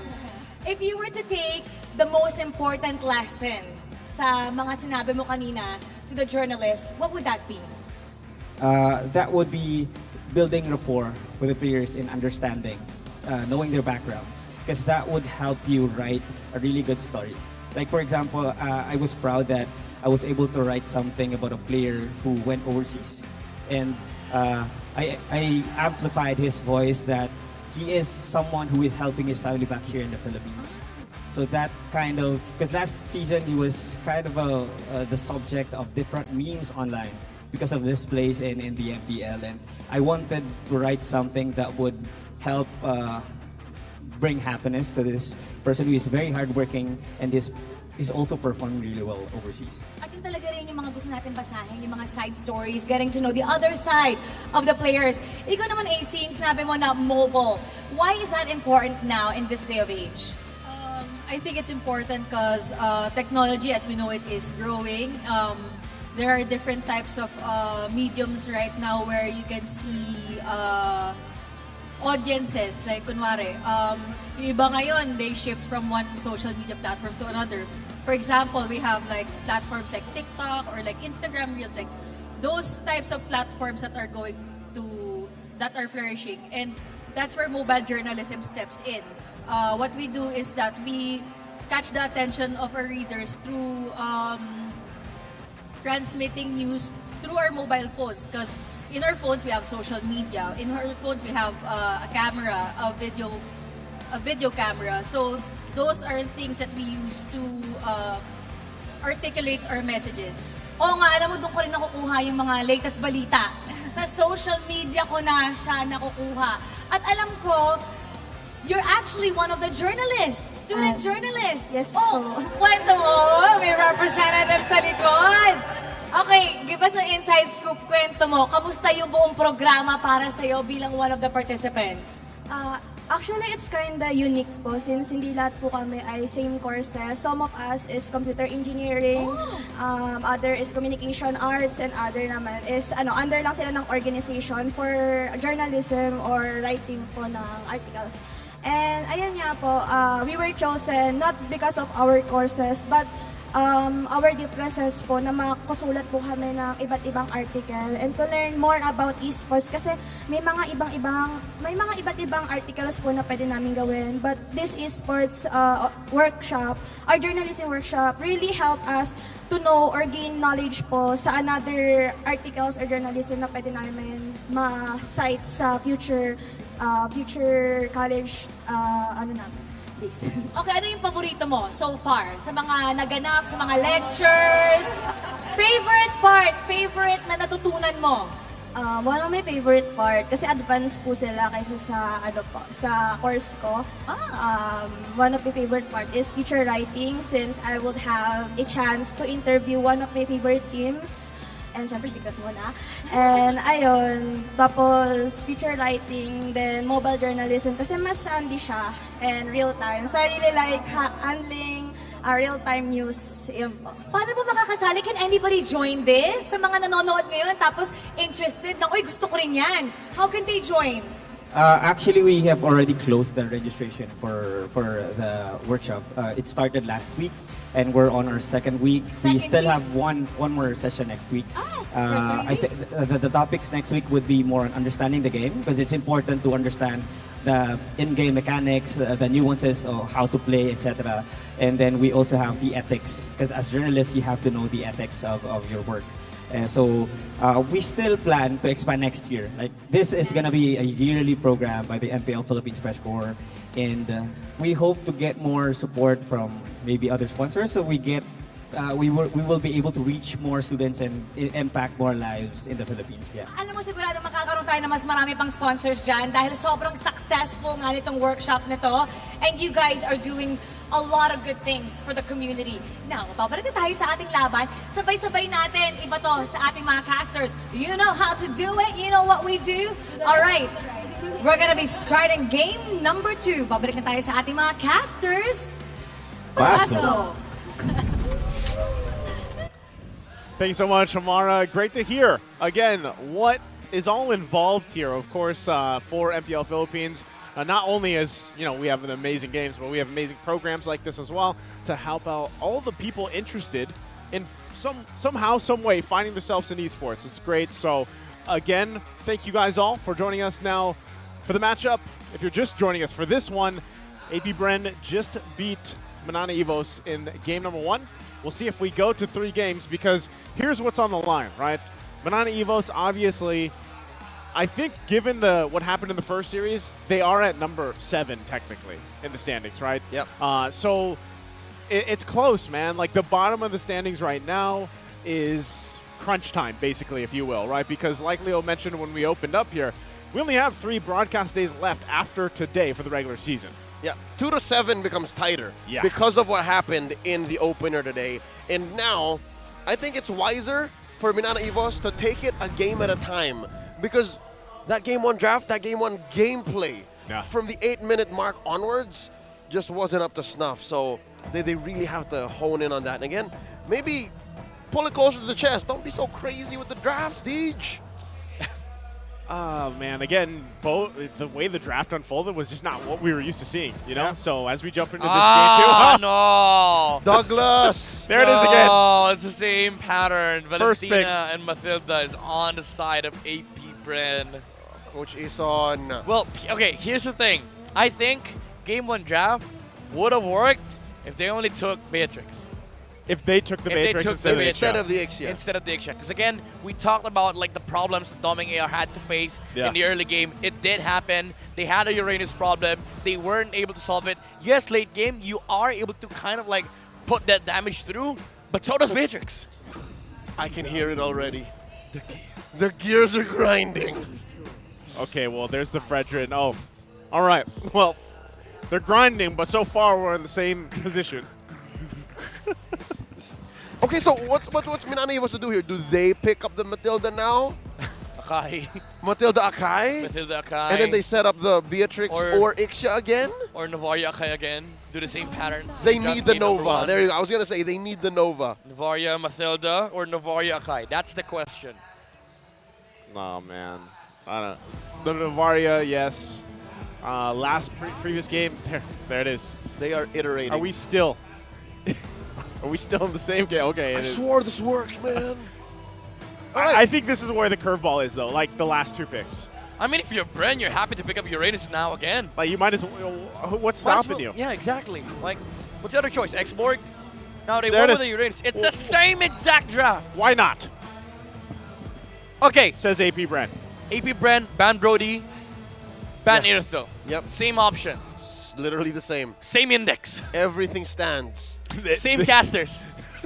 Same venue. I'm the same dude. Yeah. Oh, no, now they banned That the was, Ixia. that was Ixia being banned out. Okay, good. So do they go ban Ixia? We are in a different game, if you guys were wondering. It's actually favoring now Minana Evos. Because it's better. AP Bren is protecting them from repeating. Yeah. Okay. Because and you're also giving Minana Evos to sort of like solve the Uranus problem. Deal with the Uranus. Yeah.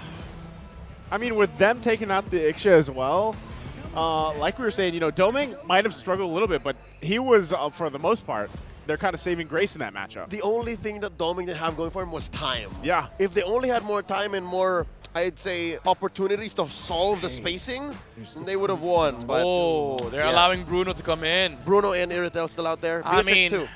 I mean, AP Bren, this is a bold move to make. Like, the Bruno changes up the early game dynamics here for Minana Evos. It is something that is, I would say, a little bit uncomfortable for Minana Evos, but we've seen them pull off a Brody gameplay yesterday that looked like they were like Blackness International, but now you remove the Matilda factor. So that mobility and that save is no longer there for AP Bren. However, if AP Bren decides to go for either Minotaur or Rafaela here, that's gonna mess up the composition of Minana Evos. I like that there's some of this change, though, too, at the same time, because also on the table is still the Rafaela. Yep. If they wanted to go ahead and secure that for Minana Evos, but given how these last bans went out, we'll see them change things up. This is also a big choice. This is also a big choice for AP Bren. They go with the Irithel. Okay, they go with the Irithel. I think Clut's out, but I mean, at this point, you'd want to pick up the Bruno, have that gold lane advantage, and play it alongside a Rafaela or a Minotaur. Hey, and then whatever's left out will be picked up by AP Bren. Yep. Most likely, they're gonna go with a Minotaur here and let AP Bren play the Rafaela. Man, here's one big advantage you have by watching in the venue in MPL-PH Arena. You can put your friends on blast. By showing the throwback photos. That's true. Yep. Right? Like, I think all of us at this point have been blasted. Yeah, have been blasted. Yeah, right? Bro, you should have come. Yep. Okay, now they There pick it up the is. Beatrix. There you go. I would have preferred the Bruno though, but this is a much better draft from Minana Evos. Now that there is the Beatrix and the Rafaela, I think Minotaur? for Ogwen, you can go Minotaur.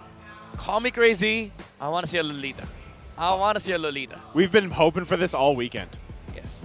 But even in, I don't know if it's been picked up now to this point in other parts of the world, but she hasn't been touched. Yeah, here's the thing. It's no longer a bad matchup versus Akai and the Thurisda. Because now the Numinum Blast, even if you cancel it, it still goes in. It still comes through. It does something. Like the duration does vary with how long you charge it, but it does go through. It no longer just gets cancelled by a measly Shunpo. Yeah. At least you go Diggy here. That too. Minotaur, there you go. But yeah, it's a Rafaela AP Minotaur. Bren wants the points, man. AP Bren just needs to close it up quick. Yeah, if they close it up quick, they get the 3 points they're looking for. I do like what Minana Evos has as well, though, because we were kind of wondering what would they throw in the gold lane. Them picking up the Beatrix also gives them that option, right, where you can kind of go into this kind of like sniper mentality with the lineup. They have a Novaria and they have the Beatrix. They can play from a distance. Yeah, precise kills. They could play from a distance. They could whittle them down, and I think that's also why it was very important that you kind of have these beefier options for AP Bren, because you're going to have someone in the front, obviously, dealing with that. Meanwhile, Irithel, man, takes a while to get going. I mean, it does put AP Bren in a kind of like mid-game centric composition, but that is also true with MNNE. It was like you have to wait a little bit for the Beatrix to come online. But the main difference is when she comes online, you have a Teresa and a Kai and a Rafaela to back you up. Now you do pose a threat versus that Uranus. Not just when it comes to positioning as well, it's MNNE EVOS who has to be careful. I mean, for most angles, if you'll see here, AP Bren can pick fights and almost instantly activate from there. Yeah. So it's easier said than done. That's what the Minotaur is all about. It's about just closing the gap, straight line from A to B. Well, let's find out here. We jump into game number 2. Again, this matchup, MNNE EVOS and AP Bren, currently a match point for AP Bren. Very crucial that MNNE EVOS does take this to a third game in terms of the standings here as we round out week number 5. MNNE EVOS, again, running kind of like the same strategy with game number 1, although they have a much faster pace going on with the Beatrix pick for this side. AP Bren does still have that like mobility advantage with the Wilderness Blessing, so the Uranus will just be able to zone out the heroes on the jungle jungle map of MNNE EVOS. Lap actually taking so much damage away from the Terizla. Yeah. Lancey's coming there too. Does he know? Does he see it? Lancey has a huge recall, and there's a bit more damage. Flaps he's dead. easy. Oh, he's dead. He's fine. Recall, He's right now. fine. He also has a regen base. Close call. Uranus is just, you know, he's so strong he can deal with things even at that level. The other thing I did notice too, Midnight, maybe you can touch on this too. There's a little bit, how do you feel about the focusing mark this time around on the Rafaela than what we saw in the previous game? Well, he did use it yesterday, I believe. Like the advantage of it is that you have a skill that can apply this passive towards many heroes on the side of AP Bren, and the Beatrix does benefit from it like a lot. Like most of the time you only use like the focusing mark alongside burst damage types, because with Beatrix, if you land the Bennett's Rage, that's additional 6% damage towards the entirety of the DPS coming off from Beatrix. See if that's possible. Again, I'll be interested to see how it works out. The focusing mark, of course, this time around in the hands of this Rafael. And now the fight for this first turtle going to break out here. Lancey with the Astral Echoes puts a bead on a few members of AP Bren. In they come, clashing through. Caldeezy scores the turtle as Kaizen AR gets caught out by a heavy spin from Few. And now a DPZ coming in. Lord JM wants to back on out of here. Spider-Man helps him out. They survive. How did the retribution come through from Kyle? He was pit.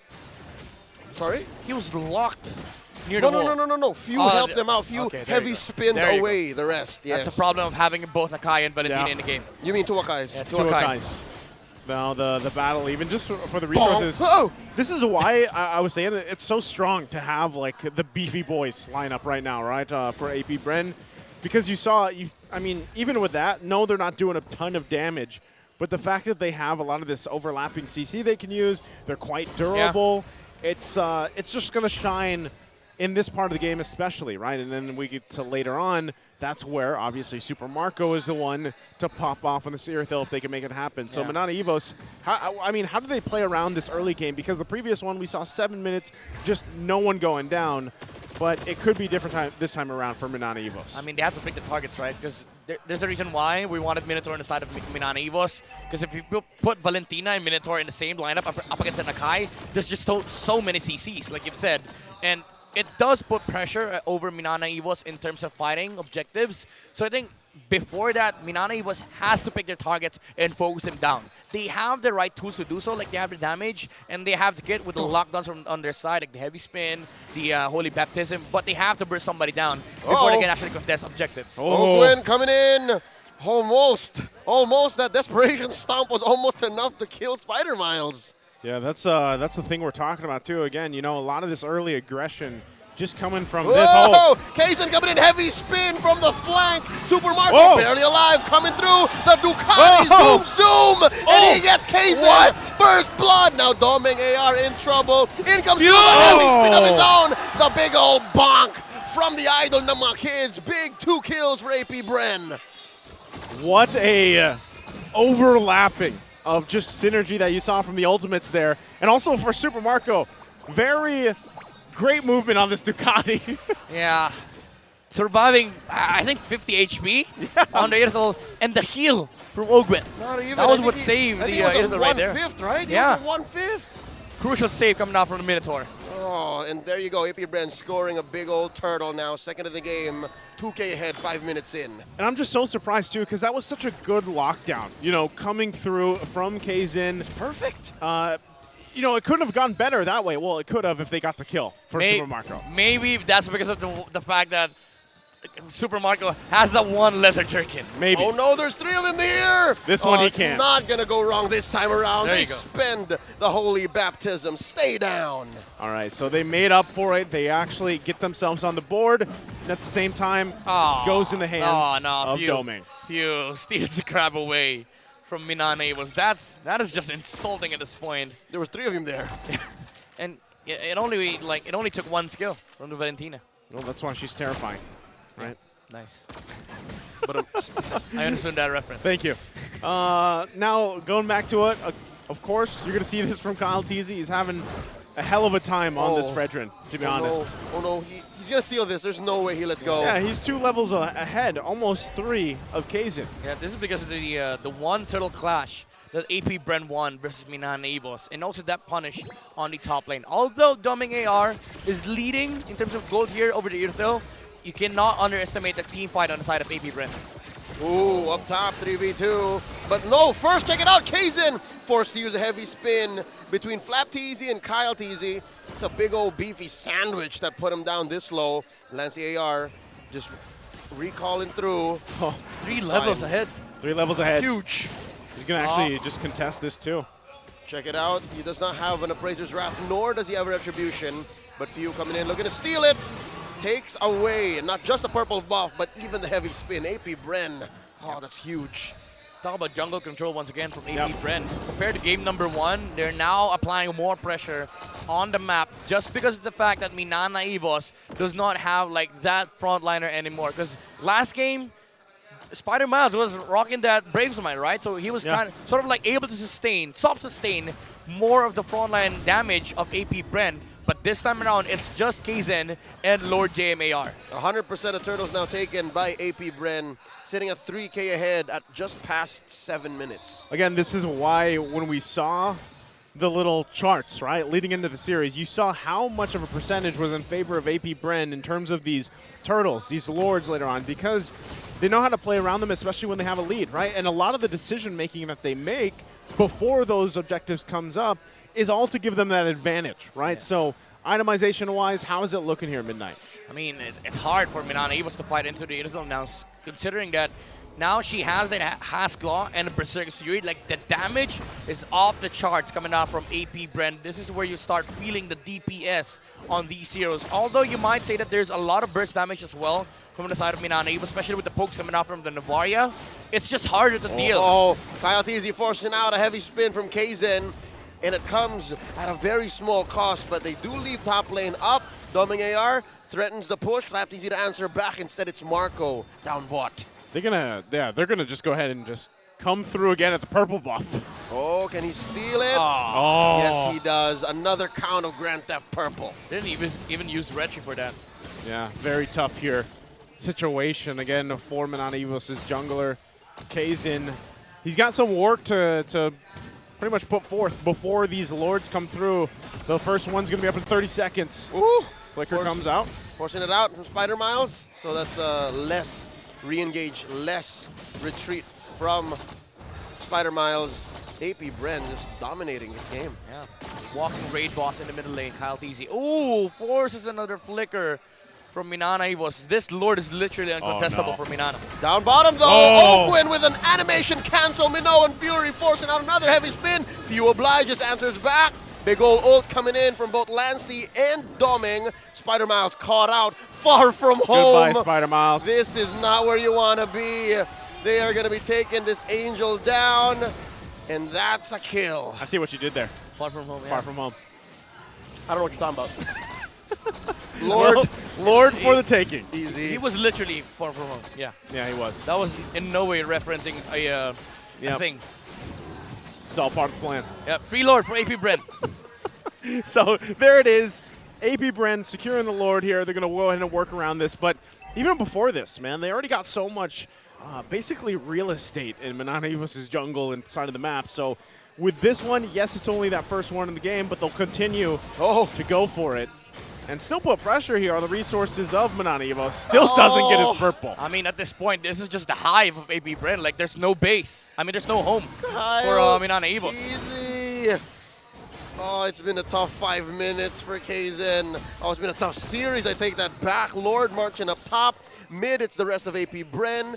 Bottom getting worked on, getting cut. Lord JM has to deal with all of this. Astral Echoes thrown out. Flapteezy between the 3 members of MNNE and that turret. Put down a third of his health. Pops the consecration. Okay, now Lord was worked on a little bit on the top side. It's going to make its way, though, still down there. These tier 2 turrets will fall, though. AP Bren now making their way to the bottom side. As they do, Lord will fall on the top. So MNNE holding on to these base turrets for now. All right, good news is MNNE has good wave clear, and it comes at very little cost too. Like, they have good range and good vision.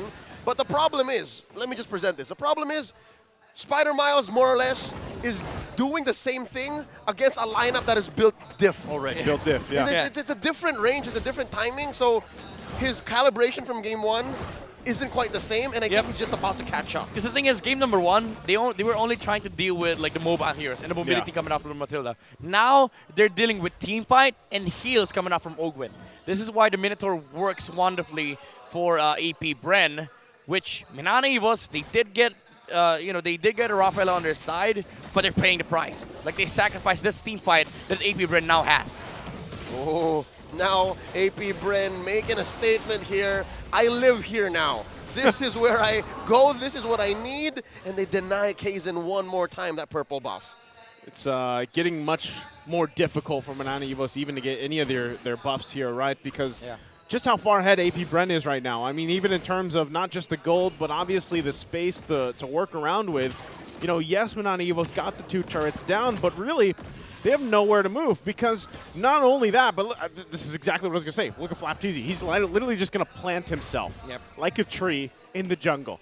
And that's something to deal with because if you were to get past Flapteezy, you still have to worry about Ogwin. You still have to worry about Kyle Teasy. And the way that they've been playing that is exactly that. Like, you cannot cross this line. You cannot get past this border. And if you do, then at least we have another option to go ahead and peel for who we need to. But that's one of the great things about Irithyll. As I was about to say, one of the great things about Irithyll. What was Lancey doing that far, that deep I don't away? know. There must have been a call, right? I mean, MNNE they were kind of spread out, and Lancey also used the Astral Recall. That's why he was caught out by the Irithyll. And again, it's a free Lord coming out from AP Bren. Still no Retribution being used, so expect for the next 30 seconds, this countdown on the blue side on the purple side, is just going to be another purple buff for the Fredrin. Yeah, and so, you know, given the way everything has been going, again, there hasn't been a crazy number of kills or anything like that, but it's just really being outplayed by AP Bren right now from MNNE. They're playing across the map on the macro level very well, the way that they're managing things, the way they're finding wins in different lanes, even solo. Yeah, I mean, how do you deal with this if you're MNNE now that you have the Lord making its way down the mid lane? I mean, at this point, you really have nothing against AP Bren. You just have to wait for a mistake or punish a guy that walks off the grid from AP Bren, or maybe catch the Irithyll off guard. Well, it starts here. Lord crashing on through mid. Lancey AR and Doming just throwing everything out there just to clear it. Gets the job done, even bottom lane. What did I tell you? MNNE, as long as they stay inside their base and try to buy time, try to figure something out, the game continues. They have good wave clear, and there will come a point in time where items and gold lead is not going to matter. Mostly it's the 50 to 60k gold mark, wherein execution is really what changed the game. Oh, Lord JM here, taunted over by Kyle Teasy. Mid lane inhibitor falls. That's already permanent damage. AP Bren deals to MNNE. So they're respecting the fact that MNNE can still claw back. They can still fight back here, especially with Domeng able to farm up quite well for the past few minutes. Oh no. Kaizen lost the battle for his orange. Now caught here. Razor's Rat still alive. Heavy spin. Super Marco nips it at the bud. Takes down the big old panda. Now Lord JM wailing away, backing off slowly, stays inside their base. That's a pickoff clean for AP Bren. No minions, however, so they have to wait for the next Lord. Problem is, even if MNNE EVOS holds their ground like for the next 5 minutes, the only scaling hero on their side is the Beatrix and the Novaria. While you look at AP Bren, you also have to consider that the Valentina scales alongside the Erythro. So the damage output coming out from View is going to be off the charts as well. Oh no, Lord JM here spends his flicker. Bottom lane inhibitor already falls. Lord JM comes in with an offensive penalty zone. Might get punished. Flapteezy looking to put some beads on him. Super Marco weaving in and out, in and out. Hey, get out of there. Okay. They still hold on to one turret in the base. Lord's going to be up into 20 seconds, so AP Bren, massive lead, obviously, across the board here. But, you know, still, would MNNE EVOS actually have an advantage or at least find a little hope in contesting the Lord? Or do they just continue to do what they do? Give it away to AP Bren, defend in our base, Midnight. They have that snipe factor, though. Like, the Lord steal is still possible. It's hard to execute, but it's there. You know, the Astral Recall into the snipe coming out from the Beatrix. Ooh. So it definitely is still a possibility for MNNE EVOS. Okay, right now, Lord Dance going to commence. Kyle Teasy will go ahead and pull that to their side. Obviously, multiple members of MNNE EVOS going to want to contest this, it looks like. So this could be on the whims of Lord JM as well for a setup. He doesn't have the flicker, so he's only got to rely on that penalty zone. We'll see if they can actually find the angle they're looking for, but right now, it looks like AP Bren could possibly just take this Lord, and MNNE EVOS will be up to defend once again. AP Bren, best believe, looking for the blitz, scores it clean. And they're going to have to look for a re-engage. MNNE EVOS understands. Damn, that door from AP Bren, like the Uranus and the Valentina standing in front of the Terizla, not letting him walk through. This is, again, AP Bren showing how you do Lord dances. But we've seen this before, AP Bren holding such a huge lead, a good command in the mid to late game, but they lost it against RSG. So they should be really careful with how they treat this next team fight. Lancy and Doming AR are priority targets. Here we go. Could be the last team fight unless MNNE EVOS pulls something out. Holding on to their ults. The Astral Echo goes out already. They clear the Lord just as quick, but the final inhibitor falls up top. Good clear here. Once again, we've been talking about the strength of MNNE EVOS' composition.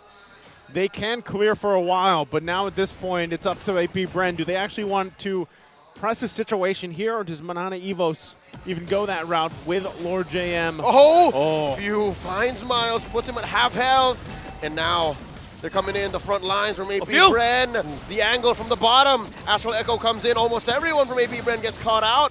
Flapteezy, third of his health, still has an immortality. Oh, the chase! Pops the consecration now. And for the first time in a while, MNNE EVOS actually wins an engagement, kicking AP Bren out of their base. Again, we've seen this before. AP Bren not really able to end and close out the game. MNNE EVOS, they have that scaling factor. Even though AP Bren, they still have the Valentina, the Beatrix, and the Novaria is getting out of hand. Like the damage output coming out from the Astral Recall, and of course the ultimates from the Beatrix is shredding through the HPs of AP Bren.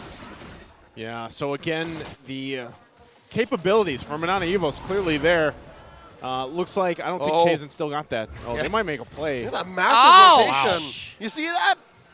That hurts. A third. That's big damn. Super Marco felt that, definitely. 2/3 of his health chunked away. There you go. A Quick max. single recall.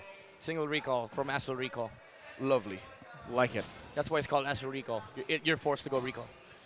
That makes sense. That does make sense. Or one way or another. If you die, you recall. Effectively. And if you Technically. if you don't get to recall, that means you're dead. You're in the astral form. Much like Astral here. plane. Yeah, much like Lancer there. I love it, man. The vision that MNNE EVOS has here in the late game allows for them to actually make the most of, again, we're approaching the full build threshold. What was that, 50, 60K? 50 to 60. I can't believe it, they made it. Yeah, MNNE EVOS is 1.8K away, 1.5K away from the execution battle. This is where the game halts, and you guys have to think about how to execute team fights, because at this point, gold lead is not gonna matter. Like what matters here is the positioning of the XP, the jungle, and the gold around these objective takes, which are the lords. It's not just that, but also, you're in terms of like itemization at this point, it's really like who has the immortalities, who's juggling those items, the Winter Tranchants, the Wind of Natures, even the Rose Gold Meteors, right? Like those types of things will play a part here, but actually MNNE EVO's able to get into a position where they can actually at least dance, right? At least be a part of the Lord Dance, but also keep an eye on the positioning here, especially on the bottom side. They're going to have to watch out for that, and AP Bren might be looking for their own kind of angle to work around with. Flap TZ will do what he's known to do on this Uranus pick as he plants himself there. Also, keep note, Few has the heavy spin himself. So this could be just a big displacement battle that they go for, but right now, AP Bren is going to hold this Lord on their side in their favor. Lord JM looking for an angle. He does have the Flicker available if he wants to push in with the Flicker penalty zone. All right, for the first time, Ogwin and Few actually reveal themselves. And they're once more rotating, finding that Y bush. Super Marco here holding the river bush. Spotted by Kazin with an early heavy spin. And Ogwin with the roam. Conceal coming in. Rotating through. Oh, AP Bren's going to blitz. 20K. Lord. Doming with a quick old snipe. Taking Super Marco down a quick jump. Penalty zone from Lord JM coming through. Lord here, a tenth of its health. Who's going to take it? Kazin not going to be able to retreat. Kyle TZ scores it. And now the big old panda gets caught out. Super Marco with a kill. The base. Man down. The base. Watch Doming. Gets his immortality pop. The base is in danger. Want to get them consecrations and those ionic edges in. They're a man down. 4v5. Big old defense needed from MNNE EVOS. They're trying to get a wave in. AP Bren. They're taking their time. Lord's going to push in here in the mid lane. They're waiting for it. They're still down a member.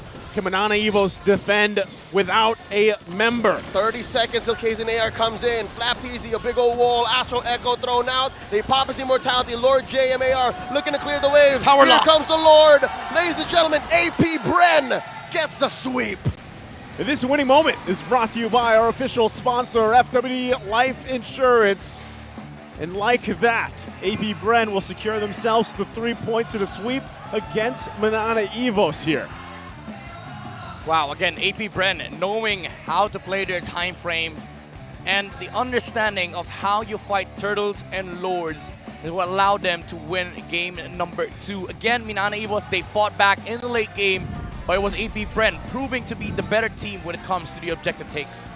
As we saw from the charts before we led in the series, that's what makes AP Bren such a scary team, right? This was on display even when we were talking about referencing their triumphs through the international stages, right? That was something that stuck out very much so for a lot of people watching, for a lot of even the players playing against them. This was something that they regularly talked about, was just the prowess that AP Bren has when it comes to the objective takes, and that was it right there. We saw how they approached those Lord fights. We saw how they dealt with that. And there were some great moments too, of course, from MNNE EVOS, but unfortunately they just couldn't get through, right? And even at the point when we were just talking about, man, they've caught up at least in terms of economy, right? They had the items that they needed. The damage was clearly there. Great, before all that unfolded, great snipe shot. But unfortunately, it wasn't enough. Even when Lord JM jumped in, like we kind of expected with that penalty zone, the flicker combination, he wasn't able to catch Super Marco. And then Kyle TZ. I don't know what it is about him, but he is just on point for a majority of the time, I would say. Not all the time, not 100%, but every time he's going for the retributions, it's usually on point, right? So congratulations again, AP Bren there for that sweep.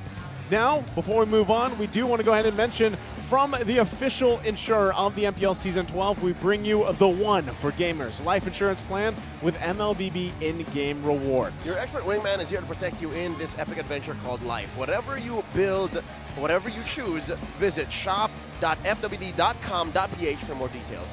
And there's more. Yep, you have to catch the MPLI on November 15 to 19 to witness the top 4 MPL Philippine teams to compete in the only tournament in which a PH team has yet to dominate, unfortunately. Wow. That's heated, right? Again, I think there's already been a lot of talk online, a lot of whispers online about exactly how that's going to go. No matter if MPLI's 2023 format comes down to a fan vote group stage, we all know what's going to happen, right? What's going to happen? What, we're losing out in the finals? I thought you guys were going to help me out. No, I PH just is want going to win. Of course PH is going to win. Yeah, I mean, for me, it's a tournament where we kind of have to let go of, right? Okay, you know what? This team right here on stage that we're going to be talking to in just a bit, right?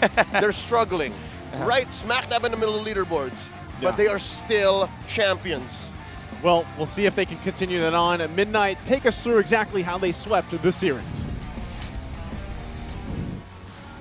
Well, a lot of similarities from game number 1. It felt like this was a different multiverse that we are into, but AP Brent, again, with the understanding of how they take objectives, specifically the Turtles and the Lords, is what allowed them to have, again, the advantage on game number 2. And again, it is Ogwen on the Minotaur that allowed AP Brent to capitalize on the early game momentum that they had. That first turtle take that Minoan's Fury lay down on Minana Evos' face alongside a stolen ult for the Valentina with the heavy spin, pinning out the Akai of Minana Evos, not letting the turtle be taken by the Tigers is what allowed AP Bren to have this amazing early game control once again. Kaizen AR got knocked up before he was able to pin Kyle Teasy onto the wall. Even though there were a lot of the moments where Minana was looked like they were the better team, again, it came down to the minute details. Super Marco living with 50 HP, the heal from Ogwen, and the leather jerkin is what allowed the Irithel to survive the initial gank onto the top lane. However, next thing you know, Minana is back on a gold lane trying to take out the Irithel, but the macro gameplay from AP Bren is again what is allowing this mid-game to be in absolute control for the Bees, as they knew that they had to fight outside of these objectives to sort of like force out the spells coming out from Minana Evos, the heavy spins, the flickers, which we saw most of the time in the mid-game where Domeng AR, Spider-Miles AR were just being zoned out by AP Bren just because of the fact that Kyle DZ was constantly standing inside the jungle of Minana Evos. Now, these Lord takes were very crucial. Again, Kyle TZ being on point with the retributions, and of course, the frontliners of AP Bren standing behind the enemy lines, making sure that the Minana Evos could not help out the Akai, and AP Bren, with the peel for the Aether, was just able to walk towards Minana Evos' space and straightly end up the game right here. And then, AP Bren, again, with these understanding of how you fight into the Lords is what is giving them the benefits and the advantage of actually engaging against Minana Evos. So now we look at the kill map here for Ogwen, the 5 assists that he took. Looking at the assist, look at the heroes, look at the faces, it's the Akai. These targets are what is most important for AP Bren. Mostly it's the Akai because Akai does give Minana Evos like a huge advantage towards the turtle fights and the Lord fights because of the presence of the heavy spin. If you remove that from the equation, AP Bren gets a more successful time in contesting the Lords away from Minana Evos. That's why it's really crucial for Ogwen to actually help out, engage into Kaizen AR, not let him actually take out the turtle in the first minutes of the game, because Minana Evos, if they were able to take the momentum and swing it towards the side, mid-game is going to be hard for AP Bren, considering that they have a lot of power and fire damage in the side of Minana Evos, like the Beatrix, the Novaria scaling toward the mid-game with the zone and pokes that they have, especially with the frontliners of the Akai and the Terizla. It will prove to be fatal for AP Brent. But again, the momentum was on the side of the Bees, and Super Marco was just able to amass so much farm on the side, and he was able to deal so much damage in the mid-game, and that propelled AP Bren towards the late-game territory wherein Minana Evos had to play recovery. And meaning, what I mean by recovery is that their positioning has always been defensive. They were always inside their base, while AP Bren amassed a huge lead, 10k gold lead against Minana Evos, distributed towards the players of AP Bren, which again allowed them to get more items, meaning that directly translates to more damage for their heroes and more kill participation against Minana Evos. Now, you see, the Minana Evos, they did have damage potential, especially on Lancy AR with the Novaria, 78.4k damage dealt from Minana Evos, but it was Super Marco that was able to farm up for AP Bren and make sure that they have an insurance policy in the mid to late game, pushing out the towers and making sure that they have absolute control of the jungle area of Minana Evos. Again, the JC, not our anchor, but the jungle control from AP Bren is what allowed Minana Evos to, from AP Bren to force Minana Evos into this turtle mode wherein they were playing to recover while Flap TZ, Kyle TZ, and the gang just stood around in front of the MNNE Evos' jungle, and again, Ogwin really capitalizing on that Minoan Fury to stop any reaction, any re-engage potential coming out from MNNE Evos, and that is what spelled the victory in the dub here for the victory here for AP Bren and the dub here for MNNE Evos. Thank you very much for the breakdown. Midnight, like the little acronym there as well. Jungle Control, right, for JC. Yeah, there you go. You go in the frame. I can't fit. I can't go over there. So right? wee bits off. Yeah. But I was a bro for 5 seconds. You're part of the Wee Bear Bros for a Thank reason, you. right? Not only that, but also You look lonely. I mean, I was. He's somewhat. His name's Midnight. You were saying? No, I was just gonna say we did just get word that with that, by the way, AP Bren qualified for the playoffs. So congratulations, AP Bren. I think a lot of people are wondering if they would get there, with a little bit of a shakiness throughout the regular season, but still, I mean, even with this, when they're on fire, they're on fire, right? So we'll see if they can continue that on. Of course, they still have matches next week to round out the regular season, but they secured their playoff spot. And now, one thing that I would say, though, is with AP Bren, even what we saw last season, if I remember right, a lot of people were surprised as how they were performing in the regular season, and then, unfortunately, things kind of fell short for playoffs. Okay, you know what? With this win and this bit of good news for the Hive, for the Bees, I think, on a personal note, one more win, may it be a series win or a 2-1 in Season 12, I'll say they figured out the patch. I'd say it's all behind them now. I agree. Okay, we'll see if that ends up happening. Again, there's one more match to round out week number 5 here, and it is going to be on fire. It's RSG Philippines versus Echo. Echo, what's on the line for them, right? Well, it's the streak, I would say, 12-0. for the most part. 12-0. I'm getting tingly. Yeah. I'm getting tingly. All right. For both of them. I mean, RSG needs to bounce back like they never have before. They lost to MNNE Evos. If you watched last night, you know what I'm talking about. They lost to MNNE Evos. Questionable 0-2. pick. 0-2. 0-2. I'm very vocal. I'm an RSG Philippines fan.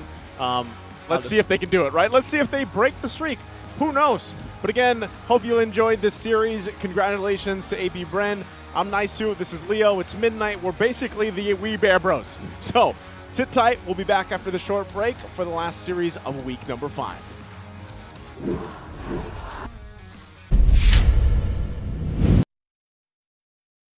The 12th season of MPL Philippines is brought to you by the following sponsors. Smart, the official telco partner of MPL Philippines Season 12. Our official sponsor, Infinix. Infinix Note, ultra-fast gameplay. And FWD Life Insurance. In the epic adventure of life, FWD is your expert wingman. Celebrate your victories living with FWD. Our partners in esports, Maya, it's everything, and a bank. Secret Lab, the official gaming chair of MPL Philippines. And Pi Channel. Experience the MPL-PH Season 12 action live at Shooting Gallery Studios. Tickets are now available on our official ticketing partner, Slash. Don't forget to catch all of our official league content on TikTok, Facebook, Instagram, and Twitter. To ensure the equality and fairness of our games, MPL Philippines is also monitored and supervised by the Games and Amusements Board. Habang yung blacklist ay kumakapit pa, ayaw pa rin kita na napakalakas pa rin ng Pilipinas.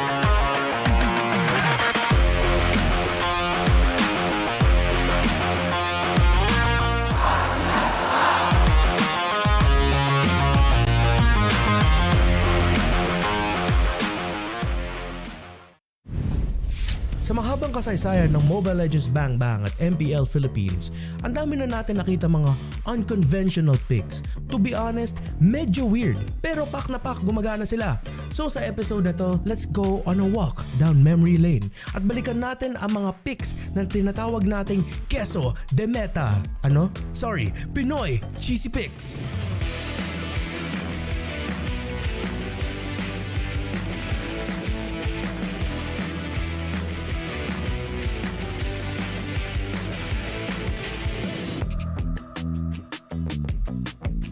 Ang mga epektibong cheese picks na ito ay nakabatay sa unorthodox picks na hindi inaasahan ng enemy team at kadalasang wala sa current meta para masurpresa ang kalaban at talunin ng mga ito. Una dito ay ang feeding diggy strategy na ginamit noong Season 6. Tulad ng sinabi natin, ang strat na ito ay nakasalalay sa pag-pick ng hero na Diggy. Ang kanyang passive skill na Young Again na nagbibigay Laging gumagabay sa akin every time papunta sa trabaho, pag-uwi sa bahay. Pinayagan ka pumunta dito. Yes po. Yun naman, yun ang best part, na support talaga ang asawa at ang wifey ni Kuya Romel para sa'yo. So, dyan ka man, chillax ka lang. Alright, Madam Faith? Sino naman ang expert wingman mo? Actually, yung expert wingman ko, kasama ko siya tonight. Ay, kasama mo siya today! Yes, so this is our first time na manonood ng live sa venue. Kasama mo siya? Asan siya? Alright, so can we request a little stand up? Dahil ng konti? Kasi ito ang opportunity. Andito ka na rin eh. Please give it. Ay, sige, explain mo lang. Bakit siya ang expert wingman ng buhay mo? Siya yung expert wingman ng buhay ko kasi he supports me in everything I do. And through my ups and downs, siya yung kasama-sama ko. Hala, kinikilig naman siguro. Parang hindi daw. Pero legit yun. Guys, legit yun. Okay, so I'm gonna be giving you the shield over here. Make sure to do your poses together with the shield na hatid sa atin ng FWD Life Insurance. Unahin na natin si Kuya Ramel na kahit papano, even though hindi niya kasama, even though hindi niya kasama yung kanyang wifey dito ngayon, okay lang yun because it's gonna be FWD, the one for Gamers Insurance plan para sa inyo. Siya magiging wingman mo sa buhay para siguradong epic ang inyong adventure. Now, if we're gonna go over to Miss Faith, it's time to pass the shield over. Grabe, nag-enjoy siya, oh. Grabe. Now, passing it over the shield to Miss Faye. Dahil kasama niya naman, dahil game na game ka sa yung FWD Expert Wingman pose, we also have the one for Gamers Insurance plan para sa iyo. Ito ang customizable insurance plan ni FWD na available from Gen Z to Gen X. Make sure to celebrate your victories with FWD, the one for gamers. And there we have it. Okay, so ito na yun. FWD, you finally got the poses in. I'm gonna take the shields from you guys and maraming salamat. Hindi ko alam kung paano hawakan pero ibabalik ko na lang muna dito kasi intense sa magiging matchup yesterday. So, please give major shoutouts and magpasalamat din tayo sa FWD. Romel? Thank you FWD Insurance. At shoutout po sa asawa ko, Regine Hernandez. Right. Shoutout sa'yo. Miss Faith? Hello to all my family and friends. Shout out kay Jose. And of course, you can follow me on my socials at DJFay1075 and keep on wishing. Alright, maraming salamat, Miss Faith and Mr. Romel. Once again, this has been Smart All Access. I'm Hans Galeria and malapit na ang RSG Philippines kontra sa Echo, kaya wag na natin patagalin pa to. In just a few minutes, ay maglalaban na sila. Magbabalik ang MPL Philippines Season 12.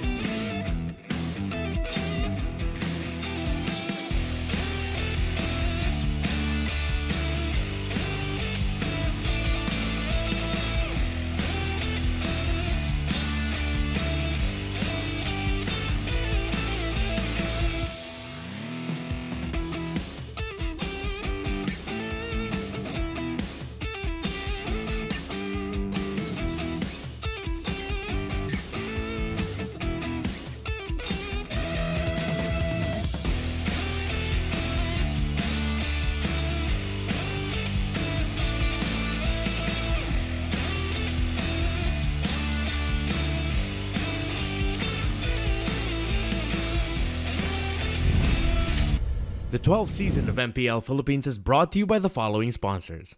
Smart, the official telco partner of MPL Philippines Season 12.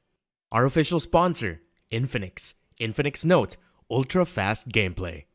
And FWD Life Insurance. In the epic adventure of life, FWD is your expert wingman. Celebrate your victories living with FWD. Our partners in esports, Maya, it's everything, and a bank. Secret Lab, the official gaming chair of MPL Philippines. And Pi Channel.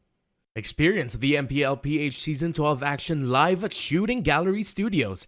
Tickets are now available on our official ticketing partner, Slash. Don't forget to catch all of our official league content on TikTok, Facebook, Instagram, and Twitter.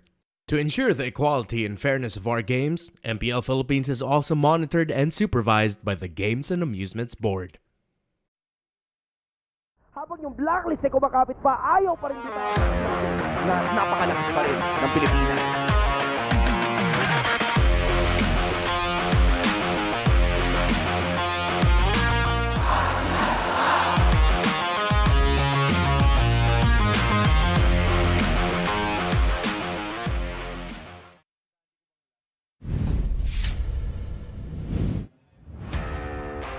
Good evening, MLBB fans all around the world.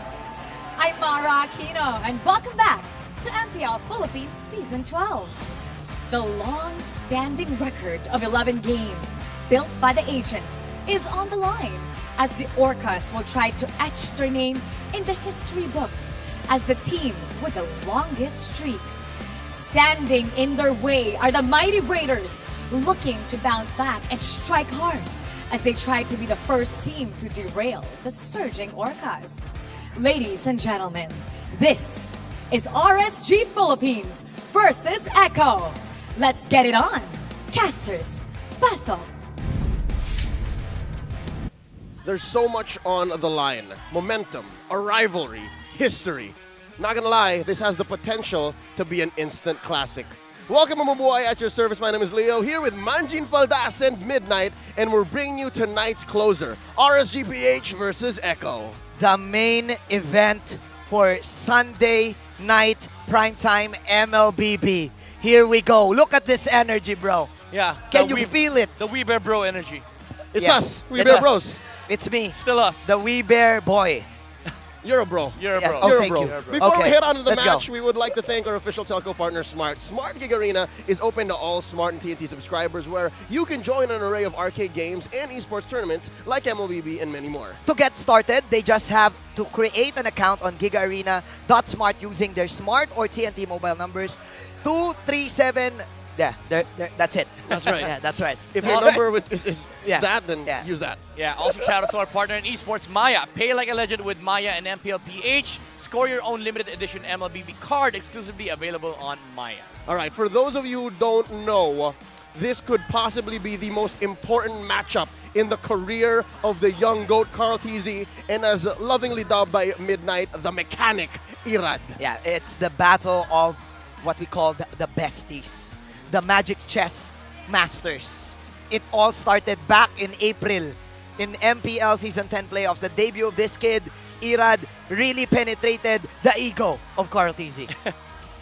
And you know what's crazy? The besties are having to fight in a very, very dangerous situation here because Echo, they're about to break or shatter, I would say, the streak of Blacklist International, the onseng laro bago matalo. Yep, as a wise man once said, because prior to that, it was Bren Esports, then now AP Bren, from just last season with 9 matches won straight, and then TNC snuffing their flames out. And then in Season 8, it was Blacklist International, the most dominant team in the game. Watch this. You know that, right? I know that. But Echo now is on the brink of making a new record. Yeah. If tonight they beat the Raiders, it's 12. And at the forefront of this historical event, it's history as we speak. I can hear the music now from a musical. It's history has its eyes on you, Echo. This will cement their victory the whole year. Yep. And here's what he said about Irad. This is the new development in their their bestie chronicles. He's my buddy. We play Magic Chess together. Irad, please give us the match. It's our achievement. Please, I'll let you win at Magic Chess. Yeah, come on. Like, you are the obstacle, right? Echo. Oh, it's legit. And it's legit. It's legit. They play. Yeah. Who won though? Is it Carl? I don't play Magic Chess. I'm sorry. I think so.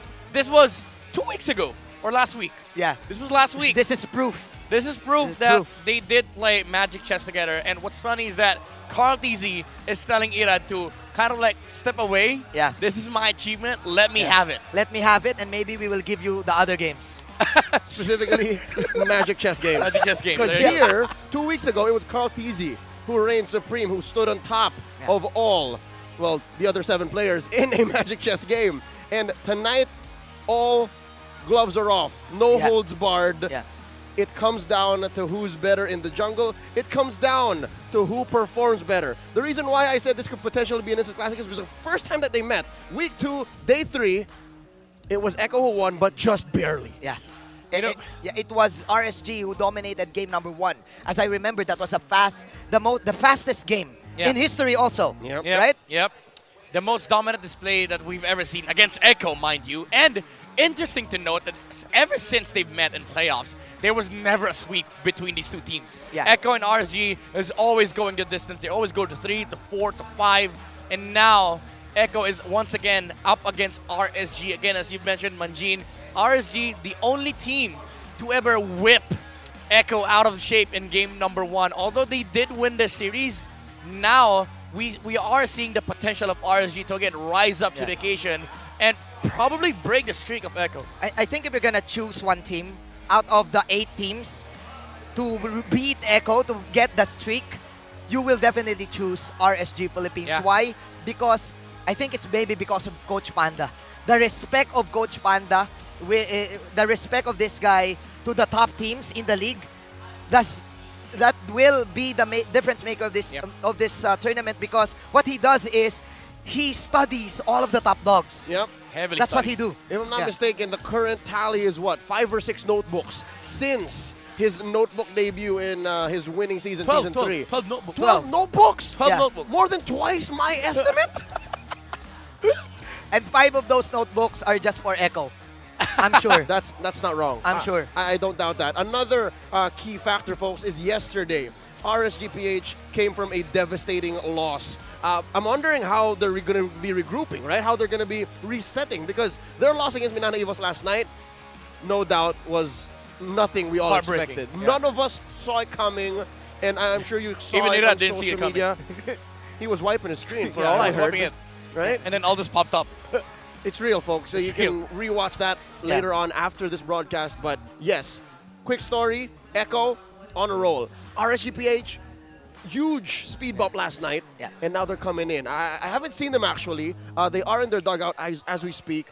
I wonder how they're looking. I wonder what their body language is like. I can sense the aura backstage. When I saw Light, he was in his zone. He was in this zone that you cannot ask him anything. He's just focused. Oh yeah, he's just focused. You know the kid, right? He's in a stare down mode. He's in stare down mode. He is in the Kira zone. He's in the tunnel. Yeah, He's in the tunnel. He's trying to look for the light. And he doesn't want to do the Aldous again. Yeah, for sure. For sure, I think David. even the fans don't want to do the Aldous again. But do keep in mind, there's a little quick trivia.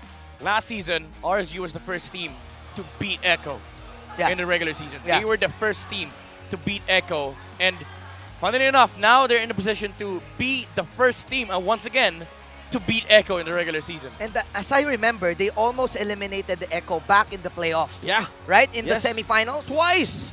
There you go. So, folks, there you go. The seeds for this rivalry, the seeds for this great story that we're telling now have been planted. This is long-term booking, Manjin. Long-term storytelling since April. For how many months already? And this is just the start. And they say MLBB is a quick game. No, it's not. We've been telling the story for more than 6 months now. So with that said, let's go ahead and throw it over to our insider for the All Access to get a little bit more on this matchup.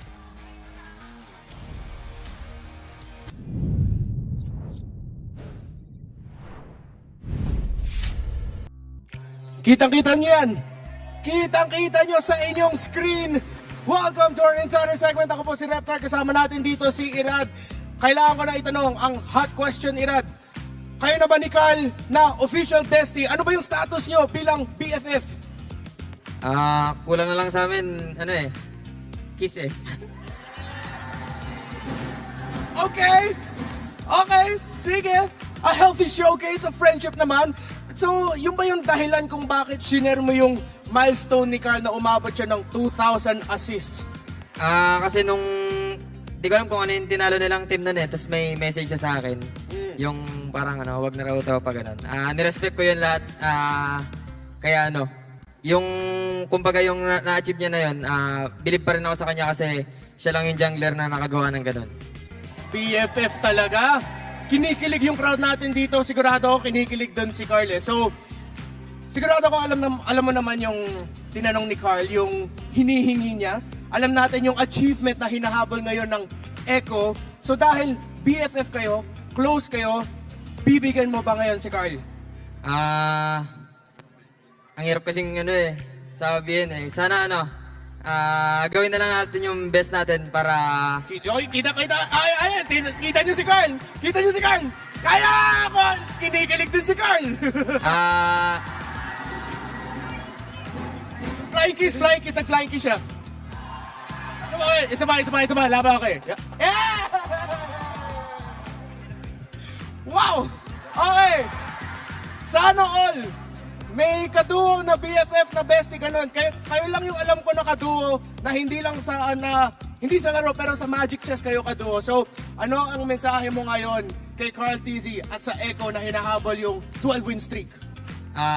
Message ko sa buong Echo, sana galingan natin parehas. Bigyan natin ng magandang laro yung maraming nanonood ngayon sa venue. Message ko kay Carl, good luck. Sana ma-surpass din kita. Ayan. At saka, one last, mabilisan lang, mensahe para sa Raiders. Salamat sa lahat ng pumuntang Raiders. Tsaka, supportahan nyo lang kami, gagawin namin yung best namin yan. Okay, sabay natin i-flying kiss yung camera, okay? 1, 2, yun. Casters, kayo na. Truth be told, folks, I did not expect for the Irad and Carl TZ Bestie Chronicles to take a turn in that direction. I mean, Midnight, he's your creation. You never expected for him to do this. I never thought in my career that I would see Carl TZ do this motion. I mean, he has a girlfriend. He did.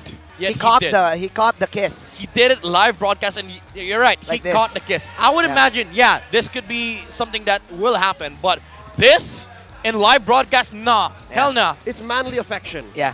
They're besties. That's how close they are now. Yeah. And again, it's one or the other, right? It's either they become fierce competitors or they acknowledge each other's skill this way and just say, you know what, let's just join forces. Yeah.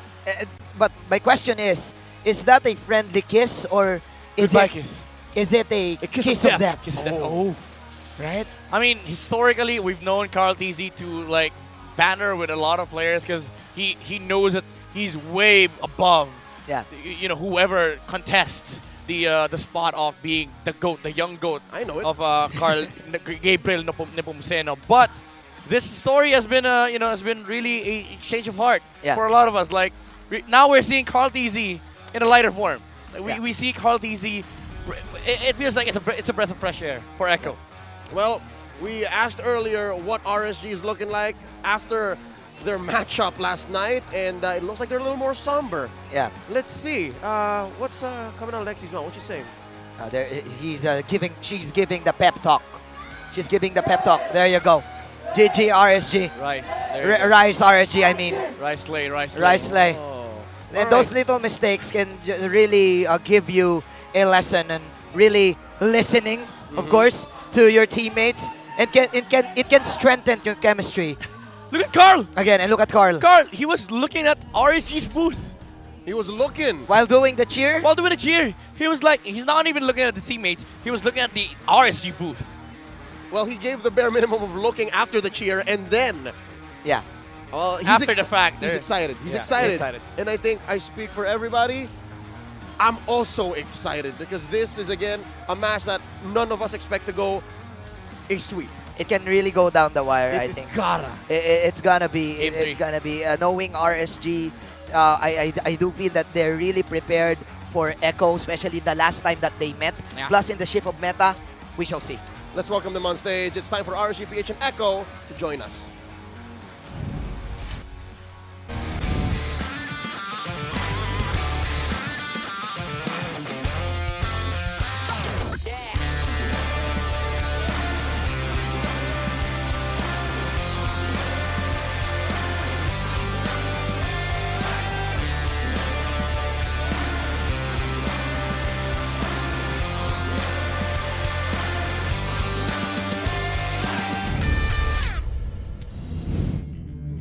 When they stumble and fall, they rise and they slay. Reppin' Raiders International, this is RSG Philippines!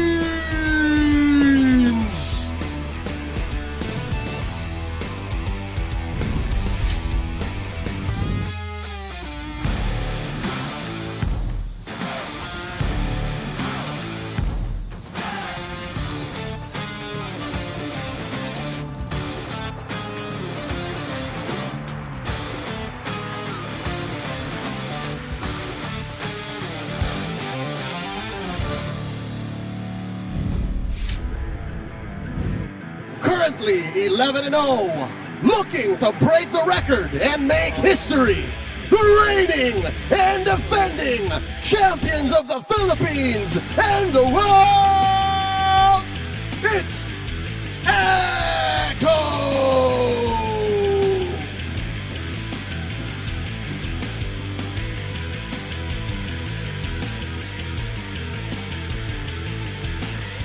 And their coaches, Coach Panda and Coach Tic Tac.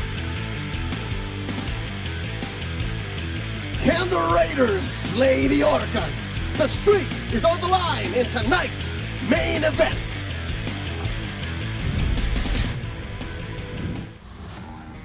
Great to see RSGPH back in shape. Not a sign of anything that happened last night, so they're fresh. They're fresh. I still consider this team the dark horses of the season. Sometimes they win, sometimes they don't. But what we know is they are always prepared, especially for the challenges that comes their way. Yep, when it comes to objective takes, RSG Philippines, again, one of the most fundamental teams out there. They are the ones that you're going to pick if you are up against Echo, especially now that you have to deal with a lot of the winning formulas on the Orcas, the ecosystem, the Econnection, the Echo Express. Yep, they're facing off against the defending champions here.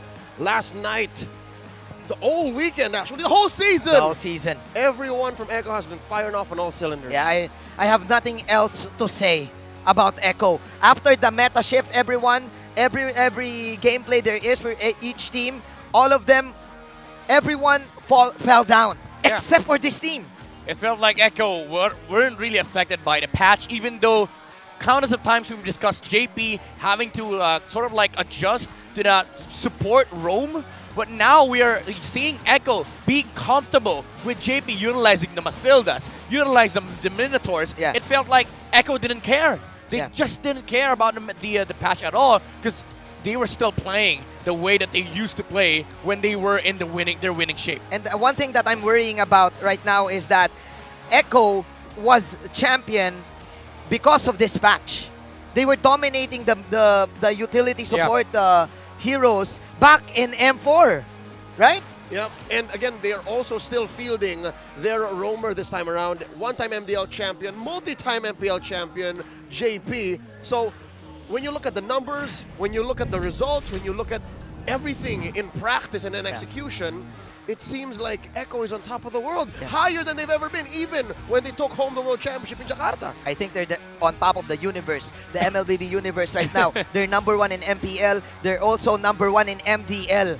Why is that happening? Well, Midnight's going to explain exactly why through the keys to victory brought to us by Infinix. Well, there's definitely a lot of it in the line here for both sides, RSG and Echo needing to take a win away from each other. And to do that, they need to follow the keys to victory brought to us by Infinix Note Series ultra-fast gameplay. Now, for RSG Philippines, they have to help Irad, during the objective takes. We all know that Echo loves to switch up their gameplay. Sometimes they go for the Echo Express to make sure that they take down the jungler first before they actually take the Lord. Turtle and Lord dances will revolve around who gets the better position. That's why RSG needs to make sure that Irad does not get picked off by the Orcas. Now, for the side of Echo, they have to force Light out of his comfort picks. We all know that Light has been able to perform really, really well when he is on the Light heroes. But on the other hand, you have the Orcas who are able to adjust on these role position heroes. That's why JP has been really fundamental to the success of Orcas. And to be able to make sure that they have the advantage, you might start wondering, you might start looking into the hero pool of Light even further, removing the Kufras, the Minotaurs, maybe even the Chos of RSG Philippines. And for both sides, manage the lanes properly. Gold lane, mid lane, XP lane, everything is going to matter here, especially with what RSG did against Echo. They have to make sure that they have at least stable lanes to prevent the jungle controls and the invades happening from both sides. Again, these are the keys to victory brought to us by Infinix for both Echo and RSG. Help! Echo's doing so well, they also have to watch out for another lane, the fast lane. If RSG can't stop Echo's snowball, then it's over. So how do you do all of those things all at the same time in the span of a best of 3? That's really hard. It's a really hard to answer question because I think Echo is just in a different level, especially in the draft. The what do you call it? The fast-paced draft, the blitz draft. The blitz draft. The blitz draft. Where they just pick heroes constantly. Yeah, constantly. But what I noticed about RSG is they like to play the playstyle of their opponents. They like to copy it, and they like to do it better. Just like what they did last time on game number 1, where they picked the highly objective type of lineup.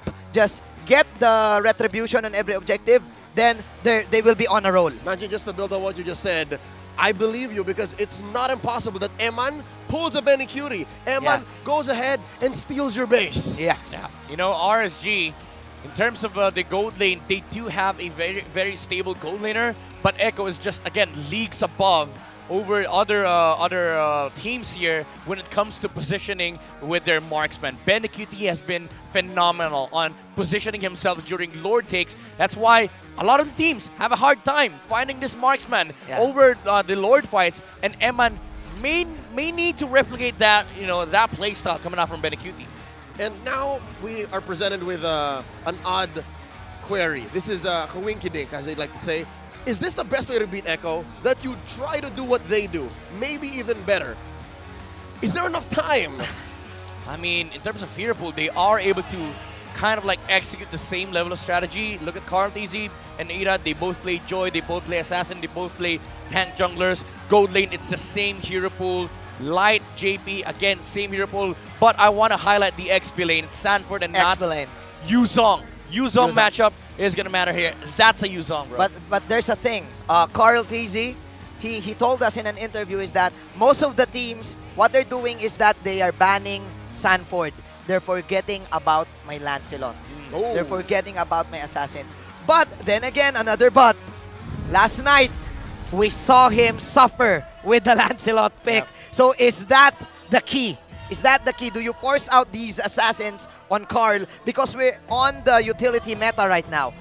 We're on the Brethrens and the Bakshas zone right now. And even the Akais. Yeah. So we're going to see what the priority is for both of our teams tonight. It's a battle of minds, a chess match between Coach Panda and Coach Tic Tac. As we go into the draft, it's Echo on the play. RSG answering back. Out goes the Joy, the Lancelot, and the Angela for the Orcas, while the Raiders ban out the Kadira and the Matilda. It's actually Echo that paid respects to the Lance towards the hero pool of Irad, removing both the Lancelot and the Joy. Now Paquito does get removed, so it begs the question, who gets the Yuzong on either side? Echo, they do have first pick. Valentina Fredrin is open, but they go for the Yuzong! Yeah, they go for the Yuzong. All right, I think Echo is expecting RSG, that RSG will bait out the Fredrin. So that's why they went for the Yuzong. Yeah, they're changing everything up. Yep, they're a step ahead. Yeah, they're a step ahead. This is a 225 IQ level pick here. Because maybe even more.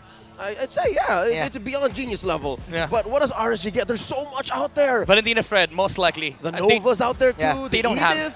I mean, they don't have any It's option. dangerous. Like, they have to take Valentina to be able to get that Dragon Form from Echo, just to have some sort of like response towards his first pick, Yuzong. Because at this point, you have to be really careful of what gold lane you pick for RSG. Yeah. How about Aldous though? Nah. No, I'm kidding. I'm Nah, kidding. nah, nah, I'm nah, kidding. nah. All right. So Terizla. And they went for the Novaria, except for. So they're letting the Valentina out. Yep. Oh, no! They gave up the Fredlin, and they gave the Valentina. Comfort picks for Echo. It's so fundamentally sound. Echo can do anything with these three heroes now. Yeah. Baksha, okay. These are top 3 heroes for Echo, by the way. Okay. And RSG, they do get their hands on the Baksha. Now, marksman pool is going to be limited for both sides. Bruno and Brody, I think, are going to be the priorities. Irrital and Ixia might just see the playing field here. But RSG, again, with their first set of heroes, early to mid is going to become a problem. You are up against a Fredrin, a Valentina. The only skirmishing here that they have is Terizla. Yes, you do have a Baksha. It's a good matchup versus the Fredrin. But against a Yuzong and a Valentina, that's a big no-no. I can sense that RSG, Coach Panda, Coach Brian, he's baiting something. He has a plan. Yep. Of course, you gave the top 3 picks for Echo. Echo can play these heroes with their eyes closed. Yep. Yeah. And even with the draft index showing that RSG has an advantage in vision, they also have a slight advantage in support and utility. There has to be something more. There has to be something else in the second phase that just blows our mind, that actually makes sense of the direction that they've taken. Going into the second phase, here we see RSG banning out the Ixia, and Echo taking out the Claude. So yeah, they're choking down on gold laners. Yeah. They might be eyeing on the Brody pick for RSG, I would say. Either the Brody or the Bruno, just to be able to deal with the Yuzong and the Fredrin. But even then, if you look at into the hero pool, Ben Cutie, like, he plays a lot. Even the Haddon sounds awesome here. Like, it sounds good for Echo, because you are fighting into that mid-game spike wherein your team fight composition is just leagues above RSG. Yeah. All right, so now do we get a gold laner onto Eman? Is this the Brody that we're looking for? I'm suggesting the Beatrix. So you have the Nova Bea snipe combo for an option. And there you go. There's the Kaja. So the Beatrix will make sense. Yeah, I was about to say that if RSG does not pick Kaja here, JP will get his hands on it. Now that the Minotaur and the Kaja is out of the option here from JP, there's also no Mathilda. Raphael is available, however, but we haven't really seen Echo like pull off these support heroes unless it's warranted. But Echo, they do have that flex factor of getting, there we go, the Bruno, and now the Cho versus Baksha and Kaja. This speaks confidence out of Echo. Yeah. It's a showcase of just good heroes in the metagame. It's a showcase. Nice. I'll allow it. Thank you. Nice. 3 out of 5. Good start, Manjin. Thank you. Now we're Welcome to the looking English broadcast. for one more hero. RSG, what's out there left? I'll go for the Bea. The Beatrix? Yeah, Bea is the Is safest Irrital choice. still open? I don't think it's good. Carry, okay. You're Because you playing. need the burst. How can we forget? How can we forget? But is this the right engage, though? Is this the right way to do it? Carrying the Kaja, final look at the index with both lineups filled. Oh my. Look at the difference. God, just look at the difference, There's a right? huge difference. Again, you are... Okay, the composition from RSG is well-rounded, but how much late game do you want? The answer is yes from RSG. But Echo, they have insane early to mid timing. Objectives, again, is going to be crucial here for both sides, but I don't see any way for RSG in terms of winning Turtles against Echo. Oh, given the draft, Echo getting their hands on all the heroes that they want. It looks like our smart audience predictions just heavily favors them. 80 plus to a measly, what is that, 82 to 18? Yeah, and looking at the on paper, of course, the odds is just gonna go that way. I think it's really difficult for RSG to execute this one, given that they gave, all of the favorite picks for Echo. This is the championship show that we're talking about for JP.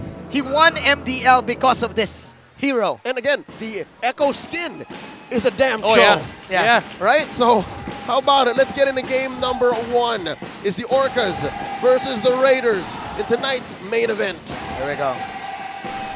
Steady start for both of the junglers. A classic Redrin versus Baksha. But look at that show once again. The vision game of JP trying to confuse Light and Irad with taking all of these objectives. Yeah, that's forcing a lot of reactions coming out from RSG. Like, they are trying their best to protect the jungle of Irad, but look at Echo. Like, all of them are spread out, and only JP is is forced to deal with a lot of the heroes from RSG. But RSG can't even do anything towards the Cho. Yeah, I think Kaja, the Light is just spotting out JP wherever he goes. Oh, that's 3 heroes hit by Valentina. 3 XP. 3 XP. So wave clear, boys. Just clear the waves, boys, says JP. Yep, the way that they're going, despite the quick and the early start, it seems like everything's going to come to a head in this first turtle coming up in about half a minute. It's going to be hard for RSG to deal with Echo in the early game. Again, if you look at their lineup, the only early game heroes that they have is the Terizla and the Baksha. You could consider the Kaja an early game hero if he hits 4 before the turtle, but where's the damage coming from? Like, where is the burst damage that can actually take down the targets for RSG?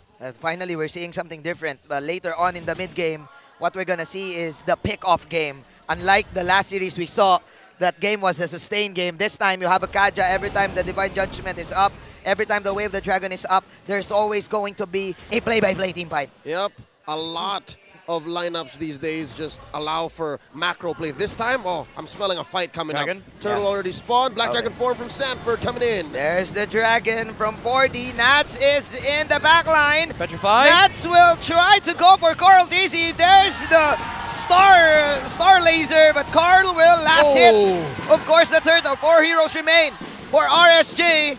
That's 1 kill for a Turtle. That's a good trade, though. A kill for the Turtle, and Echo can't capitalize. What's the economy on that? I mean, Echo definitely will have the advantage in terms of XP, but RSG will be able to capitalize on the gold department. The additional kill for these heroes will mean that they are able to farm up more because of the items that they get from the bonus gold and the lack of the presence of the Cho for the first few minutes. Oh, if Carl TZ and the rest of Echo win this tonight, that'll be 101 for the young GOAT, because last night's victory actually made him the first in MPL Philippines League history to get 100 wins. Looking at the rest of the map this time around 3 minutes in, it looks like Echo and RSG are forced to give a little bit of attention to Eman and Benny Cutie.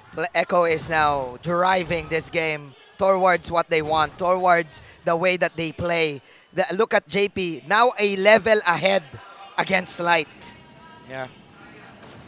A little bit unfortunate for Echo that the Dragon was late on the turtle fight, but again, RSG, they are sort of like making a move of their own, pressuring Echo to make a forced reaction as well, but then the story of this game is gonna revolve around the Turtle and the Lord fight, especially with the Yuzong being present in this game. Oh, nice hit coming out from JP. Oh my goodness. Did he dodge the Divine Judgment though?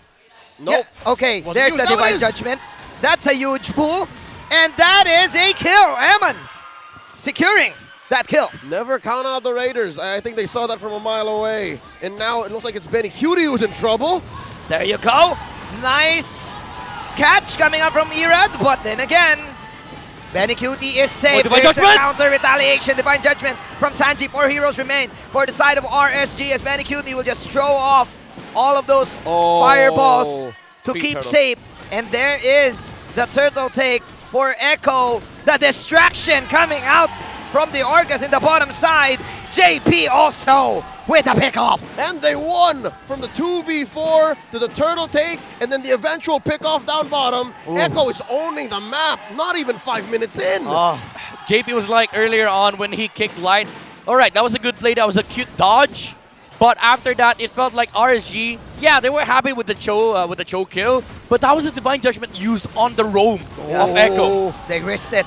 Again, another team fight coming here in the top lane. The Kramer is just going to be the casualty. No casualties whatsoever. What's going to happen here is if Echo picks fights like that and forces, again, the keyword is RSG to react. Oh, the Raiders are going to lose this game if they continue to do that. And the RSG is just reacting JC. right now. Here comes another. Okay, no pool. The JC, the jungle control coming out from Echo, forcing Irad to sort of like deal with the situation right now. He only takes greens on the other side. Level 7 now versus the level 9 of Carl Thesis Fredrin. And he stole away the purple too, folks. It's one thing to control the jungle, right? Make it hard.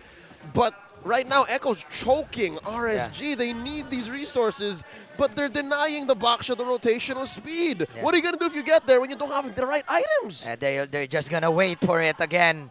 Wait for Echo to initiate and maybe pick off someone, punish the over-aggressiveness. But then again, this is Echo we're talking about. I hate to say it, but they're owning the first 5 minutes again of the match. Well, again, the draft index does indicate that Echo has insane early to mid. However, they should not be content with this, Echo, because RSG, they do have late game. They do have ways of catching. They have poke. They have vision. Come the late game, it's going to be very difficult for Echo to fight into 5v5 engagements. But they still have a lot of time to work with. Ooh, here we go. Echo going for the pull.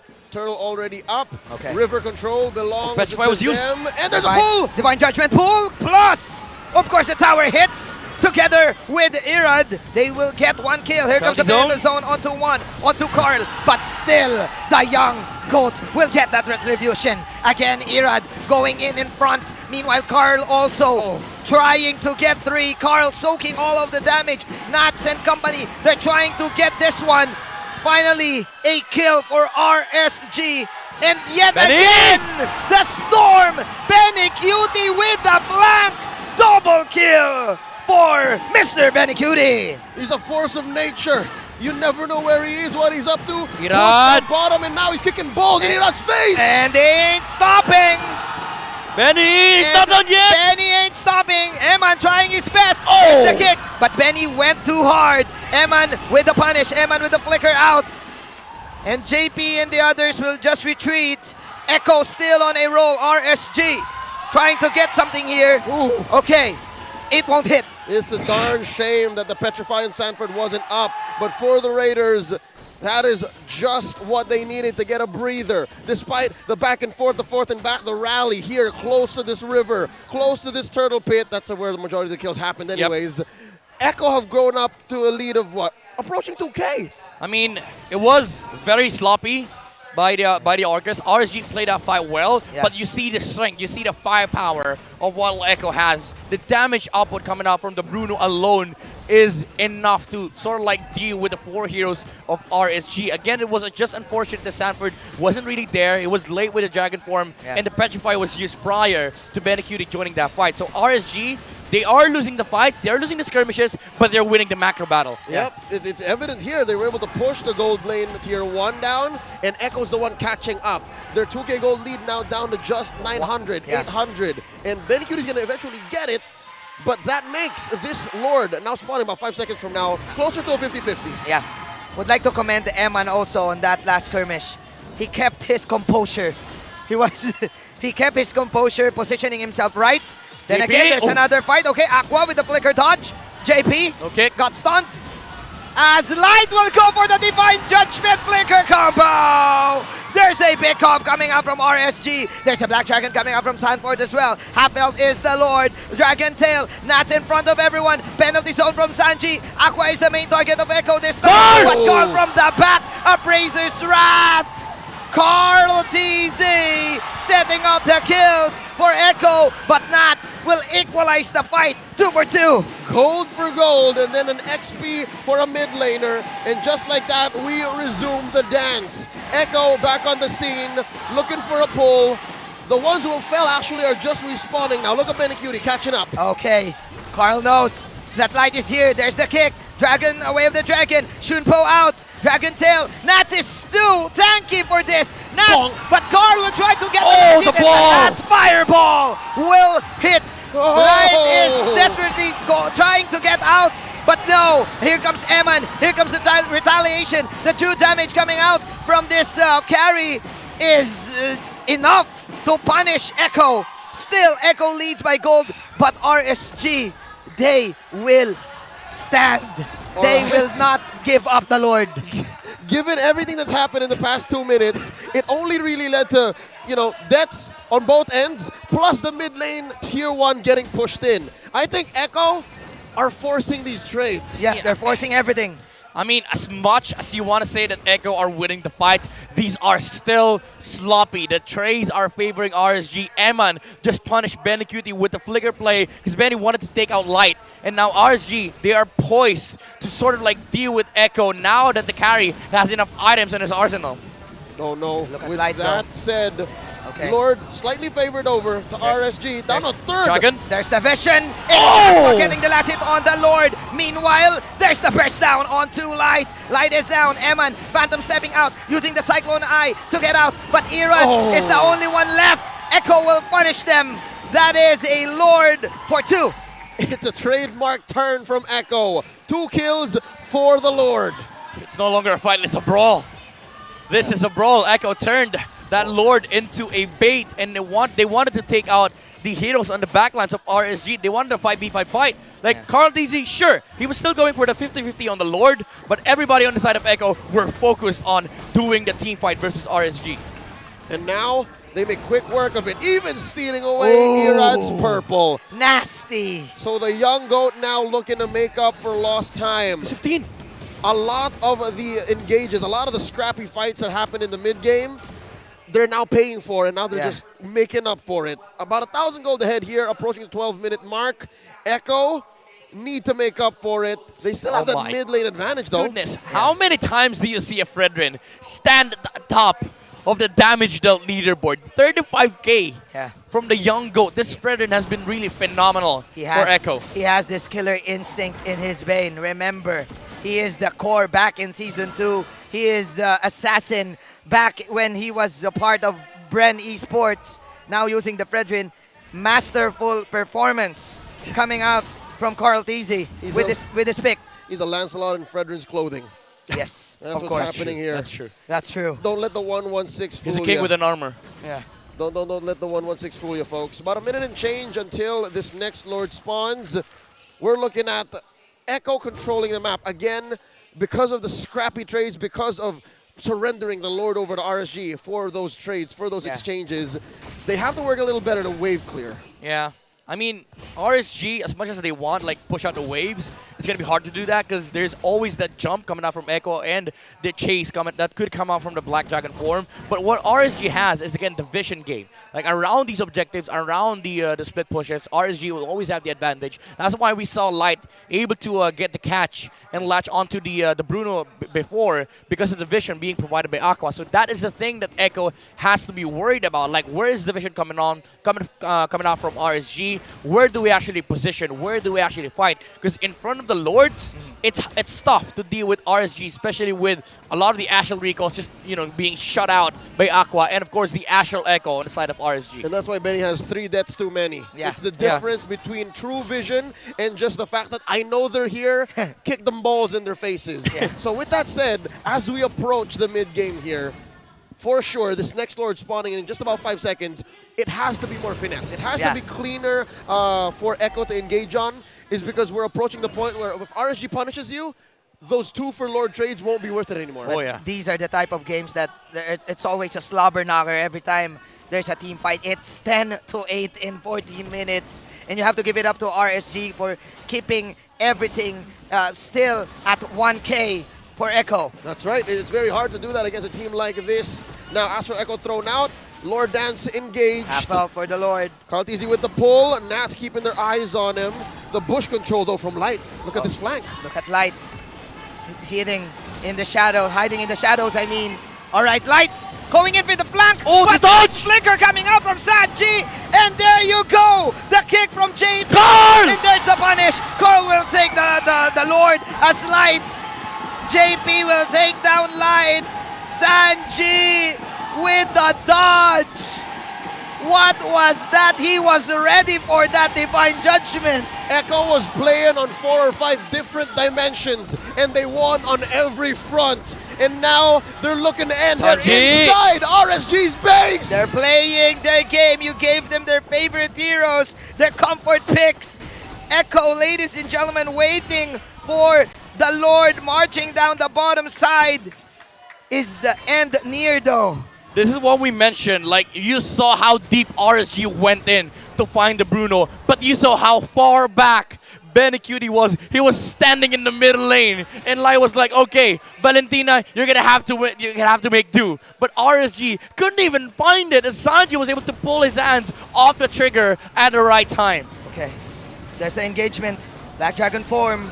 There's the Astro Echo Aqua trying to make something out of the Astro Echo, and there's the recall.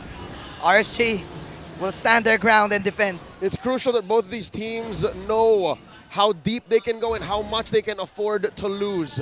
And in that defense, it's clear that Echo was not committing. Yeah. And I think that's a good call. Sitting at 6K ahead, 16 minutes in, it's clear that RSG still have the vision game. And it's a good thing that they have a Novaria. It's a good thing that they have a carry. Yep. Because as soon as they start leaving their base, you never know if it's safe. Yeah. You know, like the Taylor Swift song goes, never out of the woods. Okay, we have a Swifty here. Yeah. All right. I like her old one. Again, look at where Benny Cutie is. Very far away from where the team fight was. Carl TZ, 2.9. First skill retry, secures the lure for Echo. And meanwhile, Sanji able to dodge the Divine Judgment away from the Kaja. Just masterful performance coming out from Echo. They're so damn good at team fights. Yeah. It's really they're chaotic. They're Echo, so. It's really chaotic. That team fight was so chaotic. I don't even know what to look at anymore. Talk about how teams have amazing target acquisition. They had multiple target acquisitions. It's hard for RSG, honestly, because the way you start fights is with a single target acquisition. It's the Divine Judgment. Yeah. Even though you might say that the penalty zone would be the kit that they need to engage fights, who are you gonna latch onto? Yeah. Like all the front lines that you see, they are the targets for the penalty zone. You don't even see Benny QD. Yeah, but again, this is a familiar territory for RSG. They've been here. They're used to this. They won games with this type of lead that Echo has. From 1K, it's now 6K. Still, I can feel the heart. You need to feel the heart of the cards, Joey. It's like Yugi talking to RSG. Yugi talking to RSG that you can still do this. But one crucial, one important Divine Judgment is the key. But they're staring down the barrel of a big black dragon form, man. It's not easy. You can't find Exodia when Sanford's in your face. Yes, Echo. for sure. Now, For sure. Now starting the poll, let's dance. Carl Easy says, Irad spotted by JP. Lord here at less than half health. This is the same situation we were in about 5 minutes ago. Look at how far off Benny QD is once again. Very hard to find for RSG. They need to get vision onto this Bruno. There's a conceal. Carl with the taunt. Carl will miss the taunt. Aqua also popping the Astro. Benny. Okay, they saw Benny. There's the dragon. Here comes the Black Dragon. JP with the initiation. Eman popping the ultimate. And Irad getting the Lord, but the burst down is there from Echo. And there's the chase down. Benny Cutie wrecking havoc and popping Irad away. 13-8. What can the Lord do right now for RSG? The mechanic coming in clutch, going through the hole of a needle to steal this big Lord from Echo. But is it enough? Is it enough, Leo? I can't say for sure because Echo's just going to take it down like that. It doesn't matter. Goodness. Echo, Sanford, the turn onto the guy, but JP! Okay, there's the kick, there's the angle, there's the taunt coming out from Carl. Tower destroyed from Benny Cutie. Two heroes are still down. Emma's alive, Emma's alive. Endable though. The damage output of Benny Cutie is just too much. Eman is here. Oh! But that is the catch. Eman will manage to dodge it.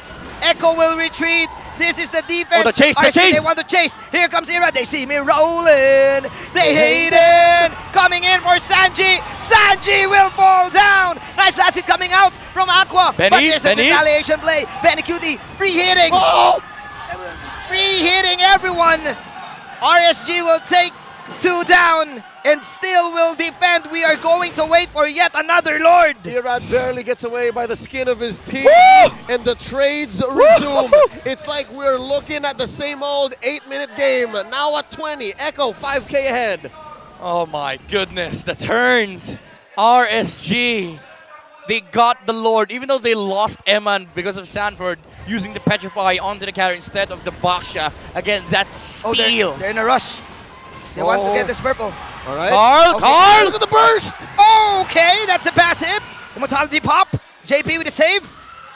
They stole the purple though. Yeah, there goes the shred coming out from the carry. Okay. Now it's hard for Echo to actually do frontline defense against RSG. There is that Malefic Roar, the Corrosion Sight with the slows, and also the C Halberd, the anti-regen coming out from Eman. This will hurt. This hurts a lot. That's an understatement, gentlemen. Add to that the Ice Queen 1 that is allowing RSG to kind of control the movements of Echo. Whenever the Astral Echo hits, Echo is having a hard time disengaging. Divine Judgment counter go for Light. Immortality is still online. Oh, it's a dragon form. Oh no, it's Okay. a dragon for a pull. And here's the thing, They didn't 20 see it. seconds away. They didn't see. They did not see. There's no vision on that. But Yeah. 20 seconds from now, about Lord will spawn one more time. This could be the game-ending Lord. 10 seconds. They do not know that Sanford does not have ult. Yeah. Oh, they have to That was a tracking. crucial cancel by Sanford, by the way. Yep. If kept RSG them saw alive. that, they would have Yeah. pulled. They would have Yeah. pushed after the pull. Yeah. And the long lane control by Nats here, leaving that wave Okay. on down bottom. They saw JP. Irad says, let's dance. Carl TZ looking for the pull. Lord still at Oh, neutral. Eman? Okay, they saw Eman too. this is so deep. Yeah. This is so deep. It's going to be a hard flank here. But they don't know where Benny Cutie is. Again, they don't know. Yeah. Benny Cutie hiding in the bushes. Oh, Carl TZ get knocked stop. This is not a corner you want to be in. Oh, this is such a good position from Light. He can conceal from this angle. Yeah. Maybe catch Shanji, right? But look at Benny Cutie's position. Oh, JP! So far away. But those are the true damage outputs from Eman. You need to respect the passive, bro. You need to respect the passive. Here's the dragon coming out from Sanford. Eman! Will target out Eman. Petrify Dragon Tail. Eman trying his best to get away. Oh! Penalty zone from Sanji. Sanji! Eman Phantom stepping out. He buys the immortality. Is it enough to survive? There's the taunt of Razor's Wrath. Eman, no, he won't survive. Still, Echo will take down the gold lane. But look at the other side of the map. Benny Cutie trying to survive. Nats and Irad. Carl TZ running away. Here comes Irad with a rollout. Let's roll out. Chasing Carl. Chasing Benny. Carl TZ trying to do the life steal. Benny Cutie falling low. He has the immortality. But I don't know what's happening right now because in the other side of the map, there's still not too much going on. Then again, Benny Cutie falls low. Benny Cutie will die. Across different fronts, it's RSG's turn to show us the 4D. Oh my G! Multi-front fight. And they are now locked in inside Echo's door. This is a bloodbath for RSG, now finally having the lead. They can now go for the Lord this time and maybe end this. This is huge. RSG can get their hands on the Lord. It's free. There's still a lot of minions in their base though. Permanent damage dealt by Echo. Midnight, how can Echo bounce back? I mean, they are sort of like bouncing back right now, but RSG, they have to wait. They have to wait for the perfect opportunity. Carl TZ is still here. Carl has the retry. Irad also. Light will zone out Carl. RSG. Eman is present in the vicinity. Eman goes for the ultimate. Dragon form. Here comes the Dragon Lord. They're targeting the carry. Oh! Get the retry. It is no other than the mechanic. Eman also trying to run away, but Echo will just force it out. It's still RSG. RSG getting the Lord and will punish Echo for trying to engage. Echo running away. There's the vision. The slows. The slows coming in. Killing spree for the mechanic. Irad. JP barely gets away and RSG gonna lean hard on it. There's a Lord marching down through bot. And on multiple fronts, Echo is reeling. Echo is hurting right now. Ultra late game for RSG. This might be it. We're mere moments away from a canon event, folks. Oh, they don't see Benny. Benny Cutie holding this bush. 3 defenders against 5. Okay, Benny Cutie Eman! from the back, targeting Eman. Benny Cutie, the fireball. Oh! It's not gonna be enough. Eman with the phantom step dodge. The gambit fails. And what was that? RSG pulling off a comeback, taking game 1. This winning moment is brought to you by our official sponsor, FWD Life Insurance. Oh my. Oh my God. You cannot say anything else after that bloodbath between RSG and Echo. I mean, it really did came down to the wire. Even Benecutie with that last play, but the dodge from the Phantom Step into the flicker to the bush. All right, safe to say, even in the very last moments where everything was dire, Echo was playing like they had things to, like they could afford it. Yeah. But they couldn't. The truth be told, they couldn't. They were trading as if their respawn timers were at 20, 30 seconds, but no. They disrespected RSG's composure. RSG, again, they have a lot of games that went this way. And I don't know, man. I'm lost for words. Mind blown. All right. In Season 12 fashion, every time Echo loses Game 1, they snap into what some would call beast mode, god mode, and take 2 and 3. But here, after this, it was clear. They got a draft that they were comfortable with. They were doing everything right up until they weren't. Yeah. This time it's different. It's scary. It's different, right? Because this time they were winning. Oh, Midnight, we'll leave it up to you to explain exactly what happened here in game number 1. I mean, I'll try my best because it was a very, very intense match between Echo and RSG Philippines. Again, game number 1. Shout out to Manjin, by the way. Game number 1, it felt like Echo were the ones in control. Actually, they were the ones in control from early to mid to sort of like a late game in the late Lord fights. But again, the way that RSG's lineup works is that if you get the catch, if you slow them down enough, you're gonna be able to latch onto the target and you're gonna be able to pick them off. And they picked them off. They did.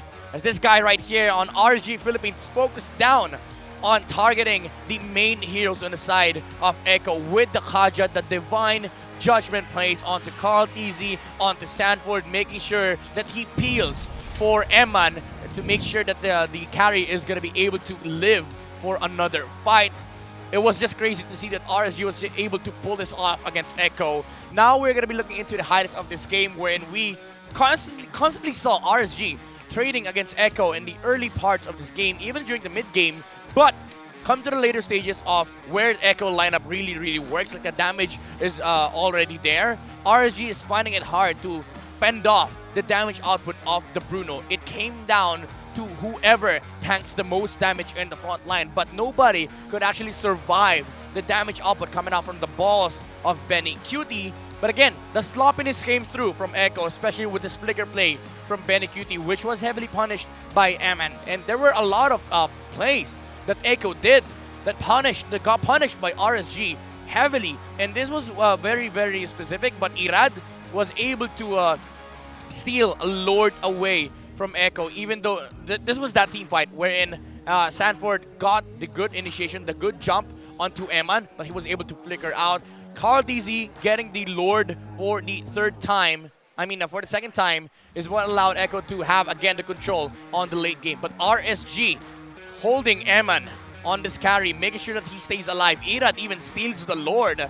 Sanford tried to turn for the carry kill, but it wasn't really enough because they didn't have the tools to end that game. As the Baksha was also respawning when they got inside the base, and Eman was also respawning. And again, they got heavily punished by RSG. And it came down to the point where the gold didn't matter. Everything that mattered in the end game was the execution. And boy oh boy, Eman was so clutch on this carry, providing enough time for RSG to sort of like zone out these heroes on the back line. Because the difference here is that Echo, they were running a Bruno, while RSG, even though they lost Eman, Eman can hold himself down in front of these two heroes, which is the Valentina and the Yuzong. And after all that, RSG, it came down to the point where Echo really just didn't have enough firepower against the frontliners of RSG. Nats, Irad were just so big and provided with additional layers of control coming up from the Kaja and of course the Novaria with the slows and the catch. It proved to be fatal for Echo as they ended up losing game number 1. Now we are looking at the kill map here. Very important to note that Light all throughout this game tried his best in terms of finding the right targets. He didn't find Benecutie a lot, but he did find a lot of good turn kills. But one crucial fight in the late game was the catch on that Bruno to make sure that Eman once again stays alive. This is where RSG saw the opportunity of reversing this game away from Echo. Now we're going to be looking at the emblems here.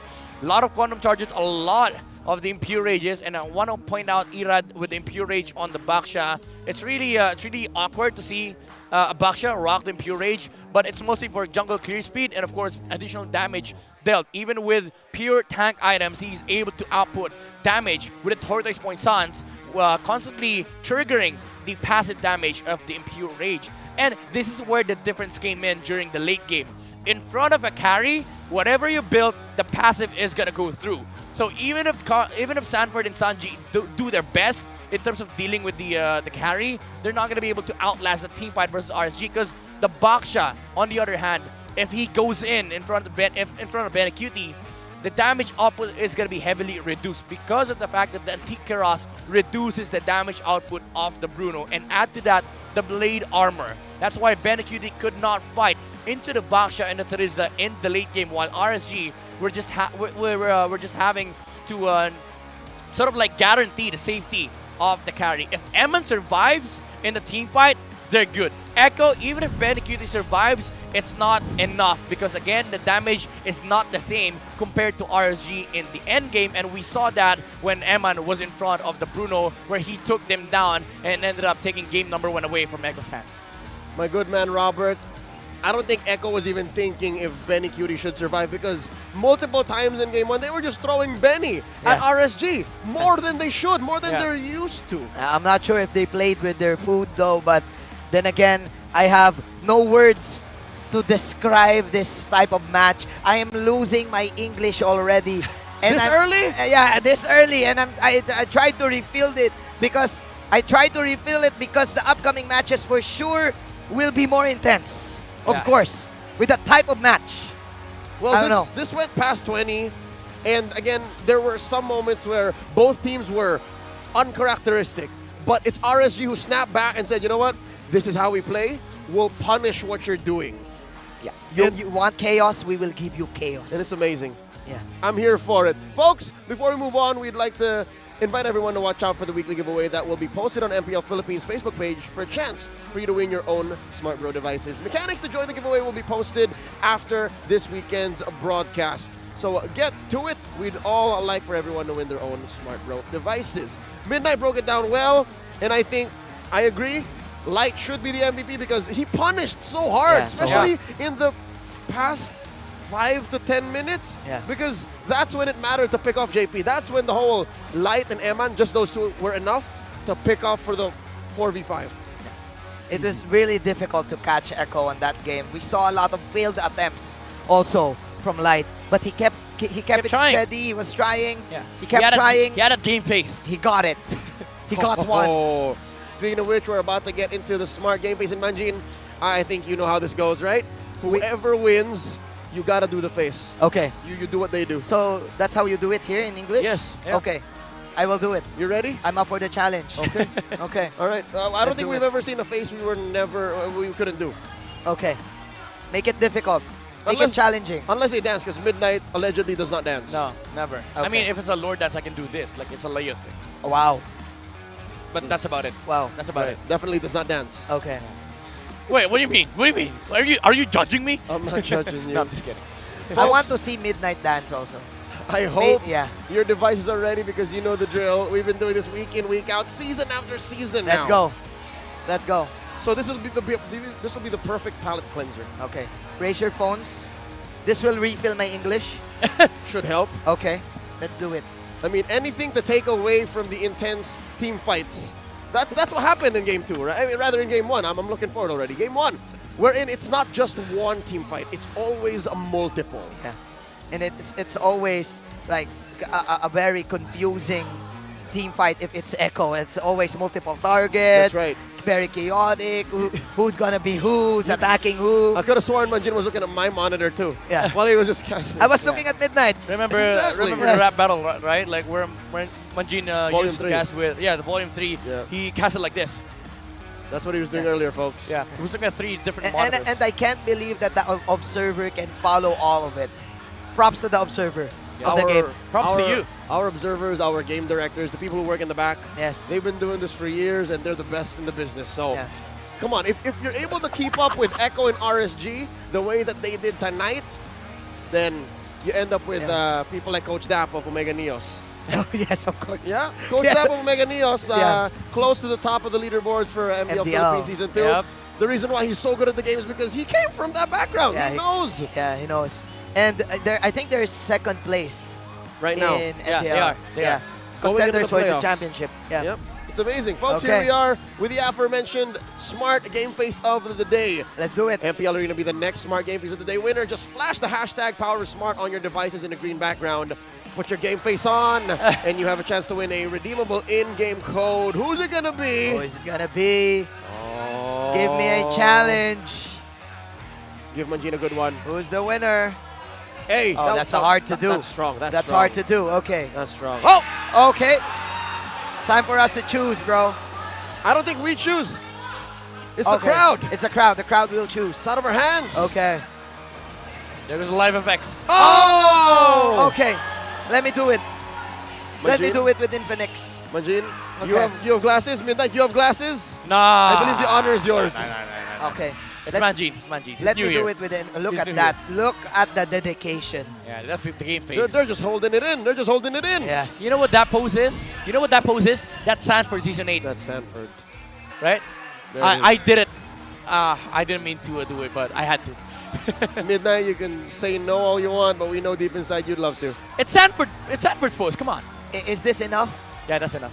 Good job. Thank you, Manjin. You're gonna let go now. Awesome. Okay. Thank You you. have to, Thank you to Infinix also. There you go. Turn it around. Turn it around. Okay. Yeah, There you go. There you go. All right. Kind of messed up like the. All right. I got my English back. I think. Good. Yeah, it's good. Can't Let's help. do it. Whoa. Okay. Okay. Even the It's a lights. refill. It's a refill. Yeah. Even We're the good. lights are confused. The lightsmen are Yeah, confused. because light went out Because- of the building and he got in again. We're okay, folks. I saw light outside though. Oh, yeah? They're talking about the game, and he's still in the zone. He's still in the zone. He's in the zone. He's just... Like this. He was talking to... I blinked. To Soul. Damn. He was talking to Soul. I blink. See, it's second nature to blink. But when Light does it, he's just... Stare down. The stare down. Well, you were saying earlier that they were staring down at the barrel of a gun. That's right. And you have a light who does not blink. No. He's the Medusa He does not blink. of RSG. And he saw the light. Yep. Like that one opportune moment wherein he can land the divine judgment onto the Bruno, just give me one. Just give me Frederick, one, right? It doesn't matter. They played it to the point where any target that Light hits the Divine Judgment on is a game changer, is a table turner, is a needle mover for RSG. Yeah. Actually, Midnight told us about the late game that RSG was investing on. And it happened. Like around 20 plus minutes, the game went on for what, 25? Close. You just need to respect the true damage. No matter how much HP you have, the carry will shred your life out. Whatever you build, it's not gonna matter. In front of carry, if it takes 15 hits, probably 17, I'm gonna die in 17. Well, that's just a force multiplier and an exponential in MLBB. So maybe carry becomes a key pickup for Echo going into game 2. Right? It should. What is that? What's that? It's a carry. Is that a wax in, wax out? Oh, It's a yeah, carry. I thought it was wax in. I'm sorry. Or like if you're younger, right? Jacket on, jacket off for Karate Kid. Hey! Wax in, wax out. No, jacket on, jacket off. Okay, jacket on, jacket off. Okay. Folks, let's go ahead to our insider. Real quick palate cleanser before we get back into game 2.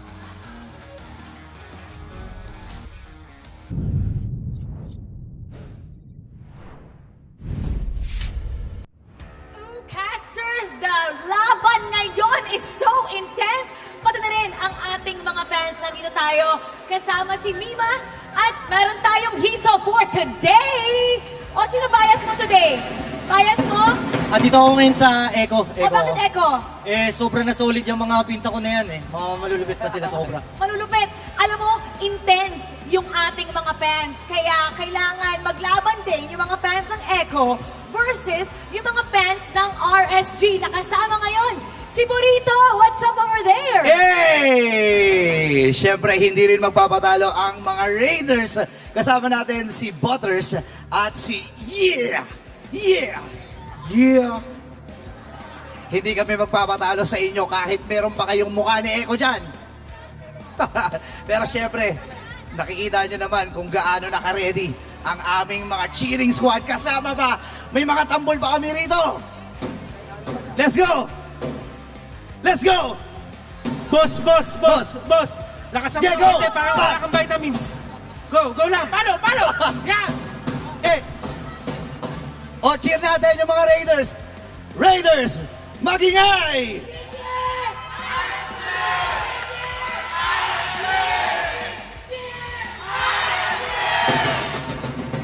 Mara, magpapatalo ba kayo dyan?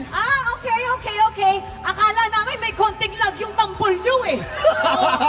Naku, feeling namin mas malakas dito yung fans ng Echo. In fact, nandito ang aming Lancelot. Mima, what do we have? Meron tayo ngayon, cheer number 1.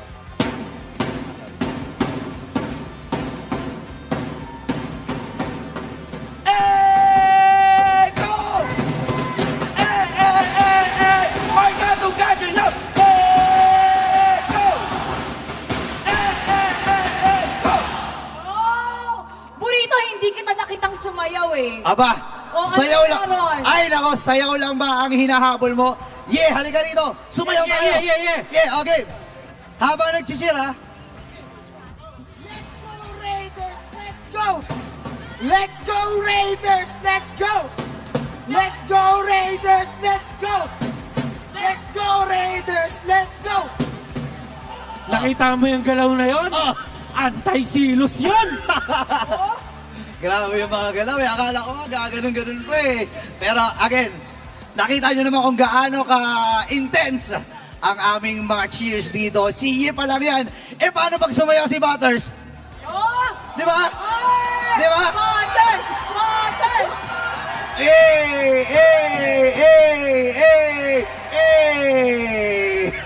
Panis yung ego nyo. Sumasayaw ba yung kabila? Hindi ko ba nakikita sumayaw si Mara? Sumayaw na ba si Mara? Sumayaw na ba hindi? Pero ito, tutulong sa akin. Si Hito. Si Hito, tsaka may Lancelot. Sasayaw daw siya para sa Hito. Alright, here we go.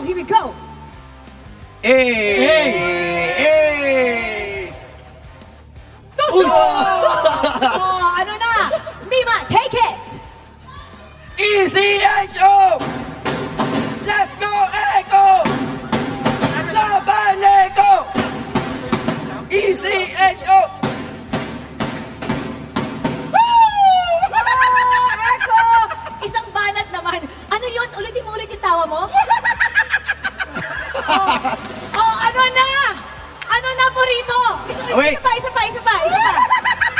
Wait, kailangan namin bumawi. Kailangan ng malupit na tawa. Let's go. Nasamid pa yan. Pero, kaya pa ba, boss? Kaya pa ba? Okay. Ano gusto mo sabihin sa mga fans ng Echo? Actually, kailangan mas friendly tayo. Kaya nga, mag-besties kaming team na yan eh. So, good luck and keep up the hype. Keep it friendly. Yeah. Wala bang flying kiss dyan? Flying kiss ka kay Mima. Yeah! Kinuha. Saluhin mo. Anong comeback mo doon sa sinabi niya? Hindi, magharap sana ako kaso magbibigay ako ng respeto kasi nag-import pa sila ng isang member ng Salbakuta!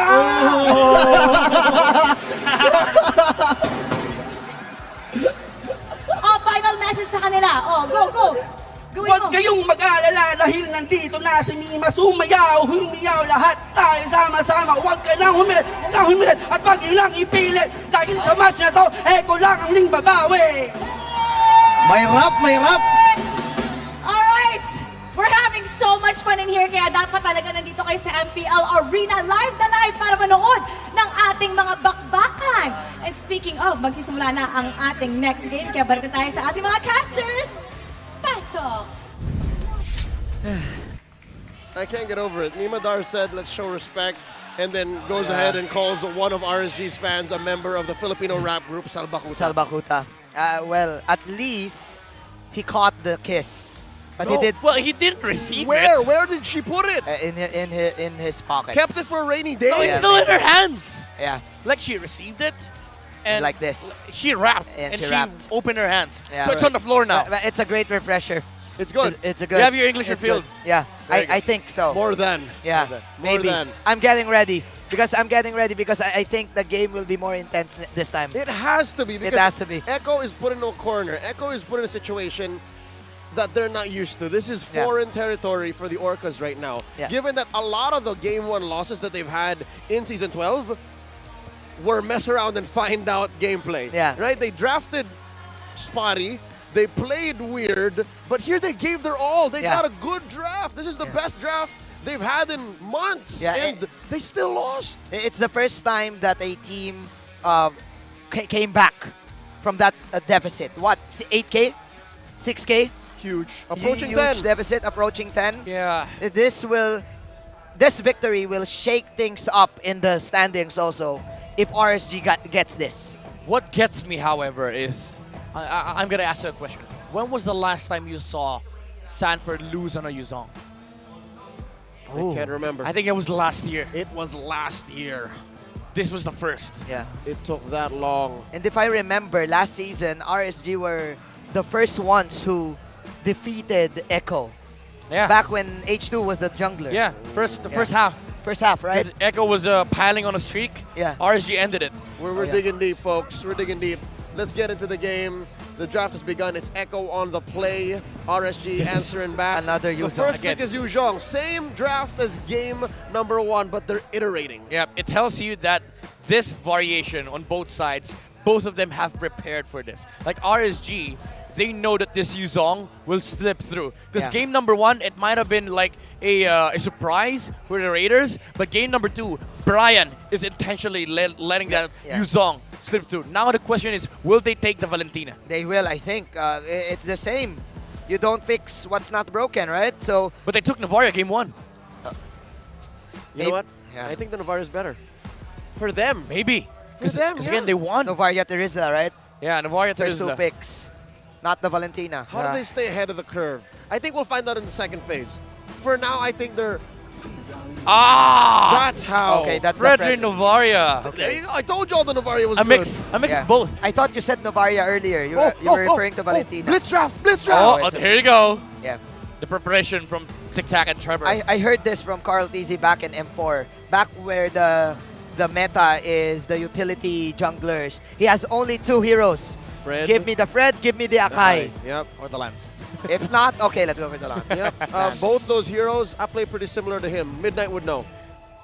Yes. Yeah, that's true. That's true. I am a living proof. I am a walking receipt that Leo does, does what he does. In the realm of ranked games. Back into the draft, how does RSG close it up? Look at the win rate on Yu Zhong through Sanford. Because of the last game in Season 12. Yep.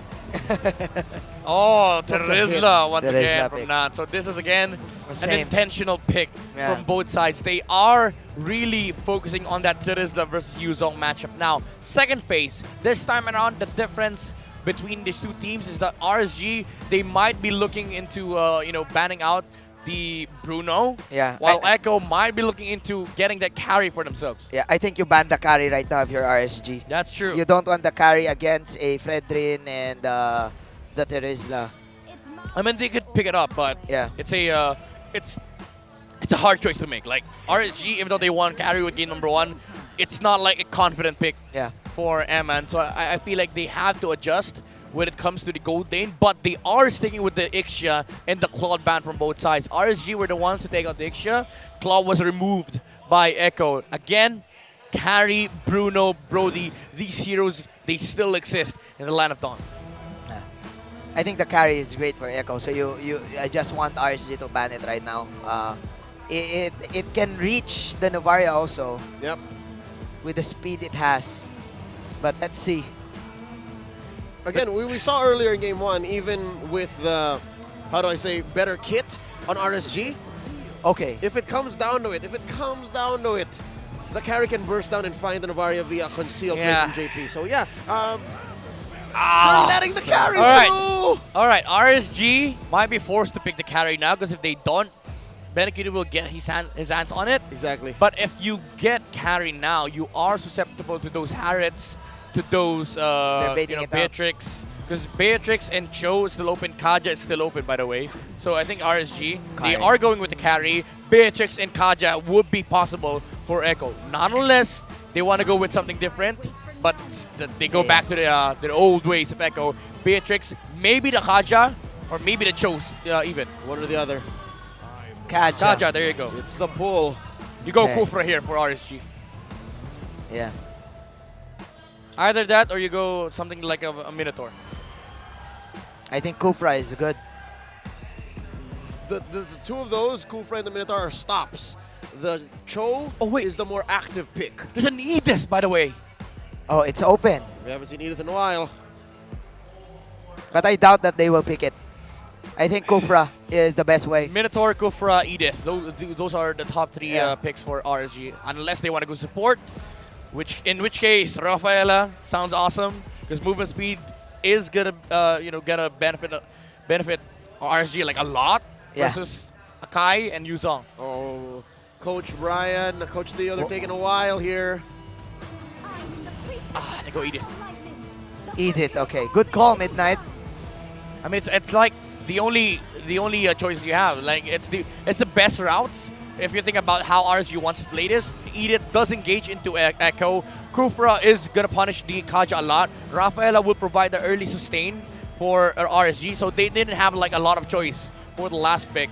But again, considering all things for the side of RSG, they are still holding that carry, which propelled them to a Game 1 victory. Which sends a clear message to Echo. They have to end quick. Yep. They can't play as no messing around. Yeah. As Minji said, they can't play with their food. Yeah. You get from point A to point B, straight line. Yeah, just finish it off quickly, make it clean. Do it simple. Just be simple with it, right? Let's see. Again, another draft, another comfort pick draft. Yeah. For Echo. And looking at the index, again, Echo.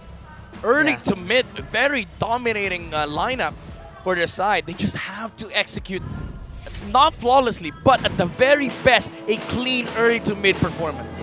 Let's get into it, folks. Game number 2. Possible decider here, because RSG-PH is at match point. The streak of Echo is on the line. The Brethren against the Akai. The besties. Using the utility junglers here. Level 2 for Carl. JP though, with his Kaja. Oh, they're double laning, folks.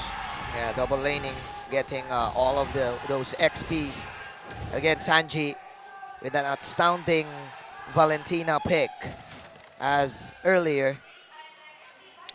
Oh, ladies and gentlemen, quick headline before any more action breaks out. Kusei and MP the King. See you soon from MPL Cambodia. They are now locked in for M5. Congratulations. Kusei, the way is on his way to the Philippines. Akunin, congratulations. You're all making us proud. Now back into the action. All right, here we go. 4 quantum charges on the side of Echo, by the way. All of them. That movement speed, again, is going to become a factor here. RSG, they do have to... Oh, the jump! Great initiation on the onward plus shatter. First blood. Again, for RSG. This is what I was mentioning earlier, like the jumps coming off from RSG. It is going to become a problem here for Echo if they don't deal with it. Because the thing with Edith, the thing that separates him from Kaja is that he is enabled up to level 3. Kaja is not Kaja to level 4. Yeah, you need to wait for it, right? Unlike the Edith, you're good at level 2. Yep, there's a coming of age for JP, while Light is just online as soon as they spawn in. Well, after he gets level 2. Now Sanford is behind on EXP. He's the one who's trying to catch up. Turtle already spawns. Carl Teasy first to the scene. At least Sanji gets his ult up. Oh, the turn.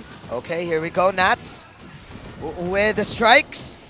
But Irad will go to get that turtle. There's the penalty zone, but Carl will counter it with a heavy spin. Another penalty zone coming out from Sanji with a steal. Who's going to get the retribution first? Oh! It's going to be Irad with the ulti retribution combo. They took too long. Irad was able to charge up. The skills, the crystals, and the damage coming out from the Appraiser's Wrath was enough to secure it alongside the retribution. Not just. They forced Carl Tizzy to use the heavy spin Exactly. early. Yes. Would have been useful to push out the rest of RSG there, but no, with that, again, 2-0, a turtle to their name. The Raiders are sitting comfortably 1,000 ahead. Yeah, it's because of the momentum. Right after that game number 1, your momentum will just ump up that you will get the confidence to do all of these things. Oh, and to think maybe the gold lane was going to be where Echo bounces back, but even that looks like it's not looking as good because Eman is able to rotate much faster out. Yeah. Oh, no. Another initiation in the bottom side. Sanford 40. falling low. Irad and Nats. Double teaming. Sanford. Can Sanji finish off? Sanji. Irad! Oh, Okay. Almost got outplayed. Yeah. Nice revenge play from Sanji. But still worth it though for Irad. I mean, really worth it for RSG, mind Yeah. you.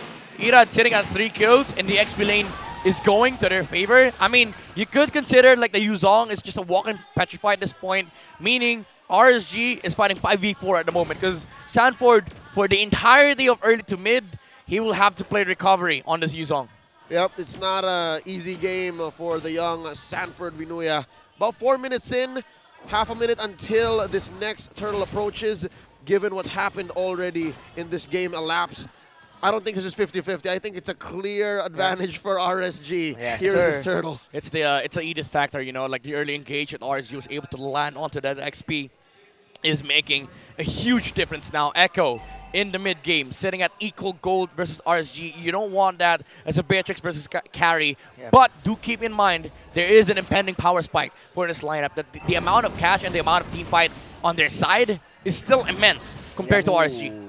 All right, well, up top it's a 3v3, and down in the turtle pit it's a 2v2. Black Dragon formed by Sanford. Okay, stop but the Irad turtle. will stop the turtle. He will reset it though. There's the Dragon Tail. Sanford will try to continue the attack, but Nats trying to get Carl Dizzy. Irad once again.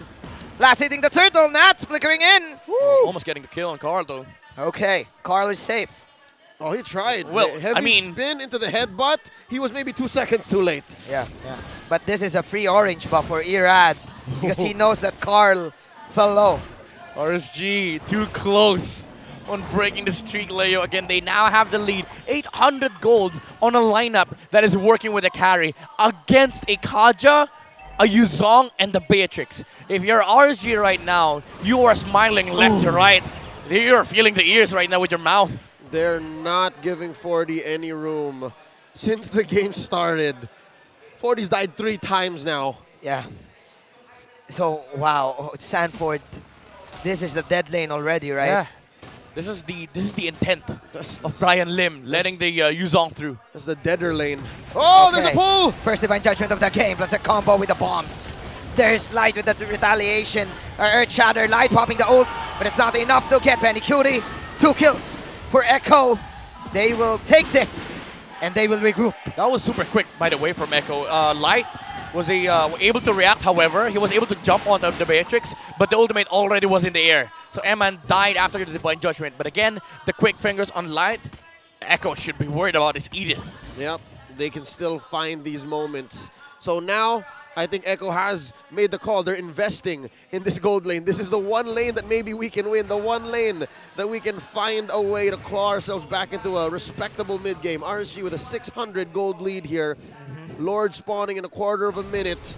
And Carl Tizzy just, oh wow, he's just escorting Sanford now. Divine Judgment. Oh, Sanford. To Irad stun combo. Sanford flying away. Run 40.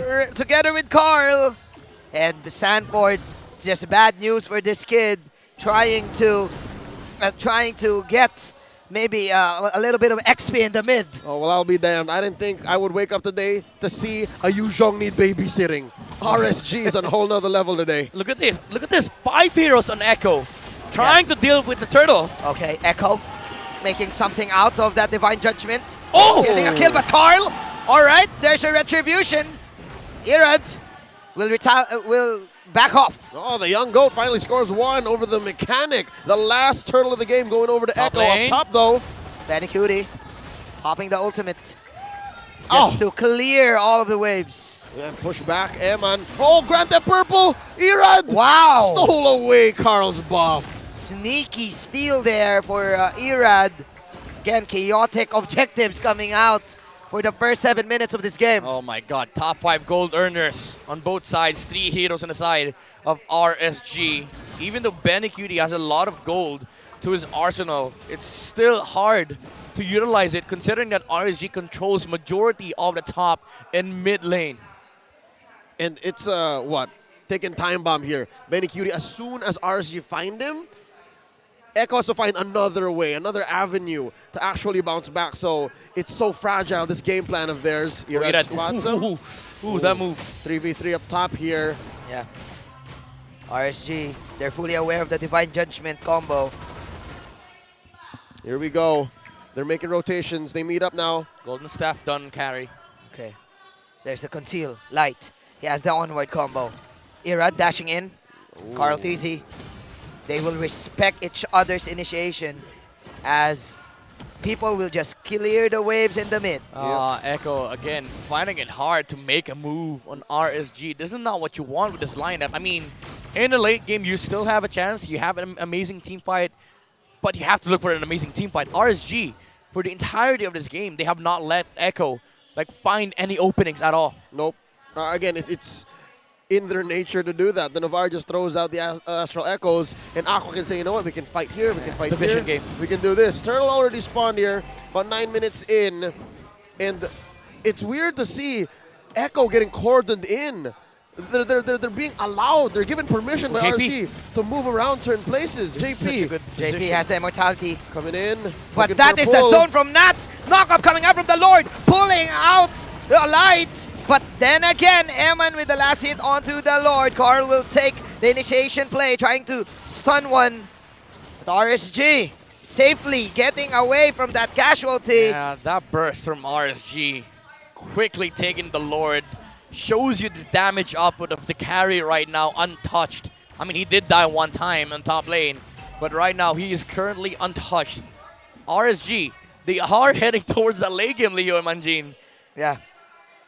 Oh, well, what I saw in that turtle fight was Echo catching up to RSG. RSG was the one who decided what's going to happen next, and Echo will just play into their tune. Wasn't quite my tempo. So that's what explains here the 2K gold lead that RSG is looking at right now. 10 minutes in, Lord marching down through bottom. 4-4. RSG with the aggression is doing all of these pokes. Yeah, all 3 lanes being controlled by RSG. There is a vision deficit. Echo are walking in blind. And that's what's making this so difficult for them to do. Look at the confidence of RSG staring down their prey. Echo, it's so uncharacteristic of them to be the prey here. For them to be hunted the way they are here in Game 2. There's a reason why the RSG are called the Raiders. Yeah, and I mean, again, the plan of RSG to constantly pressure the Yuzong, especially with that first rotation of Light, this Edith has paid off big time for RSG. I mean, the KDA don't show it, but every single engage, there's a threat of activation. The onward Earth Shatter combo, able to ruin everything. Carl Deasy walks in. Okay. There's the first team fight of the game, 5-on-5. Those are the bombs. Eman popping the ultimate, getting all of the damage onto Sanford. Penalty zone onto 3+. Of course, the Razor's Rat from Irad. RSG wrecking havoc, killing JP in the process. Echo sent packing. They are not ready for this. You see and you feel the 3K gold lead. They didn't even do but sweat as soon as Benny Cutie started firing at them. This is difficult to say the least. RSG, Light with the initiation, the jump onto the Akai, forced the Black Dragon form. Even though Sanford was able to catch 2 targets on the backline, there was no follow-up. And the Divine Judgment was used onto the Edith. He was quite low at the time, but he was able to get out with the flicker and use the ultimate. And that's another layer of damage that Echo needs to worry about, like the Phylax and Edith in his ultimate form. I mean, in her ultimate form, deals a lot of damage. Yep, they basically have 2 carries. Exactly. Come to think of it. There you go. Purple buff still withstanding. Oh, Carl Easy gets it just by the skin of his hide, man. He needs these buffs. Echo needs anything they could get their hands on. The damage is just too much for Echo to withstand the Phylax ultimate. carries through damage. Even Nats, man. Even the Nats. Terizla. Even the Terizla. Look at this move coming up from RSG. Very typical of this 12-minute mark. Marksman and Robe on the opposite side of the map. Just looking for an explainer that will clear that way. But Echo, they are grouping up as 5 here on the bottom part of the map. So there's no target to find on the top lane. Carldeezy, however, it's a different story. It's going to be hard for Echo to sort of deal with this front line of RSG. Oh, the pokes. Ooh. Oh. There's so many ways for Aqua to check. Yeah. Even if he misses the Astral Echoes, it's all good. Now Nats positioning up. Okay, there's the taunt. There is the slam. Carldeezy with the desperate heavy speed to get away. And he will, but Nats. Oh. Okay, he won't. He won't. RSG taking one by one, taking Echo down one by one. That is a penalty zone set up down in the tower. Sanford very low. They back up. Oh, Benny Cutie with a precise kill, and Sanji in the back line, blasting them. JP's not done. They're still going. Oh, RSG Philippines. 4 heroes are still up. Benny Cuties and Sanford are the ones remaining. A dominating 13-minute game for the Raiders. Oh, Irad is not done yet. 3 for 1, and they're not done. Here comes Carldeezy, Is it just endable? about ready to come back. There's a Lord marching through mid. It's looking dire. They need Sanji here. Is it endable though? I don't think so. Carldeezy is alive. This is the march. There's the march towards the mid. RSG going in the bottom side. They're targeting the tower. There's the first kill coming up from Eman. There's the Black Dragon form. Oh no. All right, not endable just yet. The Orcas hold their ground. Mid lane inhibitor has fallen, but the damage has already been done. Oh my goodness, again RSG. You cannot look for a better story. The first team to beat Echo last season. And maybe just the first team to beat Echo this season. The streak is on the line here.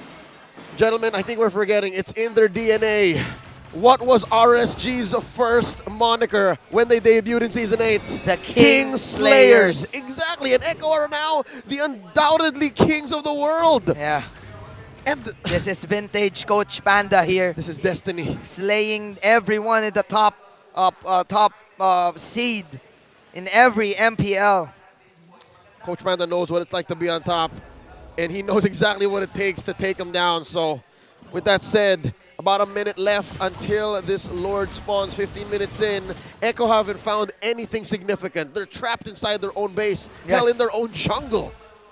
Oh man, Echo finding it hard to even get resources outside of their own base without having to deal with the heroes of RSG. Even Carldeezy. Oh! Wow. Okay, he got the orange. But he was forced to use Retry though. But Lord is going to spawn 40, so it's fine. He didn't need it. However, RSG again, they just have more damage at this point. Yeah.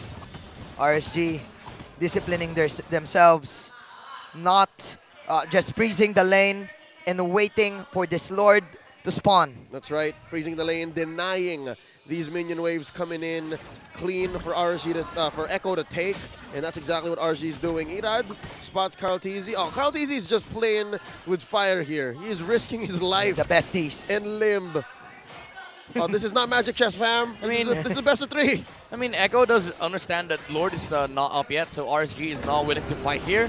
Unless there is the body slam. JP popping the Petrify! But nice Petrify coming out from Sanford. What? Sanji getting Eman. No gold laner right now for the side of RSG. Irad is the one left fighting 2 heroes here. Irad trying to call his allies. Irad trying for the life steal, but nice dodge coming out from the side of Echo. Right, pops the ulti. Echo will just stake and kill Eman. First big win here for Echo, but RSG still making the most of their lead, keeping their position. Echo can smell the hesitation, they can smell the retreat, and Carldeezy makes a beeline for the Lord, going for the pull. Is this a risky... No dragon form, however. Is this a risky Lord call, though, for Echo? There's no dragon form. Eman will be up in 6 seconds. Watch the backline. Sanji finds a nice bush. Okay, Bennett's rage combo on 2 nuts. Look at Sanji trying to get Aqua, but Light is there for the help. Sanji popping the ultimate. Wild! Aqua survives. Penalty zone coming in. Eman is here for the rescue. Look at Sanji falling low and falling down. Still, RSG. Everyone is just too tanky for Sanji. 17 seconds. 17 On the HP dodge! for the Lord. Heavy spin coming in. Calties is spacing them out. I think it's clear. Echo's calling this off. Yes, there's RSG running down towards the Orcas, raiding their base. But there's no Lord yet. No Lord. There's no Lord yet. No minions. Oh, 3 waves are cleared. But there's just 1 minion walking towards top lane. History has its eyes on you. RSG, ladies and gentlemen, getting near the end. They don't have any waves. 14 seconds on Sanford. Sanji JP, spawns. desperate divine judgment. Can RSG end this? The Lord has been stopped. Let's see. Very Cutie with the ultimate. Very Cutie. Down. Just attacking the Lord. They cleared it. They cleared it. They cleared it. No Lord whatsoever here. RSG, will they retreat though? Another batch of minions coming down bot. Oh, big wave down bottom. Inhibitor still standing. Oh, Echo's holding on for dear life. I think RSG, they're going to hold their ground as well. Oh, they have immortalities. They have immortalities. Is this the championship defense? Can Eman pull off? the job! Okay, there is the penalty zone set up from Nats. Eman will take down Sanford. And Eman taking the base! RSG will break the streak! The Brock Lesnar, the Echo's Undertaker. The streak ends here. This winning moment is brought to you by our official sponsor, FWD Life Insurance. Yeah! King slain. Streak ended. They have done it. Vintage Coach Panda taking down yet another top dog in his hit list. The besties write another chapter in their story. Irad comes out on top.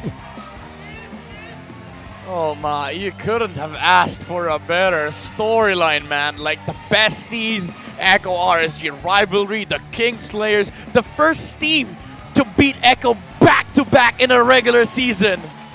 This is wow. This is Echo's first loss in season 12. First loss. Yet I can't believe it, man. And it's a I can't sweep believe loss. it. Yeah, it's a sweep. First sweep of Echo. Carlty's gonna play a lot of Magic Chess tonight. Oh yeah, for sure. Of course. Props to RSG, Get man. invited. What even? Props to RSG, man. Could have sworn that last Lord fight was gonna be the turn. Yeah. But RSG made the right calls. RSG stayed where they needed to stay. And Echo hesitated. Midnight, do you agree with me? There was a lot of hesitation on the side of Echo. For sure. Like there were times where Echo could go for the punish, but they didn't do it. It just felt like they understand that they had to play around objectives. But again, RSG, they did not let go of the control that they had, the positioning of the bush, the aggressive plays. Yes, Emma was punished one time, but that was it. Yeah. It was RSG controlling the movement of Echo every single time. I still believe that RSG is the dark horse of the tournament, and you won't know whether they win or whether they don't. But if they're up against a really tough opponent, you will definitely put your bets on RSG. By definition, you call them a dark horse when you're mid-season, when you're in competition. But if you're going to look at their history, they've always consistently put up results. They have had a podium finish in almost every single tournament they've had since they formed as a franchise. So that explains why they are this good.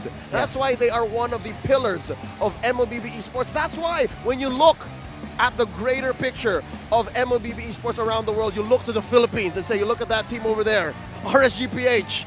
They haven't won a championship in a while, but look at what they did here tonight. Yeah. It's hard to be a best team against RSG. Like, if you're a good team, sure, you might take a game away from the Raiders, might even win a series. But if you're standing at the top of everything, if you're standing at the top of MLBB and you face the Kingslayers, you know what's next. Hey, I don't know what's next anymore, man. If Benny Cutie is a force of nature, so is RSG. They are basically the gravity in our league. As high as you can get, gravity pull states. you right back in. You always have to come back down. GG Gravity. Can we call them that? GG The gravity of the tournament? I don't know. Well, the gravity of this win here doesn't speak much for the leaderboards. Again, Echo is miles ahead of everybody, but they're already upper bracket. in a matter of talking about status quo, power levels, just narrative-wise, this is unprecedented. If I'm not mistaken, I talked to Tic Tac, and their mission is to get all of the wins, to get the 14-0. But then RSG is there. No, you can't. Yeah. No, you can't. I remember Bonchan saying that it's hard to repeat what they did, like the 11-0.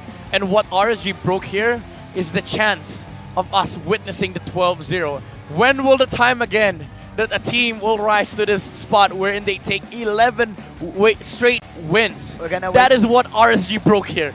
We're gonna wait for the next season, man. Next year, next 2 years, I don't know. Here's the thing. Even if we do make it the next season and someone goes 11-0, as long as RSG-PH is here, you can't. No one gets by them. Oh my. This is amazing. Folks, coming in from last night's defeat at the hands of MNNE EVOS, they are now celebrating one of their biggest wins yet. I dare say not just in Season 12, but the whole damn year. I'm actually interested. Who broke Brent's streak? Oh, never mind. That was TNT. That was TNT. That was last season. After 9 years. Yeah. But it was TNT, RSG, and then Blacklist. So RSG was still on the way. Yep. They were still going to do it anyways. Yes. This is their cosmic destiny. Yeah. Oh my To break streaks. Yep. The streak breakers. They were put on this earth to correct the power scales. Just the streak fighters. I don't know. I like that. The streak fighters. I'll allow it. I tried. I like it, honestly. From King Slayers to streak breakers. Streak fighters. Guess what? With streaks, you show your nuances, you show your techniques, you show your winning formula. In front of Coach Panda, you become obvious. We all saw this coming. We all saw this coming, bro.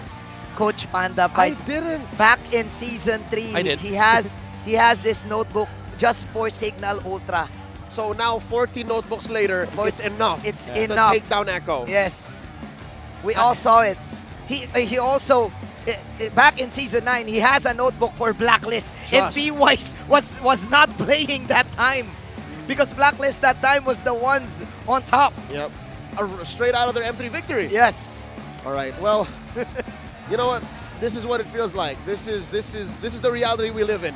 And I don't think I'd have it any other way. If Echo went 12, then it would also have been uncharted territory. But now, I think I will take peace in knowing that some things in the world are truly absolute. That RSG will always be there, standing in the way to keep things in balance. They're inevitable. They're inevitable, bro. I'm inevitable. Make the memes. Perfect balance. Social media, make the memes. We'll throw on over to Mara Aquino. She's on stage with the Kingslayers, fresh off of their streak-ending victory. Mara, talk to RSG for us. Gosh, what a series! They deserve this cheer. Everybody, GG! One more time, GG! It was such a great game. First of all, the only team that was able to beat Echo and you swept them. Congratulations dahil hindi lang yan. RSG right now is playoff secured. At 20 points, they are now top 3 sa ating standings. Irad, how does that feel? Ang dami niyong achievements na nakuha today. Sa ngayon po, sobrang saya po namin lahat, pero hindi naman po namin muna sa akin po, hindi ko po muna paano ba tawag dun? I-celebrate po ng maaga kasi regular season po ito eh. Gusto po namin kasi sila matalo sa playoffs po. Tsaka message ko kay Carl, nice game, tsaka dahil hindi ako nagtanim ng sama ng loob at nirespeto ko lahat ng sinabi mo dahil doon, nanalo kami. Oh, sabi niya, papatalunin ka daw sa Magic Chess pag binigyan mo sa kanila yung achievement eh. Parang gigil ka today. Ano po kasi, last match namin is, iniisip ko po bakit po, parang di po kami nakakalaban ng maayos sa kanila. Tapos po, kanina po game 1, parang nangyayari po ulit. So iniisip ko po tinakpan ko po yung tenga ko ng dalawang kamay. Tapos parang inisip ko na lang po na gagawin ko na lang pong laro yung tournament na parang ginagawa ko sa scrim. Para po tumapang po kami lalo. Tsaka nire-raise ko po yung boses ko para magkaintindihan po kami lahat ng mga teammates ko. And you did great today. Talagang bumawi ka pagkatapos nung kahapon. And because of that, with the entire team, top 3 na kayo. Congratulations! You know, this day, kitang-kita yung confidence ng RSG Philippines. In fact, baka si Coach Panda ang makasagot nito. Because today, you guys came out differently in a sense also that you kept Yuzong and Kaja open. And those two heroes, 100% win rate. Di pa natatalo si Sanford or si JP sa kanilang Kaja and Yuzong. What was the reason behind that? That was very risky. Well, totoo lang si Sanford talaga is really a big threat to any team, lalo for us, lalo sa first turtle. And then yung isip namin is that Nats, kaya mo talaga fight Sanford kapag Yuzong siya. Tapos Terry's lang yung best hero mo. So best hero versus best hero. Let's go. And then he accepted the challenge and then that's how we fight today. And that's so great. When two of pro players talagang give their best. Whoever best will win. At ang nanalo dito, Nats, congratulations once again. Oh, by the way, si Light naman. Light. Light. Yung dati mong teammate si Kose, sila ang pupunta ng M5. Nag-champion na sila sa MPL Cambodia. Anong masasabi mo sa kanya? Kasi for sure he's gonna be watching this also. Your former teammate. Sobrang saya ko para sa kanya kasi nung time na bago siya magplanong lumipad ng Cambodia, parang indecisive pa siya. Tapos sabi ko, hindi, sige, kaya mo yan, parang ganun. Tapos kaya ngayon, nag-champion din naman ako nung nakaraan nun. Tapos parang di ako sobrang saya. Masaya naman ako, pero kasi yung mga dati kong naging teammate, parang naiwan sila sa akin, parang gano'n. So, okay kasi masaya lang. Anong gusto mo sabihin sa kanya? Congrats kasi, champion ka na. Sana kami din ulit para magharap kami sa M5. Possibly, pwede kayong magharap sa M5. And now, it's time to announce the match MVP. Let me hear some names. Sino? Si Aldos. Let's take a look at the screen for the match MVP.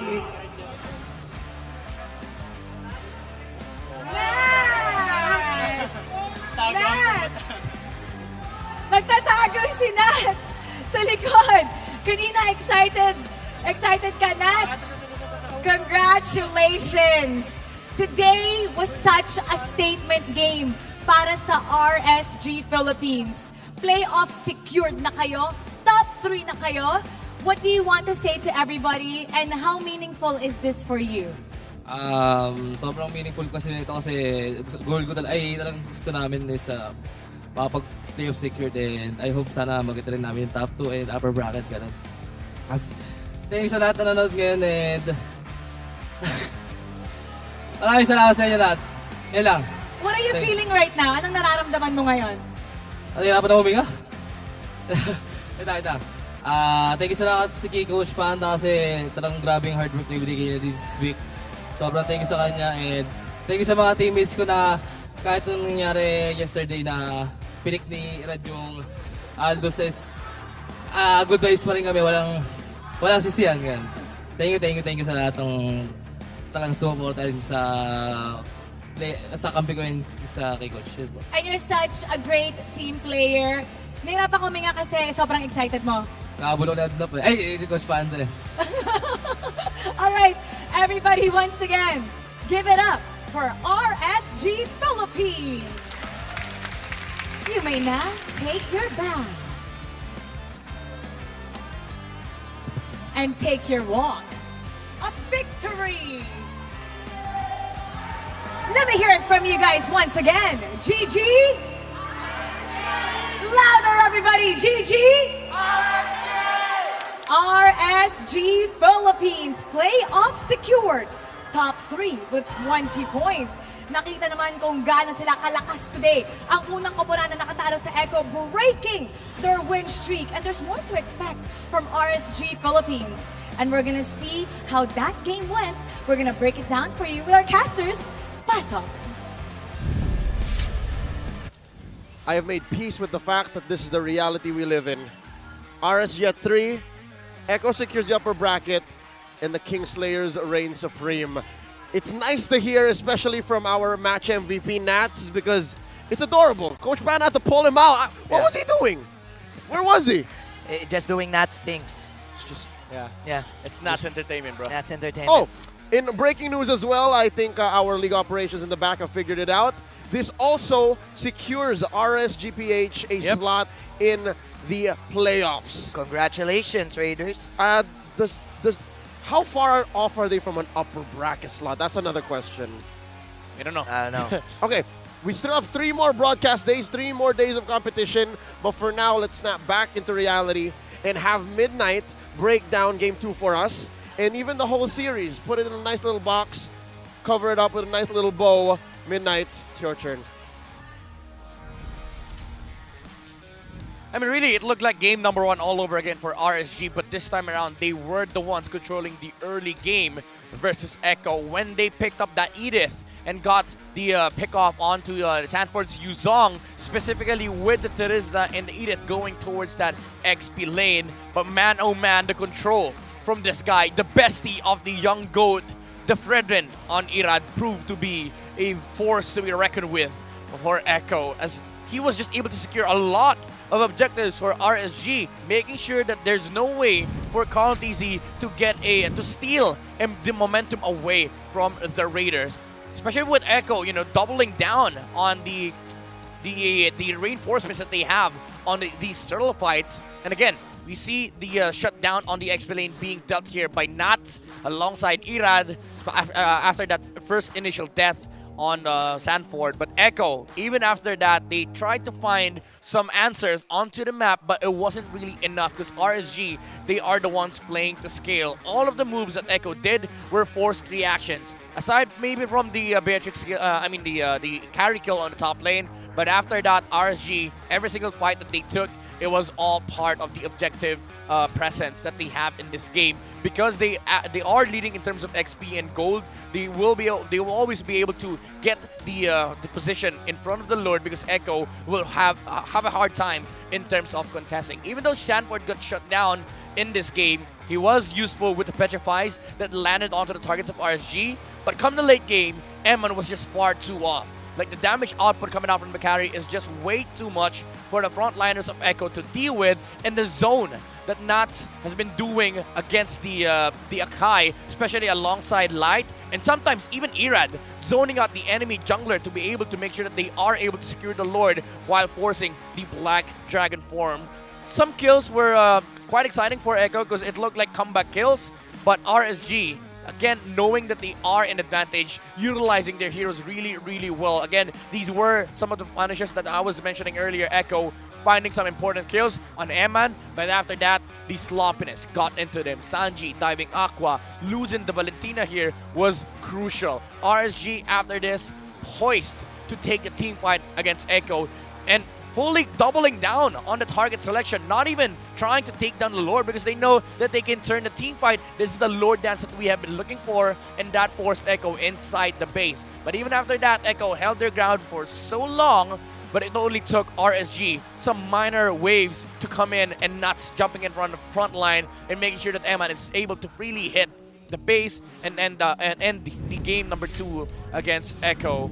Now we are going to be looking at the pattern of our MVP Irad on the Fredrin. As we saw again in this game, he was really controlling the jungle, both on RSG and Echo's side, having that lead, that early lead that they have been given alongside the kill that they've gotten from Sanford that was allowed by Light. The turtles, the greens, the buffs, they were always in the hands of Irad. Even though Quality was able to steal one away in the 6-minute mark, it didn't even matter, because at this moment, RSG were the ones propelled to play the scaling game. And when you have the carry on your lineup, you're going to be happy with that, because Echo were constantly trying to look for ways to engage against RSG. Now, alongside the jungle pattern, we also see the kill map here. That kill on the Yuzong on the bottom part of the map was really crucial, because that secured that Sanford, for the entirety of the early to mid, will have to play recovery on this Yuzong. And that again propelled more space for RSG to work with and be able to secure more objectives because of the lack of the presence of the Yuzong. Come the mid to late game, Irad was always positioned inside the jungle of Echo, and even during Lord takes, he is willing to position himself in front of Carl TZ, fighting into the Akai alongside Nats with this Terizla, who was also given like a lot of space to work with and a momentum that he can control.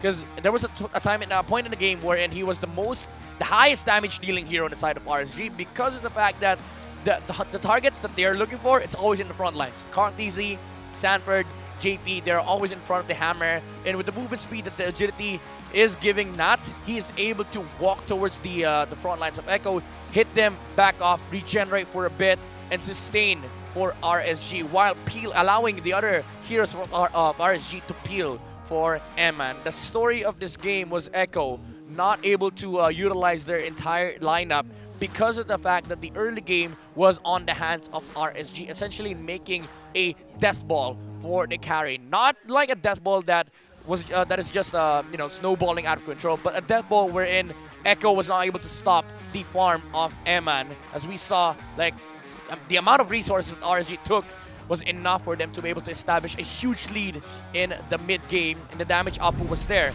coming down from the carry with a true damage that sealed the damage needed to kill off the right targets on the side of Echo. Now, we are going to be looking into the checklist here of our keys to victory. They were not able to force light out of the comfort heroes. As they've gotten themselves the Kaja, the last big Edith was perfect on the side of RSG, while RSG maintained the position of Irad during these objective takes, which allowed them again to control the momentum and break the streak of Echo. You know what? RSG may have taken those keys to victory a little too close to heart, and they blocked out anything for Echo to do. Like, there was, if anything, Echo didn't even see the light Edith coming. Yeah. And who would have thought? Who would have thought that Sanford will have a dead game? Right? I mean, I didn't.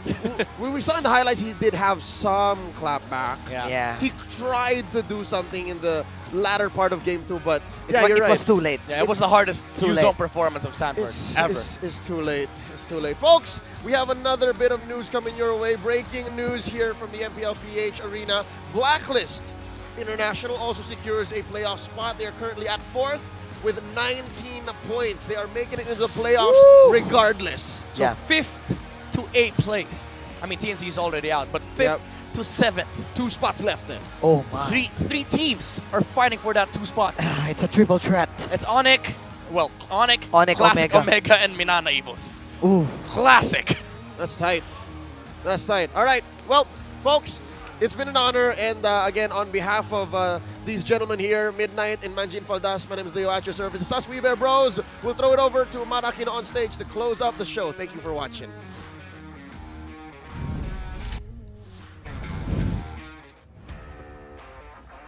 What a week ang tapatan para sa karapatang makapasok sa playoffs ay mas lalo pang tumindi.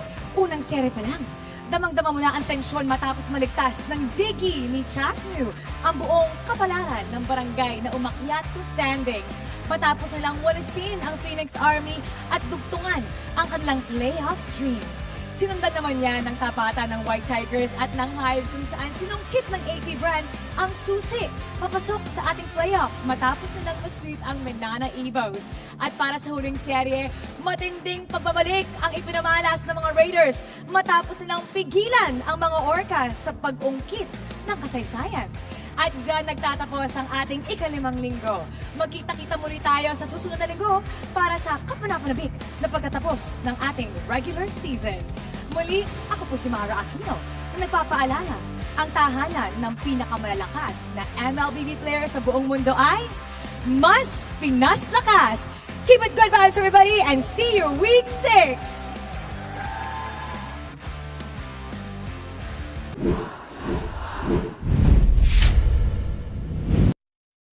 The 12th season of MPL Philippines is brought to you by the following sponsors.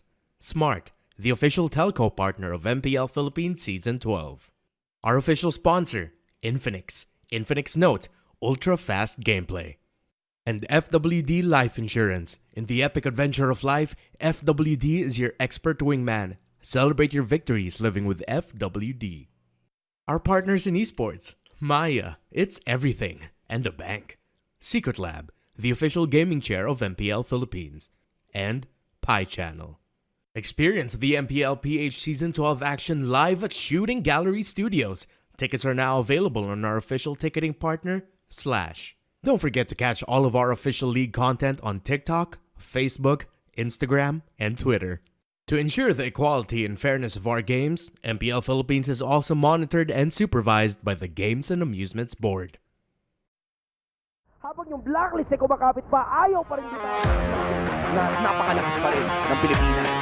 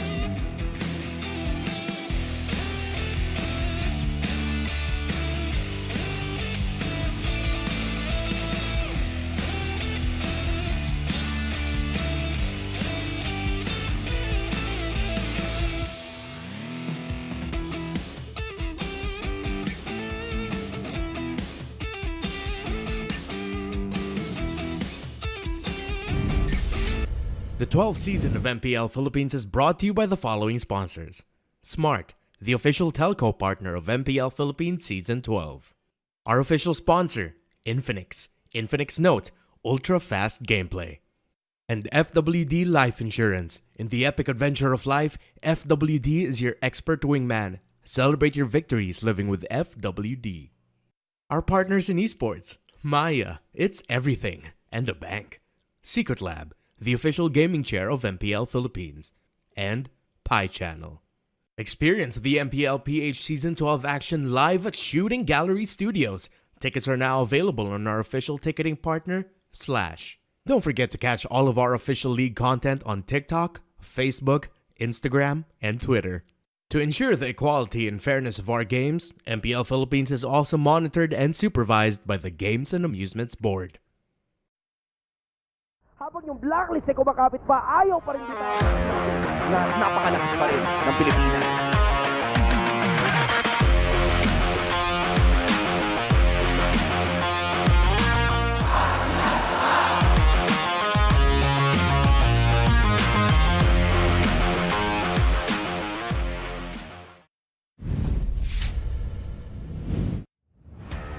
Happy Sunday, MPL Arena! And hello to everyone around the world who's tuned in to witness the greatest MLBB players in action. I'm Mara Aquino and welcome to MPL Philippines Season 12. Malapit na natin malaman ang mga koponan na magtatagisan sa ating playoffs, pero mas umiinit pa ang labanan para sa ating pwestuhan. Sa araw na to, tatlong matitinding bakbakan na naman ng ating matutunghayan. May mga nais umangat mula sa pagkalubog, may mga gusto naman manatili sa paghabol sa tuktok, at may kapunang nais mag-ukit ng kanilang pangalan sa kasaysayan. Pero bago tayo magtungo sa mga kapanapanabik na mga bakbakan, alamin muna natin ang mga latest happenings sa MLBB community sa ating Smart All Access kasama sina Manji at Leo. Join me!